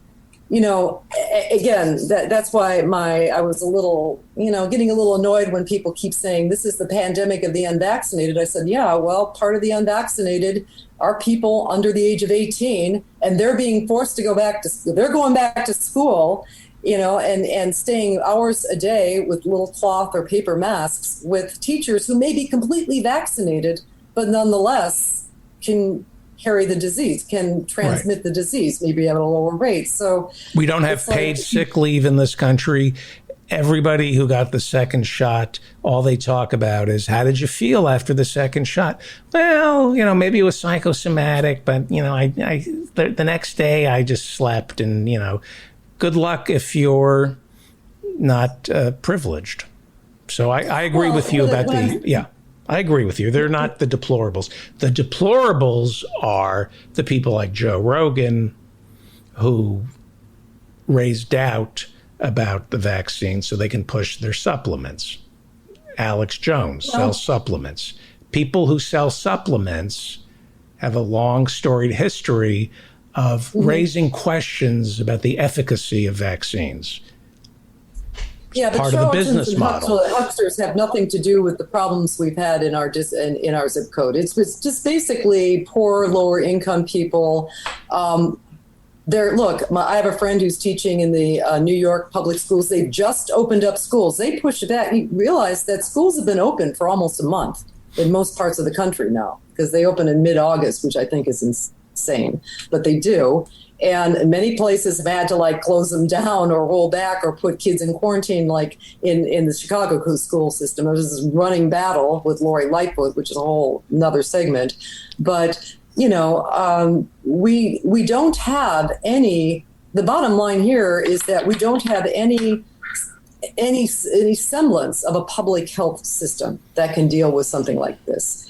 And, you know, many people like Osterholm and our friend Henry and Irritable have all said the same thing. It's like, this would be the cheapest way to deal with it. All the buildings had adequate ventilation with these UV, you know, like virus zappers. It's like that, way cheaper than having to fill up ICU beds with desperately But that's the business people. model. That's why Governor DeSantis is not pushing the vaccine, but he's pushing the monoclonal antibodies that his top donor has invested in. There's more money in treatment than prevention.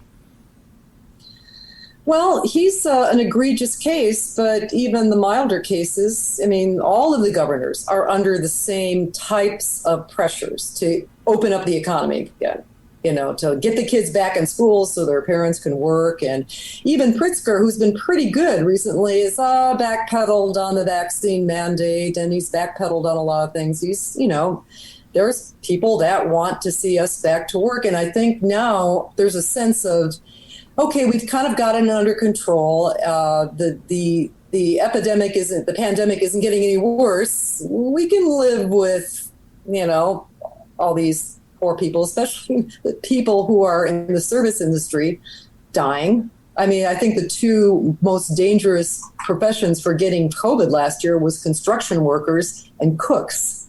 Right. And so it's like, but I think that, so we've been told what to do and what not to do, but there's no universal basic income. There's no support for people who lost their jobs. You know, the eviction moratorium is lifted. People are now being evicted. And who's on the steps of the Capitol protesting that? You know, it's just, there's a sense that if you don't do something, and I think you made this point, I was listening a little bit to your segment before, if we don't do anything positive that people can actually see, there's going to be a very jaded, you know, attitude toward next year's election. Because as you said, it's been the most important election of our lifetime for the last almost 20 years, it seems. Every single midterm, every single presidential election. And as the New York Times found out, when they send out, you know, reporters, they actually send out reporters once in a while to Milwaukee County and Wayne County, which is Detroit, Michigan is Wayne County, and try to figure out why, hey, you know, you voted for Obama twice among the African, why didn't you vote for Hillary? And they gave him an earful. Nothing happened. There were even some black people who voted for Trump thinking like, well, maybe this guy shakes it up. Of course, he turns out, you know, to be nothing of the kind. I mean, he was horrible, terrible, and he didn't even shake up the system. I mean, the system, except for maybe a few rabid neocons being a little impatient with the pace of the war and his, you know, attempting to pull out of Afghanistan. Most everybody got what they wanted. Certainly Wall Street got what they wanted. And, you know, his cabinet was as lousy with Goldman Sachs people as Hillary's would have been, you know, the whole 9 yards. And so, you know, I'm wishing that people wouldn't pay so much attention to Trump. I almost get the feeling like the Democratic Party wants to build up Trump again, you know, so that if you have Trump, you know, ooga booga, you don't have to justify your complete lack of action and your abysmal record. You can just point to this guy. I think there was Alan Minsky pointed out a great documentary by, who's this guy, Adam Curtis, through the BBC, talking about the Democrats or people in general have gone from the politics of hope and, you know, giving people what they want and vision from the politics of a dream to the politics of nightmares. In other words, fear. Vote for us to prevent the greater nightmare of these guys getting into power. Well, I'm reversing the tables. I'm reversing the tables on the Democrats. Yeah. You vote for this infrastructure bill, the reconciliation bill. It's the most important vote of your lifetime, Senator Manchin. Yes, that one would be correct. It would be. Yeah, you don't vote for this reconciliation bill, Senator Manchin. Don't come crying to me during the 2022 midterms a year from now and saying, this, you must vote for us. This is when you vote for us, Senator Manchin. If you don't vote for this reconciliation bill, I'll still have some skin in the game because I still love this country and I think there's hope, but I don't see with the some evictions. Of us have a slightly different take on this, because if you really think it's the lesser of two evils, my old friend Glenn Ford, who used to be Black commentator in the Black Agenda, he died this year. He's a very interesting guy. He had I used to write to his blog often way back in the early 2000s. Oh, and I want to ask you about Peter B. Collins. Oh, Peter B. Collins. He's up next. I think I actually talked to him once on the mic. I think he might have substituted for Mike Malloy one time. And I think I actually called into the show. Why don't we do this? Why don't we wrap it up and then I'll bring Peter B. But what I'm saying, I'm going to leave you with this. I mean, it's not the lesser of two evils. He said Obama was not the lesser of two evils. He was the more effective evil. And if you don't see it as just a binary system, but as a joint scam where there's a continuously spiraling downward, good cop, bad cop, good cop, bad cop. And as Lawrence O'Donnell told us, the only way Democratic leadership is ever going to listen to the left or progressives if they believe we are willing to not vote for them. I mean, that's it. That's really the ultimate leverage we have. Because the only thing these people are scared of, they're not scared of global catastrophe or another plague. They're scared of losing their job. That's what terrifies them the most. That's the worst thing you could do. Right. Is deprive them of their job. So I think sooner or later, we're going to have to vote. We have to vote as a bloc and say, no, we ain't voting for you. And make that known. Call 304-368-0567. That's Senator Manchin's field office, and politely leave a message telling Senator Manchin, and say this politely, to please vote for Bernie Sanders' $3.5 trillion reconciliation bill, and give that number out to 10 like-minded people who call 304-368-0567, and do it politely. If you let your ego take over, you hurt the cause. If you make it about you as opposed to the country, you're a pig. So don't use this opportunity to leave a stupid message. You're hurting the cause. 304-368-0567. Call Senator Manchin. This is how democracy works. And politely ask him to vote yes on Bernie's $3.5 trillion infrastructure bill. This is when we step up and pressure Manchin. We'll talk about writing letters. And thank you. I love you. Thank you so much, Professor Marianne Cummings. Let's bring in Peter B. Collins very quickly. Are you there, Peter B. Collins? I'm standing by here in California. Yeah, lots to talk about. Thank you. Are you there? Did you? You've taken many calls on the radio. Do you remember? Do you remember Professor Marianne Cummings? She insists this is a play Misty for me kind of thing. Yeah. Did you fill in for Mike Malloy? I did fill in on Air America, and I never really directly filled in for Mike. Okay, you're scraping. You're scraping your. All right. Sorry. If you go way back to the Bush administration, there was an effort at a liberal talk radio network that was financed by the United Auto Workers. And Mike Malloy, Tom Hartman, Barry Lynn. I don't remember Barry. The Reverend on Barry ID W. Lynn was America. on that. Yeah. Yeah? Okay. Well, I have a separate connection to Barry. We ran his radio show on our station in Monterey, which was 2005 to 2011, somewhere in there. At any rate, I do recall Professor Cummings. I can't place exactly where we spoke. Professor Marianne, does that make you feel better? Oh, oh, yes, indeed. And I have to say that it's an honor to be sandwiched in between all these smart academics here on the Feldman Show, because I hold a PhD in absolutely nothing. I went to the same school. Indulge me. You're scraping your microphone. And I'm trying not to do that. I know. Okay, hang it up here off my Yeah, left. thank you. It's a by the way, thank you for your email. You sent me a very sweet note, and I wanted to respond to it. It's been, I write back and then I go, this is too long, I can't send it. But you sent me a very sweet email talking about Bill Maher. Yeah. Well, next time send it. I'll read it. Well, it will. You listen. You think these shows are long?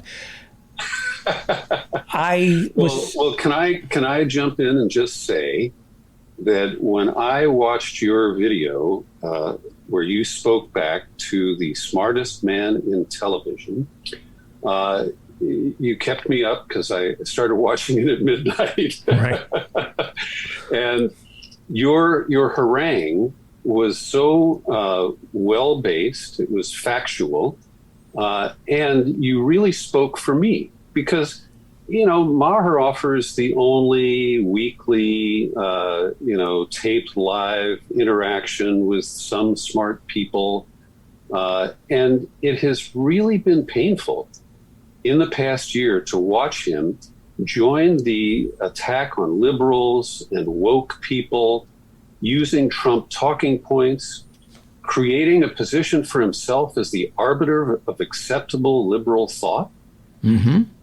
And he has been trading on lies. And he did it again this past Friday night, where his comic sidekick was George Will. Yes.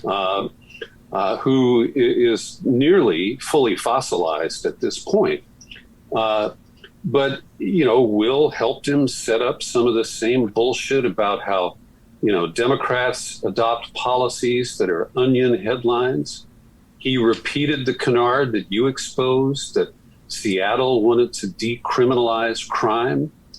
And when he does this, he is joining forces with the people who use emotion to persuade the underinformed.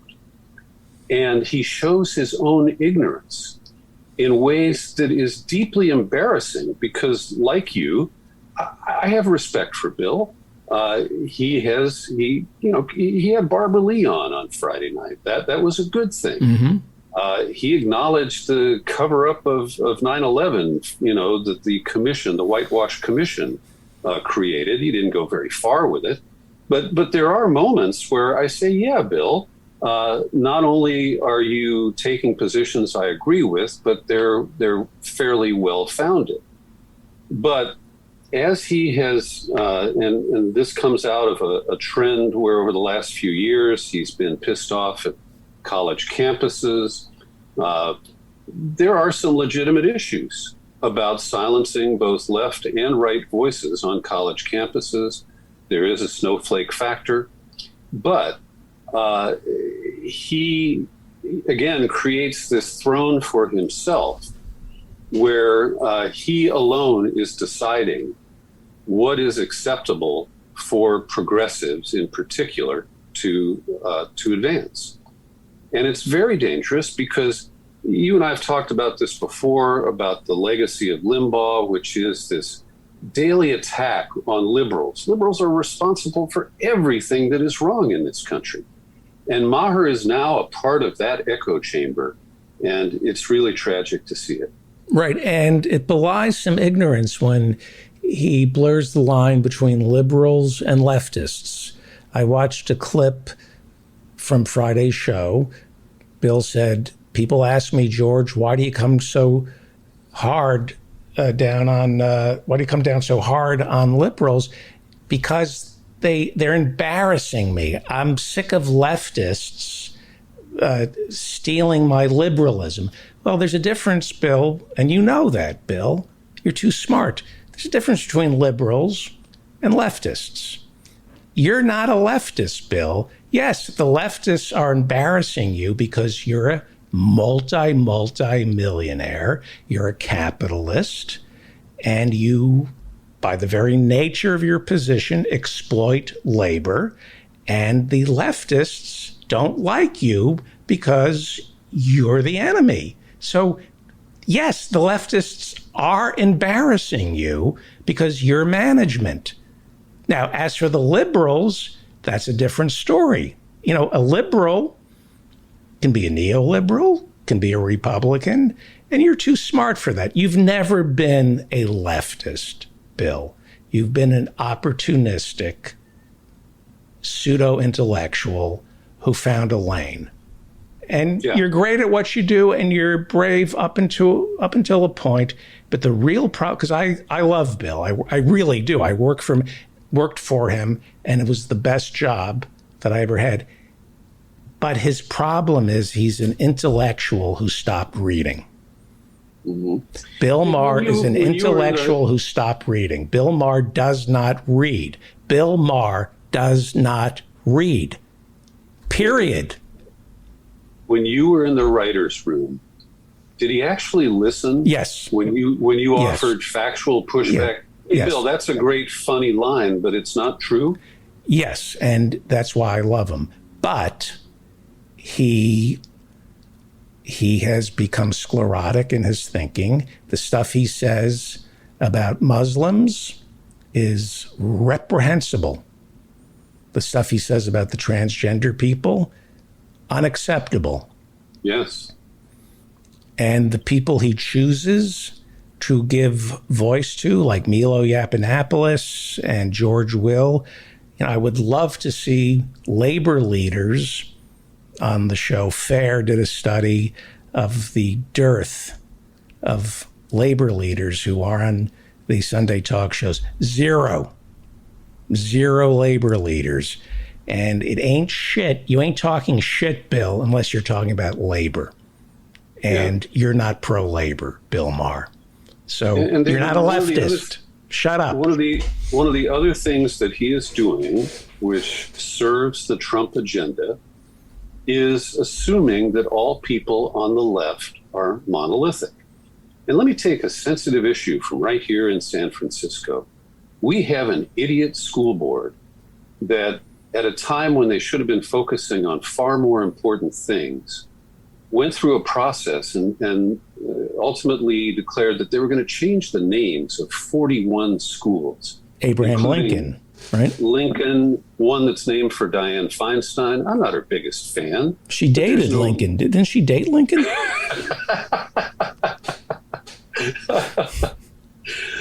He liked older. The thing about Lincoln was he liked older women. Go ahead. Sorry. And I don't support that. I am further left than Bill Maher, and I do not support this massive kind of historic revisionism. And where I live in rich white Marin County, Sir Francis Drake is on they stripped his name from a high school. A main thoroughfare that goes from the 101 highway out to the coast is named for him. And when you actually look at his history, he was a second mate on a couple of slave ships when he was first navigating, when he was first at sea. But over time, he evolved. He was friendly with the natives here that he encountered in California on his explorations. It's pretty well proven that one of his top lieutenants was a black man who he bought out of slavery. And so we had a small group of people who got angry as part of Black Lives Matter and George Floyd and wanted to do something. And number one, I don't care about the name of a high school. You know, if there's a legitimate reason to change it and there's a public process, you can call it whatever you want. But I did not support the renaming of Sir Francis Drake High School. But local commentators assume that anybody who's a Democrat, that anybody who defines themselves as progressive is just on board with everything that the far right defines as the leftist agenda. And it's not only insulting, it's really, it undermines our ability to be heard on issues that really matter. And so to see Bill Maher join that pack and to, repeat the lies, you did a great job of showing that the Lincoln statue in Springfield, Illinois was on a circuit. And the fact that it was removed was not in any way based on a controversy. It was based on a fucking schedule. It's unbelievable. And he repeats, Land of Lincoln cancels Lincoln. No, they didn't. They didn't tear it. It was the Lincoln Museum that had a traveling statue of Lincoln that got taken down so it could go someplace else. And Bill Maher decided that's an example of the cancel culture, saying the Land of Lincoln. It's an Onion headline. Land of Lincoln cancels Lincoln. It's a lie. But somebody fact checked that. I know the budget on that show. He's got fact checkers. So he knew that was a lie. Well, and David, I want to underscore the charge that you leveled against Bill related to his commentary on trans issues and trans people, because it does fuel the hatred that led to the death of Matthew Shepard. It fuels the attitudes that people feel in not only red states, where they're passing legislation that, and Bill makes these comments about 3-year-olds, choosing their sexual preference. To Ralph Reed's face. Yes. To Ralph Reed. Who? And this can only incite gun-toting, Bible-thumping ignoramuses who get permission from a Bill Maher, say, well, he's a liberal, and if he hates trans people, then it's okay for me to do that too. Right. That's why the great Ari Fleischer, the press spokesman to George W. Bush, said to Bill Maher, you got to watch what you say. He wasn't threatening Bill Maher. He was saying, you're on TV, watch what you say. Yeah. You should pay attention to what you're saying, Bill. There are consequences. All it takes is one crazy to hear what you're saying and then to act on it. And then that blood is on your hands. Watch, as the great Ari Fleischer said to Bill Maher, watch what you say. He's in a bubble, a multi-million-dollar bubble. And he thinks he's a lefty because he smokes dope. Yeah.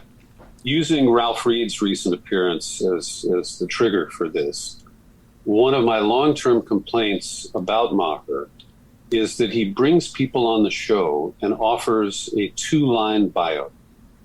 And he's free to have Ralph Reed on his show. I don't try to control those kinds of things for other people, but he owes his viewers an honest appraisal of who Ralph Reed is and the damage that this guy has done. And I went deep into the Jack Abramoff case when Jack got out of jail and published his book.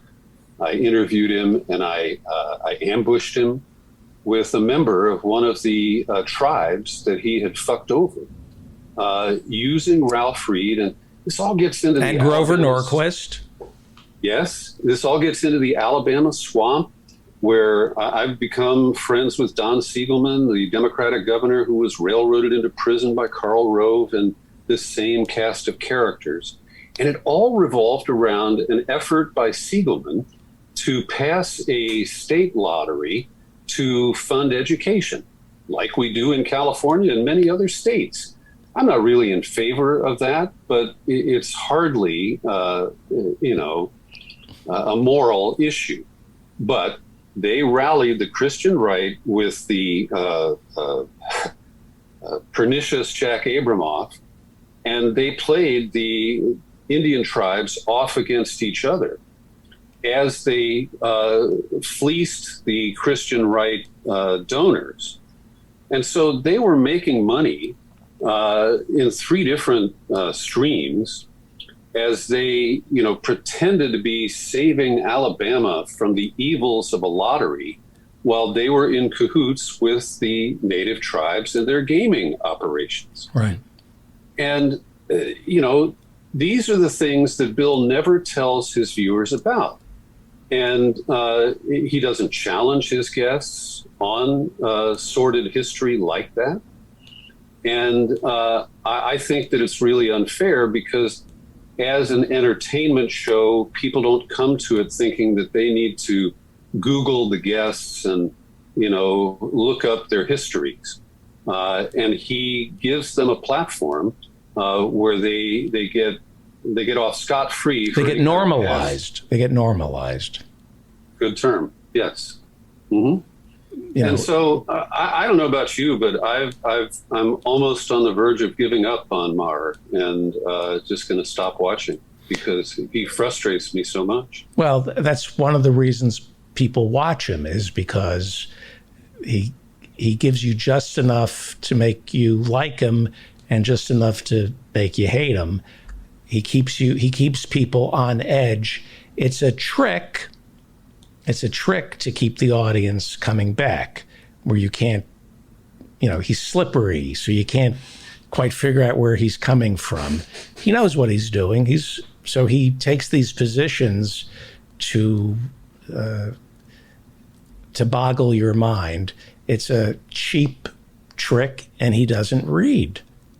He does not read. He's not a reader. And it's not because he can't read. He doesn't have dyslexia. I understand some people can't read. They listen to radio. They listen to books on tape.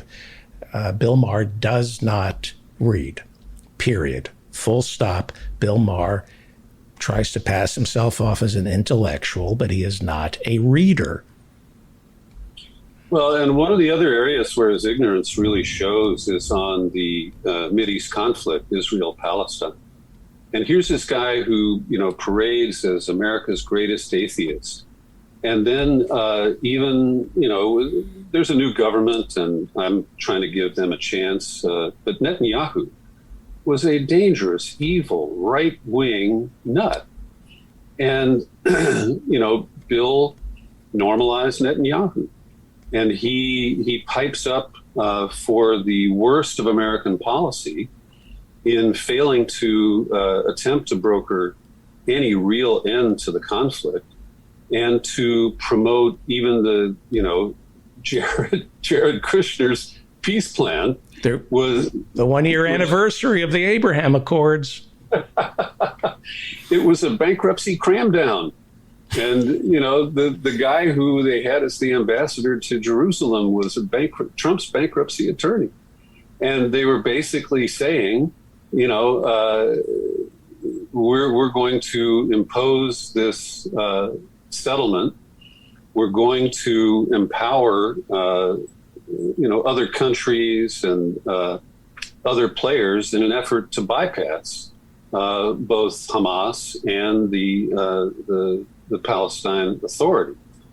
And so, he shows a kind of jingoism there that undermines, I think he took appropriate positions against the military misadventures and our occupations of Iraq and Afghanistan. Absolutely, but he's outlived his usefulness.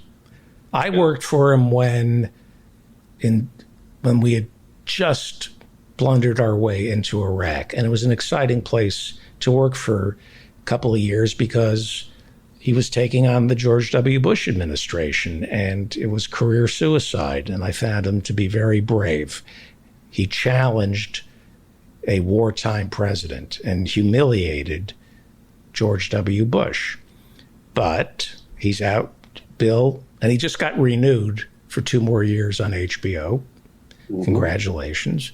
I'm glad. I know people who work there, but he's outlived his usefulness. He gets an idea in his head 25 years ago about Israel, and he says, that's good enough. I don't need to read any more about this. Yeah. Yeah.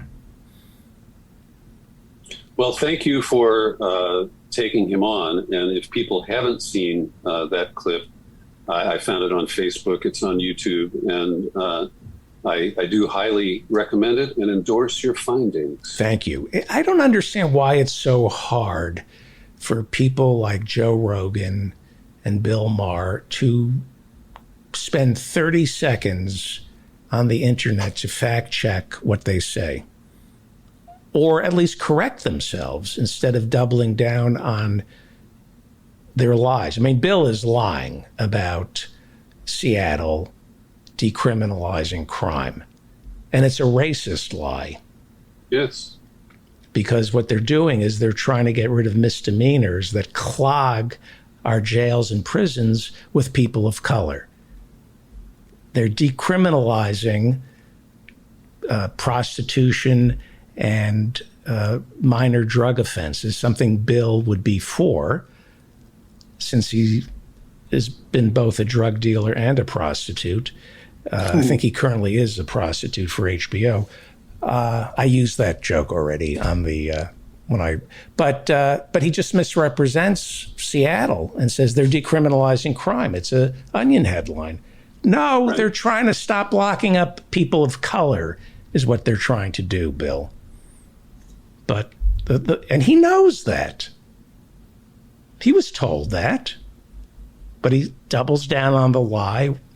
I guess it's commerce. I think he puts money first, and it sounds good, right? I think he picks up commentary from some of the people at the New York Times. I think Bret Stephens is a negative influence on Bill. And last week, Stephens had a column where essentially he was promoting Joe Manchin as the sage guy who's going to stop this profligate spending. And he basically, used the blundered exit from Afghanistan to try to paint a picture of Biden in the first stages of political collapse. And some of my, progressive friends were saying, well, Bret Stephens might be right. Bret Stephens is using warmed over talking points from the deficit hawks. Right. And, number one, this 350 trillion number is, or 3.5 trillion, see, there I go, is so exaggerated. It's $350 billion a year for 10 years. Right. That's not a huge amount of money. Bernie is right that he already came down from 6 trillion. The other side of it, of course, is and I agree with Professor Marianne's comments that I heard as I joined you, that on the other side of it, where does the money come from? You got to look out for Richie Neal, the Boston congressman, chair of Ways and Means, in the pocket of every corporate interest. And he has slow walked the whole discussion about how to pay for this so that he can try to ram through a package that will cut the total spending in half, at least, and will only lightly graze the Trump tax cuts and the call for a hike in corporate tax rates And of course, that's also illusory anyway, because they don't fucking pay taxes no matter what the rate is. Right. And so who are we kidding about that? All the crocodile tears about how is it going to slow down the economic recovery at a time when we're just getting back from COVID. And we know that fundamentally Joe Manchin, his blood type is C for coal. And he is using, Bret Stephens' endorsement, the whole deficit argument, like we just can't afford this. And he won't touch defense spending. He won't touch the tax cuts for corporate interests and the rich. And he is doing it to block the limited elements that address climate change in this second package. He also won't fund the IRS. Supposedly there's $1 trillion that we're leaving on the table each year. $1 trillion of uncollected taxes. And I'm a small taxpayer, but I pay quarterly. I just had to write out a check just before I sat down with you to pay my quarterly taxes. I don't have the, tax shelter scams to avoid paying a fair amount of money for what I take in. And I don't object to it. I'm not a victim of taxation. I think it is my responsibility to help fund the government benefits that I get. And so this whole thing has put Joe Manchin in much too powerful a position. Secondarily, Kristen Sinema. Thirdly, John Tester from Montana. And these people are going to fuck us because they're going to use the illusion that they are fiscally responsible to prevent any meaningful action addressing climate change. And to have seen what Ida did, that swath all the way from New Orleans to Staten Island and Philadelphia, even Delaware flooded. For that to be so fresh and them to be able to walk away from the climate issues and block what is the only hope. And the last piece I'll say is that what Bret Stephens is saying, we've got to pause this $3.5 trillion because it's going to take Biden down. And I believe absolutely the opposite. If the Democrats don't deliver on this, they are out. They're going to lose in the midterms. It's already gerrymandered, and it's too close, with the split in the House. I can't predict what will happen with the Senate either next year or in 24, but I'm not hopeful. And this is one of the things. I didn't vote for Biden. I'm not his biggest fan. I'm not a Democrat. Okay, and I admire Howie Klein and people like you who keep working the two-party system. Oh, no, Howie Klein didn't vote for Biden either. Okay, good. But he's still, I respect how much Howie puts into promoting progressive candidates and trying to change the Democratic Party. Right. I've given up on that. But their only hope to address the populism that Trump has triggered is this kind of approach. And Biden sucks on foreign policy, but what he's done in the first 9 months to address domestic issues is the Bernie Sanders agenda. It's low calorie, but it is the agenda. And to me, this is the only way the Democrats recover from the entire Trump era. See, the consultant class wants 2022 to be a tight race. They don't want a Democratic landslide because then you don't have to hire all these consultants and spend billions, literally billions, on TV advertising, which the consultant class gets a piece of. You passed this budget reconciliation bill. I think somebody like you would have a hard time not defending Biden. Yeah. Right? Yeah, I agree. You would have to say that the pullout of Afghanistan and the budget reconciliation and, quite frankly, the vaccine mandates, you'd have to be a nihilist not a leftist. You'd be a nihilist or nihilist to be not a Richie nihilist from House Ways and Means. No, it's the same thing, actually. But you couldn't make a case against the Democrats if they passed Bernie's reconciliation bill. Yes. And if they don't, then it's a nail biter in 2022. And it's hard to root for the Democrats. It's hard to root for Chuck Schumer if he can't get this reconciliation bill passed. It really is. Well, I mean, and now it comes back to the filibuster and the failure to address that already. It's looking pretty dicey, David. I'm not optimistic. There'll be a package because they have to pass a budget. But the critical elements that Bernie added and that the House is in general approval of will be drastically reduced. And, I think we'll be lucky if we see 1.5 trill at the end of this pipeline. And that will be Joe Manchin's fault. Or will it be Chuck Schumer's fault? I would prefer to blame. I don't like Chuck Schumer, and I've met the guy, and I was interviewing him once, and then a TV crew came up, and he just dumped me like, right, like I didn't exist. It's a dangerous place to be between Chuck Schumer and a bank of television cameras. That's the joke they used to tell about Rudy Giuliani. That's not my joke. Yeah, yeah. But I think that I give him a B+. I think Schumer has tried. He's trying to keep a fractious caucus together. He can't control Manchin, whose ego is so out of control, and he has no wiggle room to work with. But I believe that it's Biden who has not permitted them to modify the filibuster, and that is the fundamental error of the Democratic strategy. Yeah.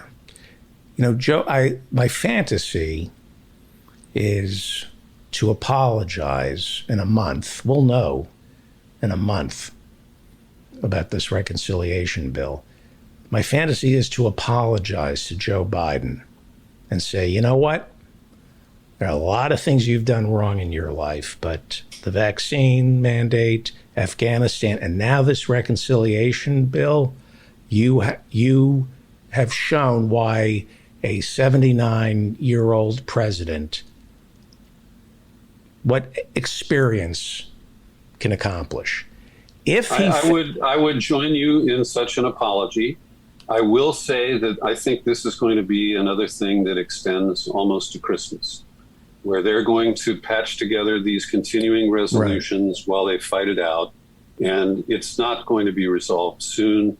Pelosi, I think, will be forced to allow the $1 trillion infrastructure package to get passed without linkage to the second bill, and it's going to. I'd like to be wrong about this, but I just don't see a positive trajectory here, David. Everybody should pay attention to this because it may be the last legislation we ever see. I really believe that. I believe that this is the most important piece of legislation in Nancy Pelosi and Chuck Schumer's life. Next time you send me, I'm repeating myself, it makes me so angry. I'm already getting those emails. The midterms are the most important election of your life. Go F yourself, David Plouffe. This bill is the most important vote of your life, because if this doesn't get passed, you're not just going to lose the House and the Senate. Look at this Republican Party. Yeah. Look at it. They're going to do all the things that Schumer wouldn't do because of the parliamentarian. They're going to do all the impolite. We're going to have bounty hunters for liberals. We're going to have bounty hunters for liberals, and they'll get rid of the filibuster. The Republicans will. Yeah, they'll get rid of it. Sure, they'll nuke it. They'll nuke it right out of there. Thank you, Peter B. Collins. David, can I revise and extend my remarks for 1 minute? Yes, sir.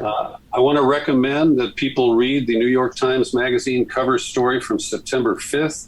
The Times has finally caught up with the reporting that I and many others have done to expose the FBI's frame-up of Muslims.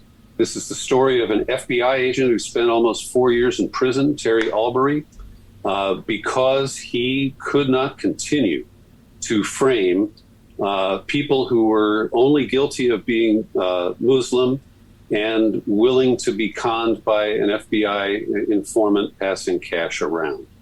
And for the Times to finally acknowledge this is significant. And I'm sorry it took Terry Albury's case to trigger that. And finally, I just want to recommend, I did record a new podcast for the 20th. I can't call it an anniversary, but for 20 years on of 9/11. And I invite people to listen because I interviewed David Hughes, a British academic, who is critical of the academic community joining the media and government officials in blocking any intelligent investigation of the official cover story of 9/11. And I know that this opens me up to allegations that I'm a truther and a conspiracy. Not at all. I object to cover-ups. And I was there in the 9/11 Commission hearings, and I watched the charade as Rumsfeld was permitted to dodge questions about what he did on the morning of 9/11 and whether he had scrambled planes to protect the Pentagon. And the whole thing was just a show trial that produced a cover story that everybody continues to maintain the orthodoxy of. And to see Spike Lee have to edit his 4-hour special or 4-part special about 9/11 to excise any critical comments about the official story and the cover-up just shows how powerful this is. And the same people who know that George W. Bush lied about WMD in Iraq cannot bring themselves to even consider that this myth is based on bullshit. And I want to be clear, I don't have alternate theories, the inside job claim, or exactly who did what to whom. But Senator Bob Graham, a conservative from Florida who chaired the first investigation into 9/11, is one of my key sources for my skepticism about the official story. And, you know, this document that they released about the Saudis doesn't really add anything new. But that is one of many angles that we are entitled to pursue with critical thinking and analysis of actual evidence. And it's being blocked by an ugly cabal of people who are trying to control what we think. And they're succeeding. Right. For the good of the country, they'll say. We, at office hours Friday night, I was surprised. I showed up and they decided, Professor Hussein and Lane, and they all decided to simulcast Fahrenheit 9/11, the Michael Moore masterpiece. Yeah. I recommend that everybody watch Michael Moore's Fahrenheit 9/11. It is all there. I'm shocked. I rewatched it. I watched it with everybody. It was jaw-dropping. It was staggering. It's a masterpiece of what's left of our democracy, that he was able to make that movie came out in 2004, right before the Kerry presidential challenge to Bush. He laid it all out. It was all there for everybody to see. And he raised all those questions.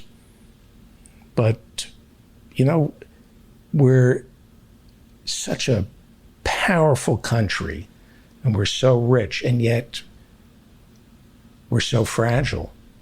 We cover things up because it wouldn't be good for the country. It's dangerous to look too deep into the abyss and find out what really happened for ContraGate? What happened in ContraGate? Blink, it's the abyss. Turn away.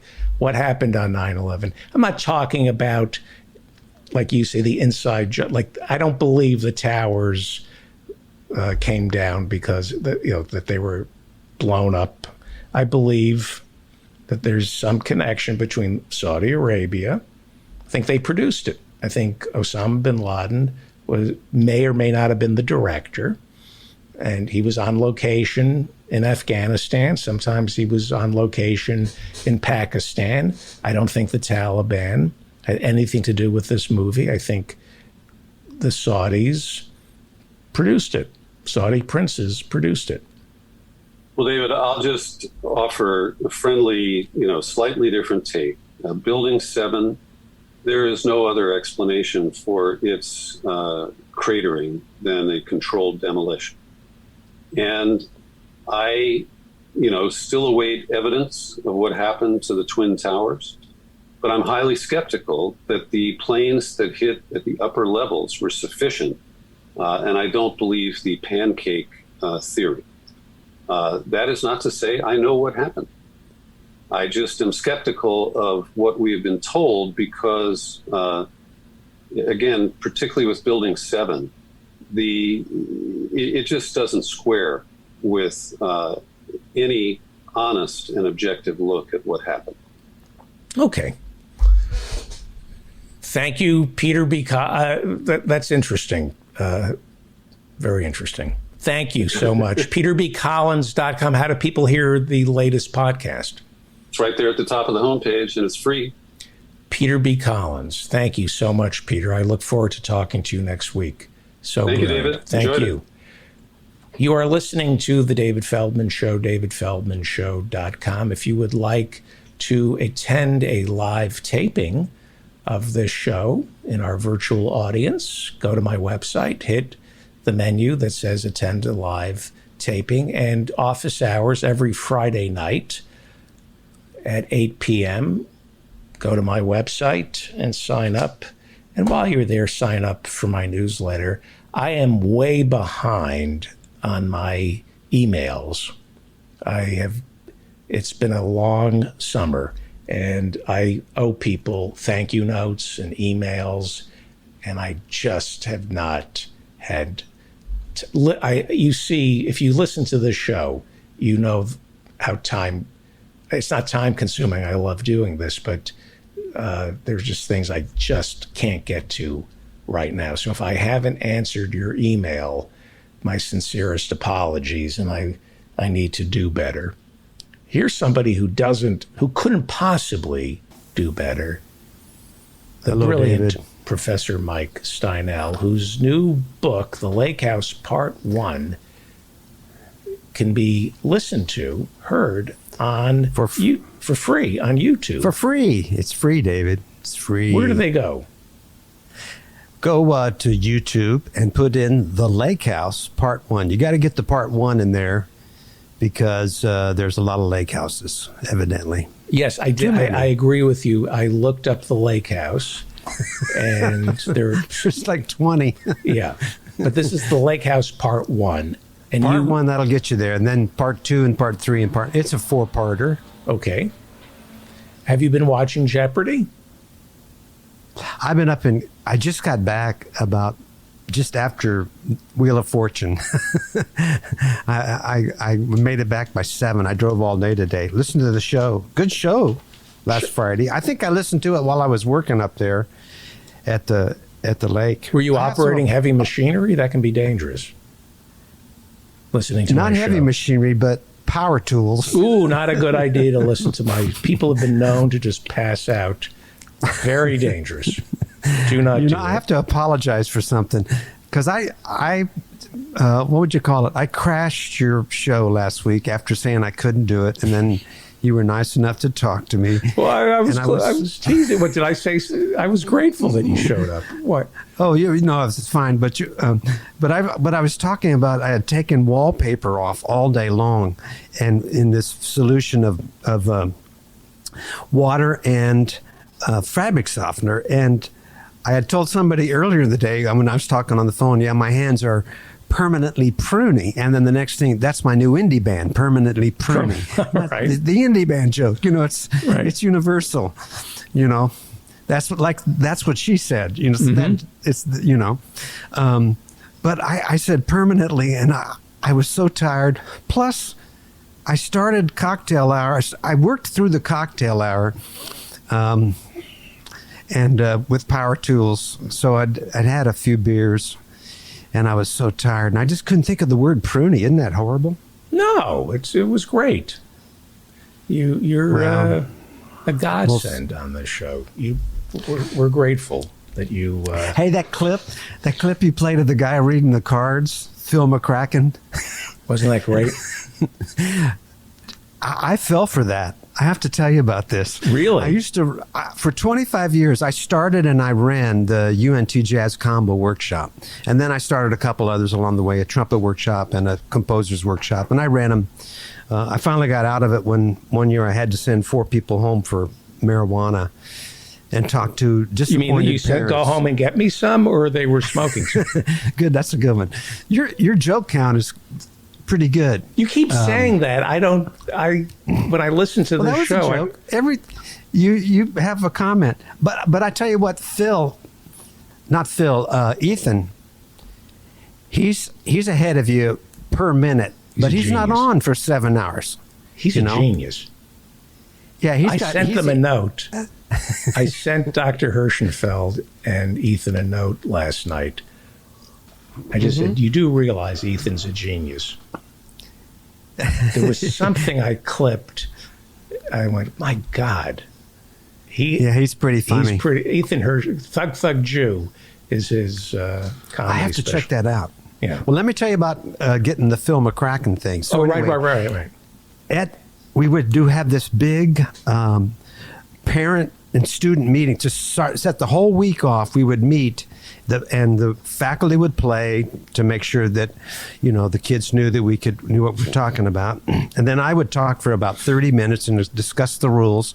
And one of the things is we had a questionnaire and a theory test they had to fill out so we could get them placed. And so I'm holding up this paper and I said, this is really important that you fill this out, don't lose it. And then I looked down on the floor and I said, see, there's one right there. Someone has dropped their paper. I pick it up and there's a name written on it, Phil McCracken. I said, okay, this is Phil McCracken.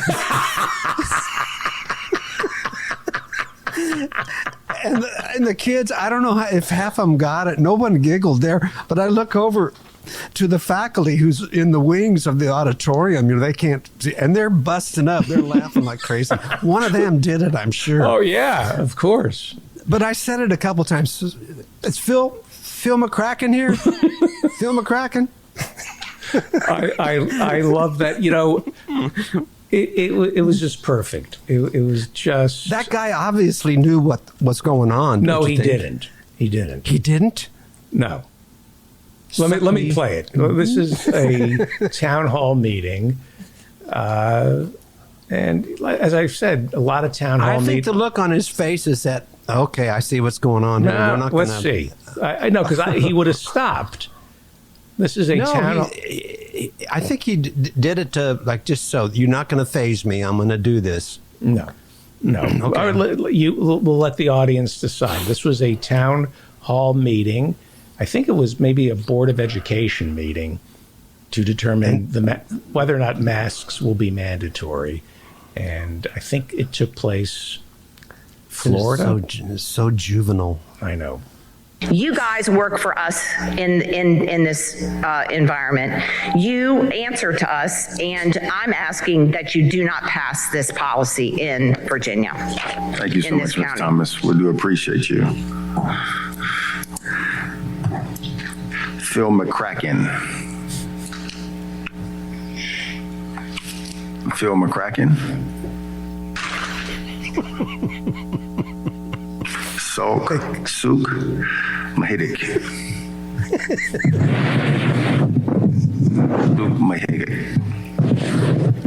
They do a close-up on him. Ophelia McHawk. Ophelia McHawk. Eileen Dover. Eileen Dover. Don Keating. Don Keating. Wayne Kerr. Wayne Kerr. I guess maybe he didn't know what was going on. My favorite is Don Keating. that is. No, but he goes Don Keating. Don Keating. Okay. Don Keating. It's a little hard to get.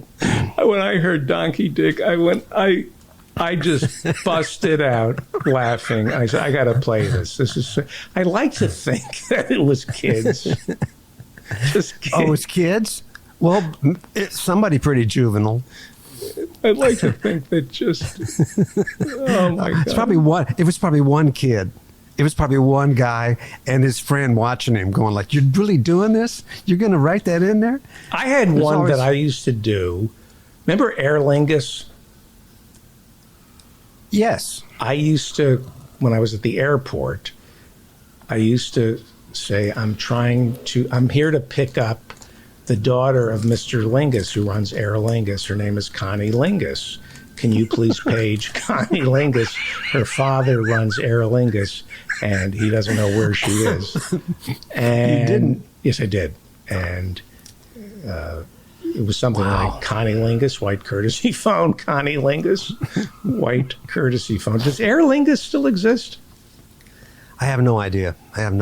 It was one of the things that when I traveled with comedians, I used to page Connie Lingus from the air, and I would do it in a very angry way. I'm calling from Mr. Lingus's office. I sent a brand new song. A new song, yes. Look for the email that says brand new song. Yeah, is it the YouTube song? No. Oh, I loaded the wrong song. You loaded the wrong song? You want to play the YouTube song? I loaded the YouTube song. Why did I get that one? There's one a little earlier called, it says in the reference Song for Tonight's Show. Right? Yeah. YouTube sensation. Yeah. No, go down a little bit earlier. That's what Here's what said. happened last week. This computer over here did not send until tonight. I don't know that. Oh, hang on. It wasn't hooked up to the YouTube internet. sensation. No. Something one more serious? before that. There you go. All right. Well, we have to kill time because I have to download it. How about I'm going to read from my next novel. I'm going to read the first a couple of paragraphs. Okay. Would that be interesting? Sure. Okay. This is called Murder on Catlin Creek. It was 2 days ago, Sheriff, just after we found him in the barn eating grain. Sheriff Marlin Cooper, who had been looking down at his boots, now turned his head to the woman and squinted just a bit. He was standing in the middle of the sitting room of Clement Wetzel's very large farmhouse, talking to Claudia Wetzel, the farmer's wife. The room was situated in the southeast corner of the house, just off the very large foyer at the front entrance. From the foyer, a 5-foot-wide staircase rose to the second-floor balcony. 2 halls, one on each side of the staircase, led to the back of the house. Even though it was mid-morning, the room was somewhat dark due to the overcast skies. It was the first Thursday of October in 1949, during one of the wettest falls on record. The rains, which began on Sunday and continued on and off for 3 days, had just begun to clear. The sheriff had been worried about tracking mud into the house, and for that reason he'd been looking at his boots. The house was immaculate, and the rug he was standing on looked expensive. "I'm sorry, Mrs. Wetzel. You haven't seen your husband for 2 days?" "No, Sheriff, I saw him yesterday morning. But you ask when I last talked to my husband. The last time I talked with him was just after we found him in the barn, eating grain." Did you find the video? Oh, you're muted. Now my sound is. That's great. And how do we? That's from an actual incident. I have a great Uncle Walt who lived in rural Kansas. And one day they found him in the barn eating grain. And the next day they found him in the creek dead. Anyway. And so just eating grain. Yeah. What do you think caused that? Well, you have to read the book. I'm saying what causes a man to eat grain? He's under the influence of something. So what does Kansas look like these days? Corny? No masks. Not many masks. Pretty That's all I soon, got to no say. mas. No Yeah. no mask, no mas. Yeah. No mas, Kansas. I worked really hard up there. Go ahead. Yeah, I went into a sandwich shop the other night, and there was a very good-looking, I guess he was a bodybuilder. He walks in maskless, and he's had a couple of pops, and he's with this girl in tight jeans, cleavage, showing her midriff, maskless, and it just, like, for 6 hours after, I fantasized, not about the girl in the midriff. About beating up the guy? Oh, I felt so weak, and I thought, you can't, he's a bodybuilder, I can't tell him anything. And it really... He might have taken it really well. Oh, yeah. He was inviting people like me to say, wear a mask. And it's divisive. This whole mask thing and the vaccine thing, it serves the power elite. As long as we're fighting over this, we're not coming for their money. They want us fighting. They want this culture war. Now, there's a story in the Times. Mississippi is banning vaccines, but they have one of the strictest vaccine mandates in America when it comes to measles, mumps, smallpox. You can't. Oh, they're not banning vaccines, are they? Well, not banning vaccines, but they're not pushing it. They're not pushing it. They're against vaccine mandates. The governor's against vaccine mandates, but Mississippi is lousy with vaccine mandates. I know. So I think if you're going to be against the mandate, then get rid of the smallpox mandate. Get rid of the rubella and the mumps mandates, Mississippi. That would be a sad thing. Yeah. All right. We're going to play a new song by... first, you got to hear my squeaky chair. I got one. You have a squeaky chair? Not as loud as yours. Not as loud as yours. Yeah. But I'm closer to the mic than you are, so... Yeah, what I need to do... Can you hear me? Yes. There it is. I need to buy a new chair, but then somebody has to assemble it. They're not hard. They'll come out and do it without their masks. Oh, good. Then I can get more than a chair. This is a brand new song. Go ahead and play it. Oh, hang on. I'm setting it up. Hang on. Hey, this is new music. I'm going to turn my microphone off. It's called Something Else, new music from Professor Mike Steinel.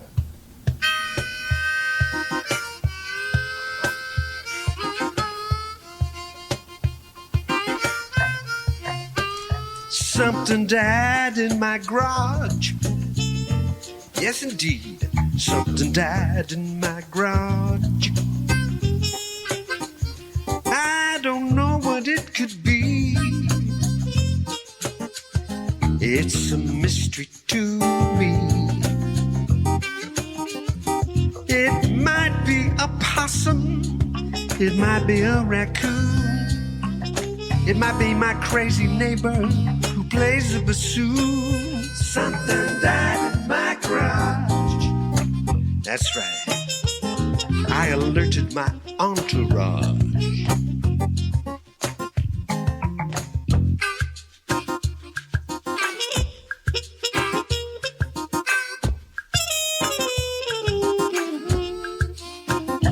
Something died in my garage. Something died in my garage.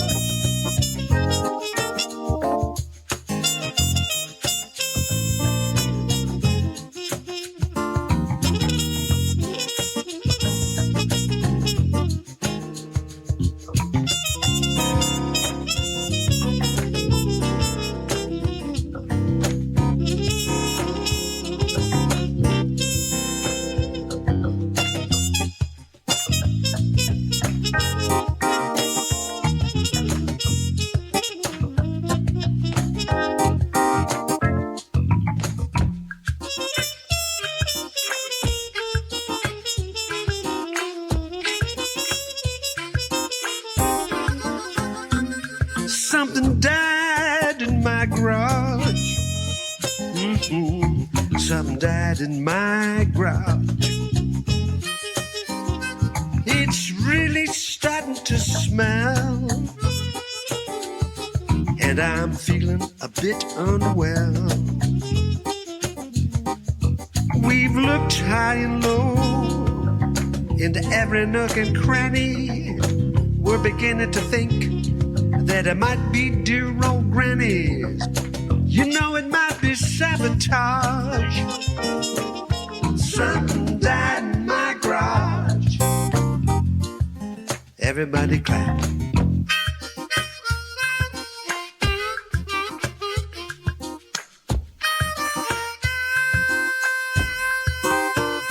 Something died in my garage. Something died in my garage.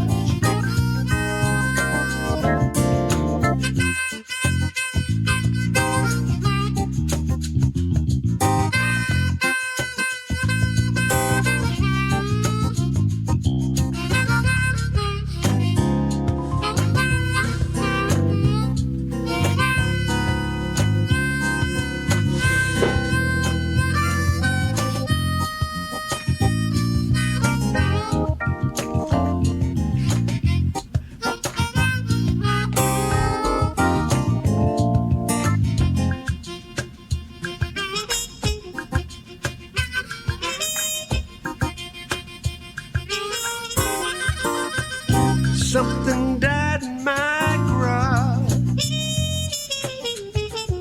And here's what I'm supposing. I'm pretty sure it's an animal, and I think it's decomposing. When I finally tracked it down, I went almost astronomic. Son of a gun, it was the worst of the worst. A dried up homeless comic, and he was wearing a corsage. Something died in my garage. That's right.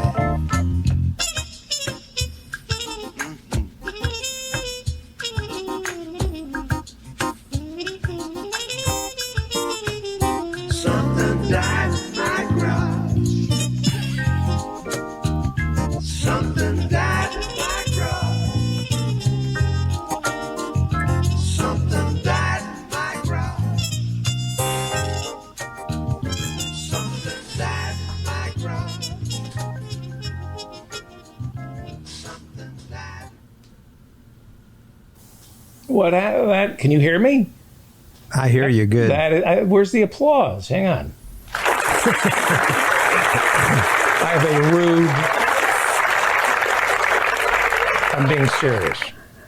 I really love that song. I do too. That's a brand new song. It sounds similar, like to something else I might have done, but that's brand new. I really. You're buying that? I love that song. I really. Something died in my garage. I love it. You know Rich Hall? Did you know Rich Hall personally? He's been on the show. He's a very funny guy. Yeah. When Letterman first got started, I thought that'd be a funny bit, and it should have been labeled something different, but it said something serious. For some reason, email kept the same label. I was going to I wanted you to go, wait a second, like to start play half of, wait a second, this isn't a new song. But I remember you played this at office hours and it wasn't finished yet. No, it's been on the show at least once. Right, but you re-recorded it because some people they weren't sure of the word garage. I didn't change anything. That's their problem if they can't hear garage. Is this the same exact song you played before? Some of them heard crotch, and all I got to say is, get your mind out of the gutter. Something died in my crotch. No, get your mind out of the gutter, David. But anyway, Rich Hall once came on Letterman very early. I used to watch, it was when the morning show. Remember the morning show? Yeah. And he was one of the writers, I guess. And the bit was he was supposed to go to a pet store and get a pet, and he was going to show this pet. And he comes out with a box, just a box. And he sits there, well, what do you got? Well, it's a cat, but he's kind of shy. I don't think he wants to come out of the box. And then the bit was that he took the money and, wait a second, Rich, we gave you money to go buy it. I don't think there's anything in that, And he tried to pull it off. That was, for some reason, that struck me really funny at the time, and it isn't so funny now. No, it's funny. It's funny. I'm just thinking about cat videos. My nephew has M&Ms. This is my secret weapon to get from here to Kansas and M&Ms. Yeah, what I do, I really had a meltdown about halfway through. I was just getting sleepy. But you can't have a meltdown, at least in your hands, with M&Ms. No. So what I do, I stop. All right, hang on. Hang on. The chat room. Let me beat everybody. I eat B&Ms. There. I just wanted to shut the chat room up. B&Ms.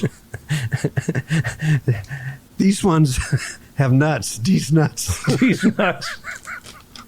But anyway, so what I do is I get a cup of coffee, get a little jolt with the coffee, and I get a sharing size. I never really eat candy that much. Right. And I take one, when you have on the highway, you have the mile markers. So I take one out every mile marker. Every third mile marker, I get a new peanut M&M. What are you, Jennifer Aniston? What's that? What are you, Jennifer Aniston? She has like one M&M every decade. Oh. But anyway, so mile marker 1. Okay, so I put it in my mouth, and it takes about a mile if you don't bite to go through the sugar. And then second mile, the chocolate kicks in. And then about halfway through, you get to the peanut. And then you're done. And then I take 1 mile to just kind of come down from the sugar. And it's really pretty, it keeps me awake, know. And I've been doing it for a long time. What's that in the chat? No, I'm just laughing. I'm thinking, this is the conversation you have with your grandkids. This is like, you know what I used to do with my son? Okay, tell me. I noticed he would be a whirling dervish if you gave him candy. Yeah. He would just go, it affected him in a way like it was meth. When he would just spin on the ground like Shemp. And when I used to bring him up to the office, and he would jump on the writer's table, they loved him. And the first thing he would do it too is he would pass gas. He would clench both fists and then pass gas.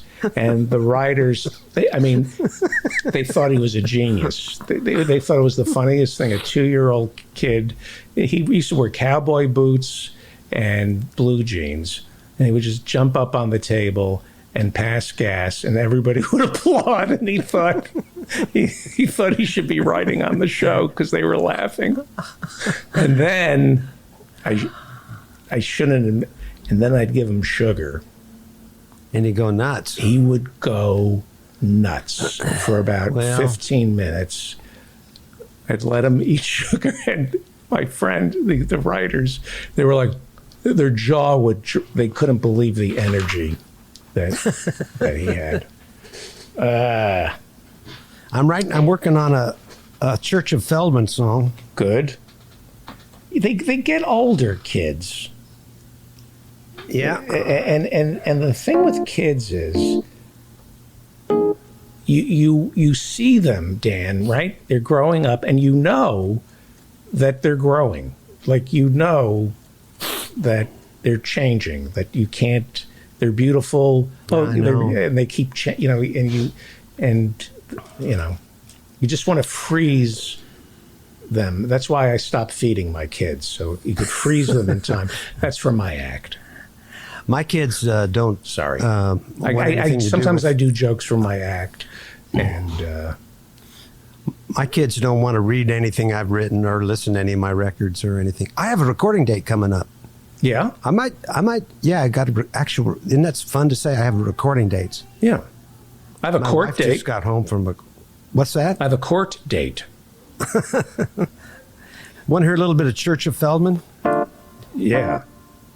We have a pretentious douchebag. I should introduce the pretentious douchebag, Dan Frankenberger. Hey, Dan, how you doing? I'm doing lovely. How are you? After you're sucking nuts, you're going to pull out your organ real quick, huh? You got time to hear a little bit of this? Sure. I'm a member of the Church of Feldman. I guess I'm a Feldmanite. I listen twice a week. I'm beginning to see the light. Yeah. When someone says red, I say blue. I'm leaning to the left, and it's the right thing to do. I'm a member of the Church of Feldman. I guess I'm a Feldmanite. I'm a member of the Church of Feldman. That makes me a Feldmanist. I'm turning over a new leaf, but my old habits still persist. I know a vegan lifestyle is a much better way, but I like my burgers and fries. I'm pledging my loyalty this day, 'cause Feldman don't tell no lies. I'm a member of the Church of Feldman. Maybe next week we'll work on that. Well, Dan is a Richard. Dan Frankenberger would be the Richard Deacon of my. Dan Frankenberger would be the Richard Deacon of my church, and that's a Dick Van Dyke reference. I have been told by the Reverend Barry W. Lynn that he was going to create a Church of Feldman. I heard that. And none of us would have to pay taxes. He's got the letter. He's going to, everything. Next show, he's going to put it on there. Yeah. But he, maybe if there's a song that might tip it in. That might light a fire under his feet to file the papers so I don't have to pay taxes anymore. I think that's a good idea. The Church of Feldman. It's also evidence it's a real church to some degree. Would be a real, yeah. We would brand people's thighs. That right, Dan? That would, as a Richard Deacon of my church. You'd brand them? You brand everybody's thighs so they can be identified. With what? Like a number? No, that's not good. No, just my face on your thighs. And we don't wear pants anyway, so that's true. You'll be able to see it. And we'd get a compound someplace, and there'd be Droit de Seigneur. Hey, you started to play the Nassau thing again. I missed that. Billionaires in Space? Apollo 13. No, Apollo 13. Oh, right. I love that. You know what? Jeff Bezos ruined it for me. Oh, really? He ruined space travel for me. There's a funny thing. I actually went years when I first started listening to your show. I thought, what is that? And you can go listen to the whole thing. And what you play chops out about 3 minutes. Does anybody got any ideas out there? And it's silent. It's silent for about a minute and a half. And then this guy goes, well, there's a guy here. I think he knows something. Remember that? Yeah. It's like, oh. It's Apollo 13. That guy's not going to be any help. It's mission control. And I've talked about this countless times. If I have trouble sleeping, if I'm worried about something, I listen to Apollo 13? The flight crew talking to mission control. Gene Kranz, mission director of Apollo 13, just calmly, let's work the problem. And the Odyssey is dying. They're leaking oxygen, and 3 American astronauts are about to die, and they just calmly work the problem. And you listen to that, and suddenly it doesn't keep you up at night that you paid too much for your shoes. What does he say? We don't need any guessing. Do I have it? Did I just play it? Yeah, play it. I don't know if I have the go for landing. Do I have the Apollo 13 here? Hang on. And then we'll do community billboard. My wife just got home. I haven't seen her for a week. I need to go down and say hello. Say it like it is. Idea. That was a shit show. Oh, stop it. I don't know if I I don't have. That's okay. Hang on. But I miss hearing that. I love that when the way you started the show. We kind of stopped. Oh, by popular demand. People, do you know that there was a petition on change.org with all that's going on in the world, Dan Frankenberger? The people in our virtual studio audience signed a petition to include this into the show.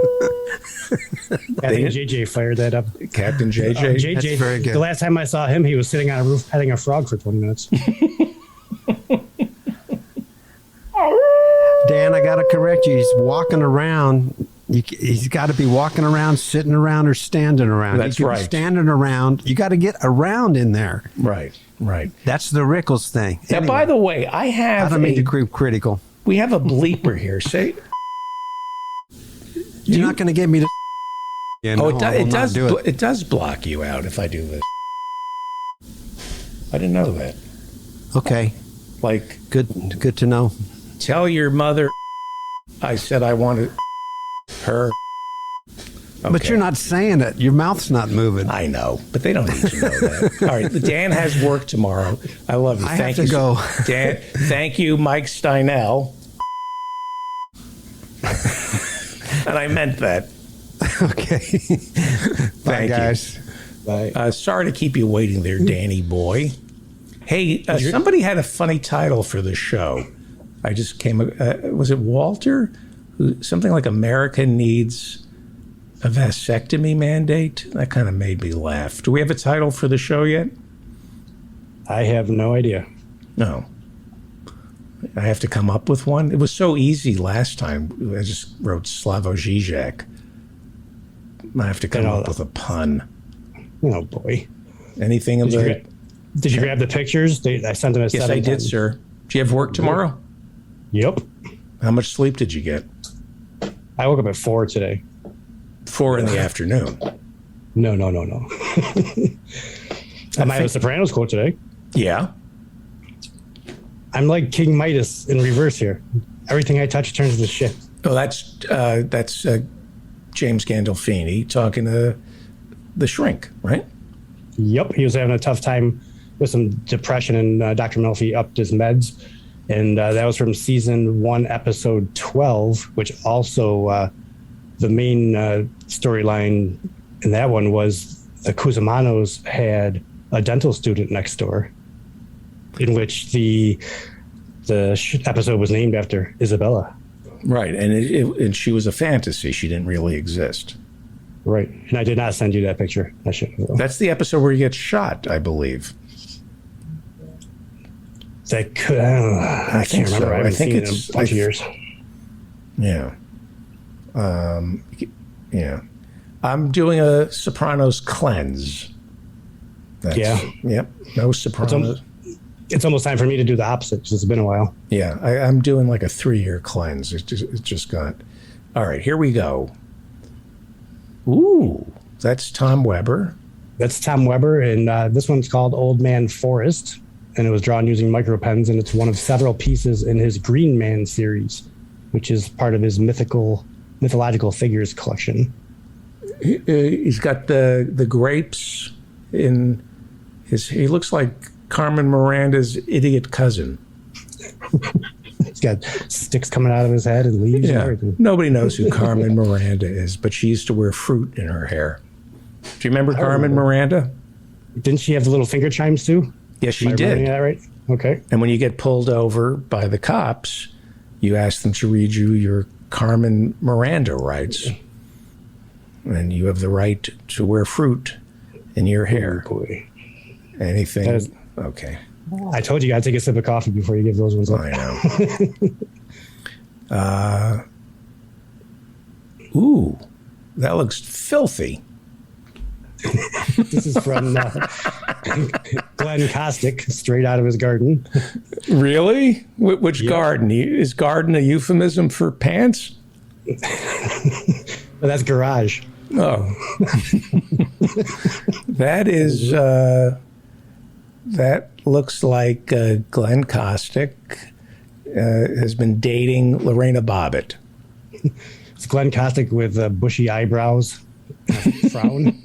Yeah, Rudolph the Red-Nosed Reindeer. Looks like Rudolph the Red-Nosed Reindeer giving head, actually, with the tomato. Nobody knows. This is a podcast. I apologize. It's a salad to be. That's a salad to be. Yep. Or a sex crime to be. To be. Those are string beans. One, what kind of tomato is that? I always forget. Probably a cherry tomato. That's a cherry tomato. And that is a chode, right? Yep, and one big fat chode. That's a chode. They're delicious. Okay. the same length as the beans. Did Glenn grow that? Yep. Those came right out of his garden. He posts pictures sometimes of stuff he buys at local farm markets, but I try to grab the stuff that he grows. I mean, the cucumber looks like Fleet Week, like the day after Fleet Week. There are many bumps on the cucumbers. It does not look like Fleet Week went well, or went really well. But if anybody could see this, they know how.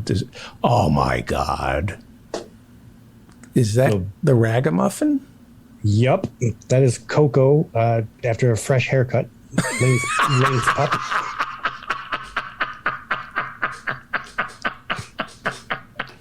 What? It looks so... he looks like he got a haircut, and he's saying, I know I look good, but I got things on my mind. We also have another picture of Coco that Lane painted. I'm just looking at Coco. I want a dog. Do you have a dog? I'm allergic to dogs. I do not. Why don't you get a hyperallergenic dog? Like a Chihuahua. I also don't like dog crap in my yard. You don't like dog crap? Why don't you get a cat that eats dog crap? I'm allergic to cats as well. Why don't you get a dog that... Oh, okay. Why don't you get... okay, this is what? This is Lane? This is Lane's drawing. It's Coco the sun dog. It's fantastic. Was this during Tom's class? I grabbed this last week. I'm not exactly sure. I think this might have been just on his free time. Hey, what time did office hours end? I don't know. I actually made it through the entire movie.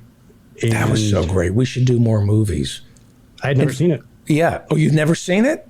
I had never seen it.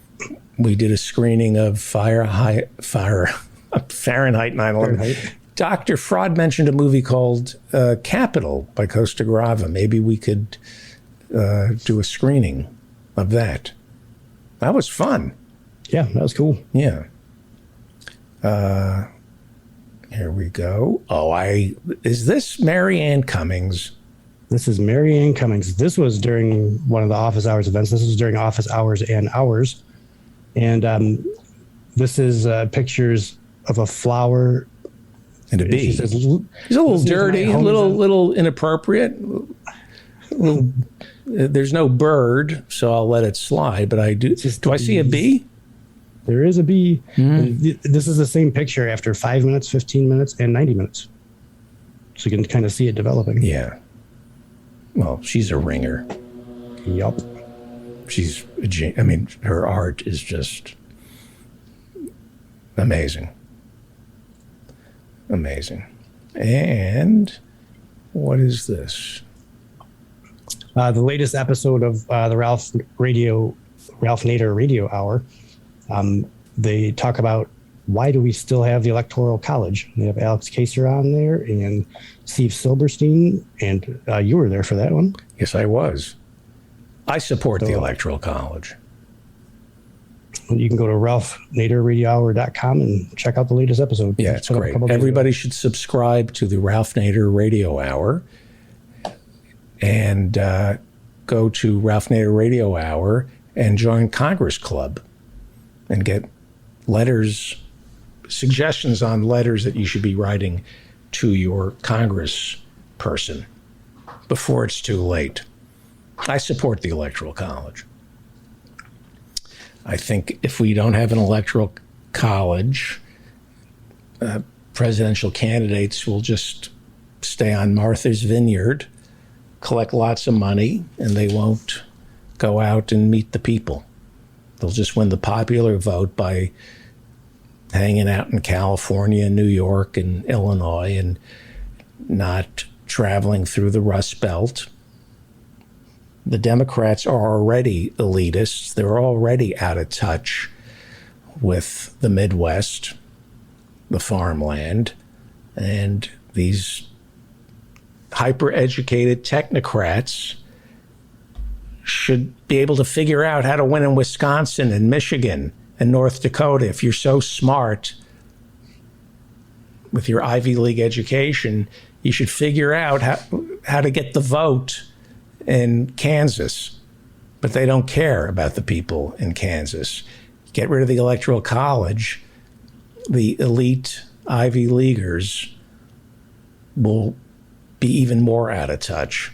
So that's why I think the Electoral College is a good idea. It's so typical of hyper-educated, pampered elitists. I can't win at this game, so change the rules. That's the new thing. Get rid of the Electoral College because we can't figure it out. Well, figure it out. How's it in Rochester tonight? Good today. Last week we had a couple storms that knocked my internet out last Thursday. Yesterday I had a thunderstorm that was shaking my windows in my house. I was like, holy shit. We're having thunder here. Hey, now when is Yom Kippur? Because is it this Thursday? Like we have to, I'm going to have to do the show starting later because I fast on Yom Kippur. It begins the evening Wednesday, the 15th, and ends Thursday, the 16th. Is this Wednesday? Starts the 15th, ends the 16th, Thursday. Yep. So this Wednesday. So we'll have to start the show at sundown on Thursday. It's around 7:30 or 8. No, I think we'll do a late start. Yeah, we're going to have to do a late start because I fast on Yom Kippur. That's the one holiday I observe. So, okay. Thank you. Let's take some questions. If you stick around. Professor John. While Professor John's coming up, I just wanted to bring up from earlier in the show, you were promoting OrtegaForCongress.com. Yes. Donate money to Ortega for Congress, please. Can you hear me, David? Yes, I can, sir. Oh, good. Okay. Yes, I just wanted to strenuously object to your support of the Electoral College. I meant I'm against the Electoral College. Did I say I'm for it? Okay. You said you were for it. Oh, I'm sorry. I said I'm against it. Are you serious? You're really against No, I just don't want to lose an argument. Go ahead. Go ahead. So your main reason for supporting it is, as you said, that you fear that the candidates will neglect the rest of the country and just focus on a few areas. Correct. But that's the system we have now. They only focus on the swing states, 5 or 6 states, which are predominantly not in the Midwest or, in the heartland of the country. So I'm not. I think that contradicts your reasoning for supporting it. And we do have elites in the country, and maintaining the Electoral College is not going to change that. Getting rid of the Electoral College will encourage candidates to go out to every state because they will have to appeal to everyone in the country. Every vote will count exactly the same. And I don't see any legitimate reason to overrepresent people in North Dakota, South Dakota, Oklahoma. That makes no sense. It should be one person, one vote. Whoever gets the most votes becomes the president. That's just the basic fundamental value of democracy. So the Electoral College was established during slavery, and it was established... No. The Electoral College is part of the Constitution. Yeah. During slavery. I thought you meant during the Civil War. You're right. Sorry. And one of the reasons it was established was to overrepresent the southern states, which at the time had a lower population.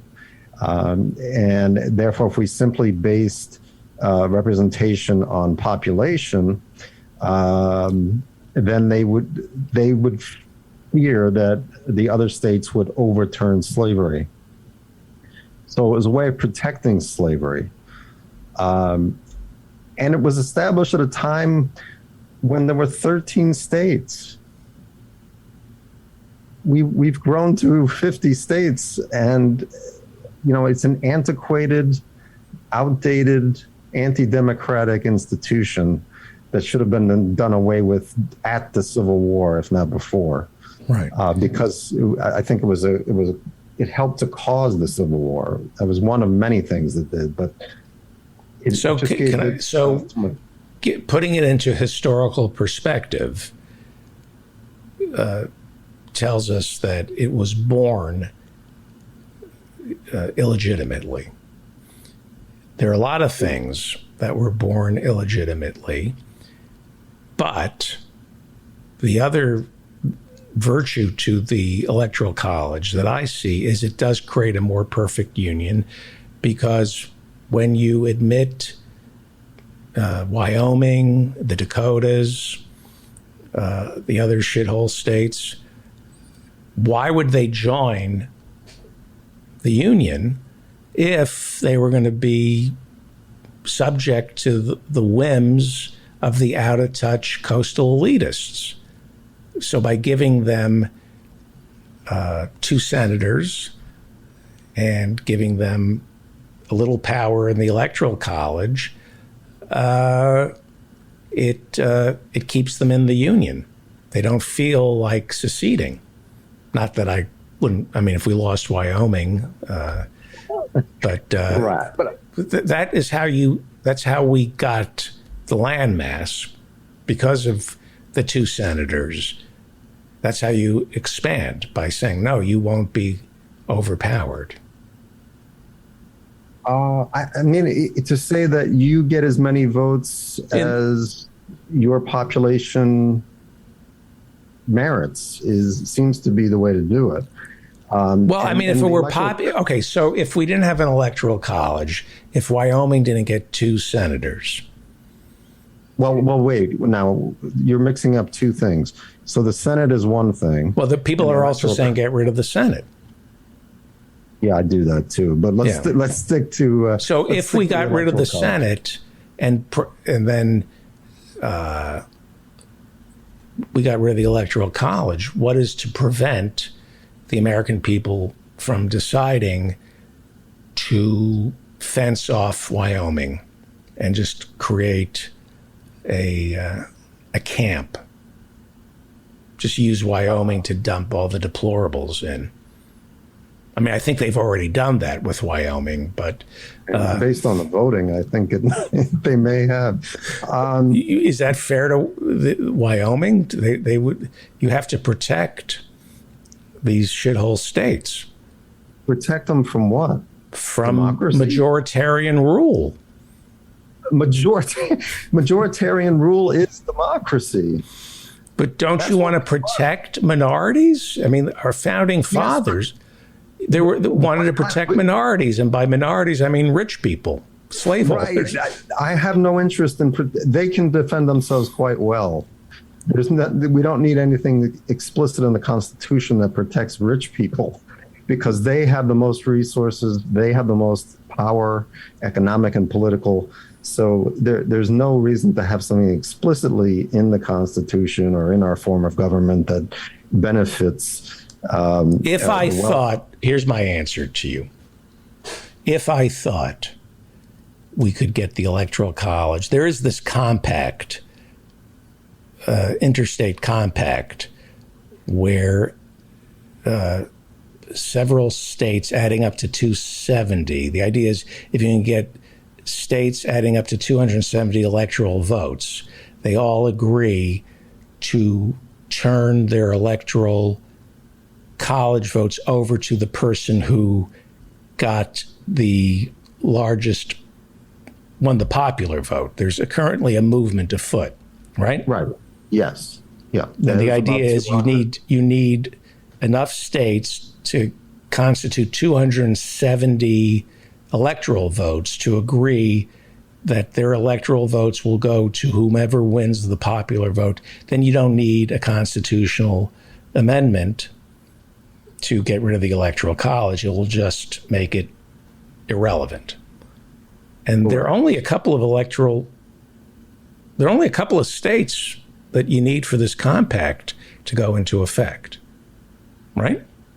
Yes. I believe they're at about 200 electoral votes. In other words, enough states have agreed that... Well, the danger with that, we're seeing that the Republicans now throw that back in our face, and we're seeing that the Republicans are saying, well, who says just because a state wins the popular vote, the legislature has to send the electors who won the popular vote in our state? I mean, you can use the Constitution and pass laws in red states to ignore the vote of the people to give the electoral votes to Donald Trump. But that's neither here nor there. My concern... if I may, that is a very important point, because the Electoral College, as it is structured, allows for states to engage in all sorts of mischief. Yes. They do not have to recognize the popular vote in their own state. The legislature of the state can decide by whatever floats their boat at the moment to send whichever slate of electors to the Electoral College they choose. And it could have nothing to do with the voting. Now, I don't think there's anyone in the U.S. that would support that. Oh, come on! You have almost half the country would support that if it meant getting Donald Trump reelected. Yeah, it would not support it if they were being honest about a functioning system to elect a president. Right. Well, my thoughts are thus, and I did say thus, so this means I'm about to say something profound. Of course. Okay. I hate the people, and I mean this, I hate the people in control of the Democratic Party. I hate that Barack Obama celebrated his 60th birthday on Martha's Vineyard, and he surrounds himself with these elitists from the quote unquote best schools who are so privileged and smart. The Democratic Party is run by these pieces of excrement, and they can't win. They can't win in the Rust Belt because those Americans see right through them. And so they want to change the rules because they can't, they're so smart, but they can't figure out how to get the Rust Belt's vote. They're so smart, but they can't play the game. It's like saying, let's play baseball, but I've noticed that we can't hit. So let's change the rules so it's just balls and strikes and you don't have to swing the bat and you get on base by walking. In baseball, though, the rules are fair for both teams. The Electoral College, if you applied it to baseball, would be as if you said, well, one team... We bring the fence in when I'm up. We bring the fence in 200 feet when I'm up. Exactly.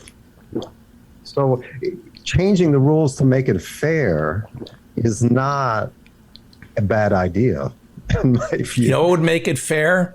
If all these pieces of shit who graduate from Harvard School of Government, the Kennedy School of Government, cared about Michigan and Flint, and we told presidential candidates to campaign in Michigan and Wisconsin. That would make it fair. I agree. It would make it fair and a good thing if, say, the Democratic elite in Massachusetts cared as much for, say, Lowell as they do for Martha's Vineyard or Boston, or the wealthy suburbs of Boston. You know, but I think that's an issue that is separate from the Electoral College, and we shouldn't keep rules that make it impossible for us to institute change. Because when we lose the presidency, we also lose the judiciary. You know, right? The executive nominates all the federal judges, including the Supreme Court. So it's important that that be a fair vote and a fair process. And I think it's one of the reasons why people don't vote is because our system is so arcane, so unclear, and difficult to understand, and seems unfair and not to reflect the wishes of the American people. All right. Well, if you can get rid of the Electoral College, I'm with you. I just think to me, it's like Citizens United. It's like we need a constitutional amendment to overturn Citizens United. And I think, really, that's all you have to offer me on Citizens United? A constitutional amendment that will never get passed? Or really, it's the Electoral College that's going to solve... You can't come up with... I'm not attacking you. I'm just saying, can't we come up with something better than getting rid of the Electoral College? Something that might work? Oh, I don't know. A Democratic Party that answers to the 99% Democratic Party, where you don't nominate anybody who's worth more than, if you've got we see your tax returns, you got, I don't know, you name it, $1 million in the bank, you don't get the nomination. You got, I don't know, I would lower to being, broke. I think the Democrats should only run people who have no money. I mean that. We might be better off, drawing lots rather than the campaign system that we have today. I agree with you for the most part. Did you hear that guy who called trying to get my vote for city councilwoman? Yes, I did. You gave him quite a hard time. And I would do it again, but I'd be even meaner. She's a lawyer who teaches at Columbia. Oh yeah, that's what New York City needs on the city council. Is a lawyer who teaches at Columbia. And then he told me that she's against rent control and wouldn't overturn. Would be for overturning the eviction moratorium. Yes. Yeah. That's troubling. Yeah. I was, anyway. What else is on your mind? And then we'll wrap it up. All right. Well, I just wanted to make that point because I hear you make those arguments and we just went through it. But I agree that the Democratic Party has to be better, has to be less elitist. But at the same time, we do need institutional reform in the country. And the reform should be in the direction of more democracy. We should have national referendums. We should reform the campaign finance system. We should reform lobbying in this country. We should reform the Supreme Court. We should reform the Electoral College. We should reform or abolish the Senate. None of these things are easy, but if we really want to have a representative democracy that can achieve what the people want, then while protecting minorities, not including the rich as a minority, then I think that's the direction we should move in. So that would be my point. All right. Thanks, David. Thank you. I'll see you Thursday, I hope. Yes. For the professors and Marianne. All right. Dan? Yes, sir. You ready to quiz me? Sure. All right. We started. I didn't eat today. I didn't sleep and I didn't eat today. That's because you did the news for an hour and a half. Yeah. Cyrus. Yep. Ortega for Congress, Howie Klein at 7. Yep. David Cobb, Dr. Harriet Fraud, Professor Adnan Hussein, Professor Marianne Cummings, Peter B. Collins, then Professor Mike Steinel, then you, then Professor Jonathan Bick. That's it. Did I do it? 100%. Okay. If you would like to attend a virtual taping, I have had no sleep, to sit in our virtual studio audience, go to my website, office hours, every Friday night at 8 p.m. And I will see, is Tom Weber doing anything on Wednesday?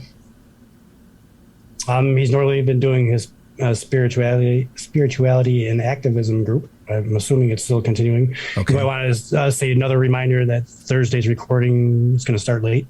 We'll start, after sundown. Yep. Yeah. All right. Remember to stay. I'm David Feldman. Remember to stay strong and protect the weak.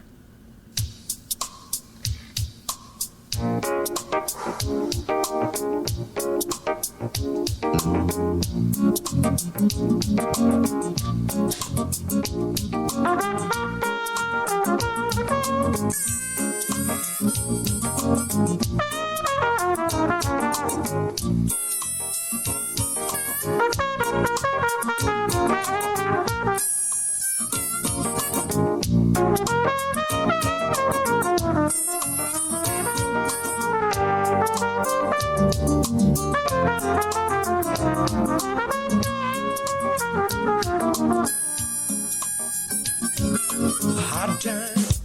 It's time right now for the David Feldman Show. He's talking politics and comedy too. He'll tell a dirty joke if you want him to. He's just a lefty from way back. He's a union man with an Emmy for writing. Someday he's mad and he feels like fighting.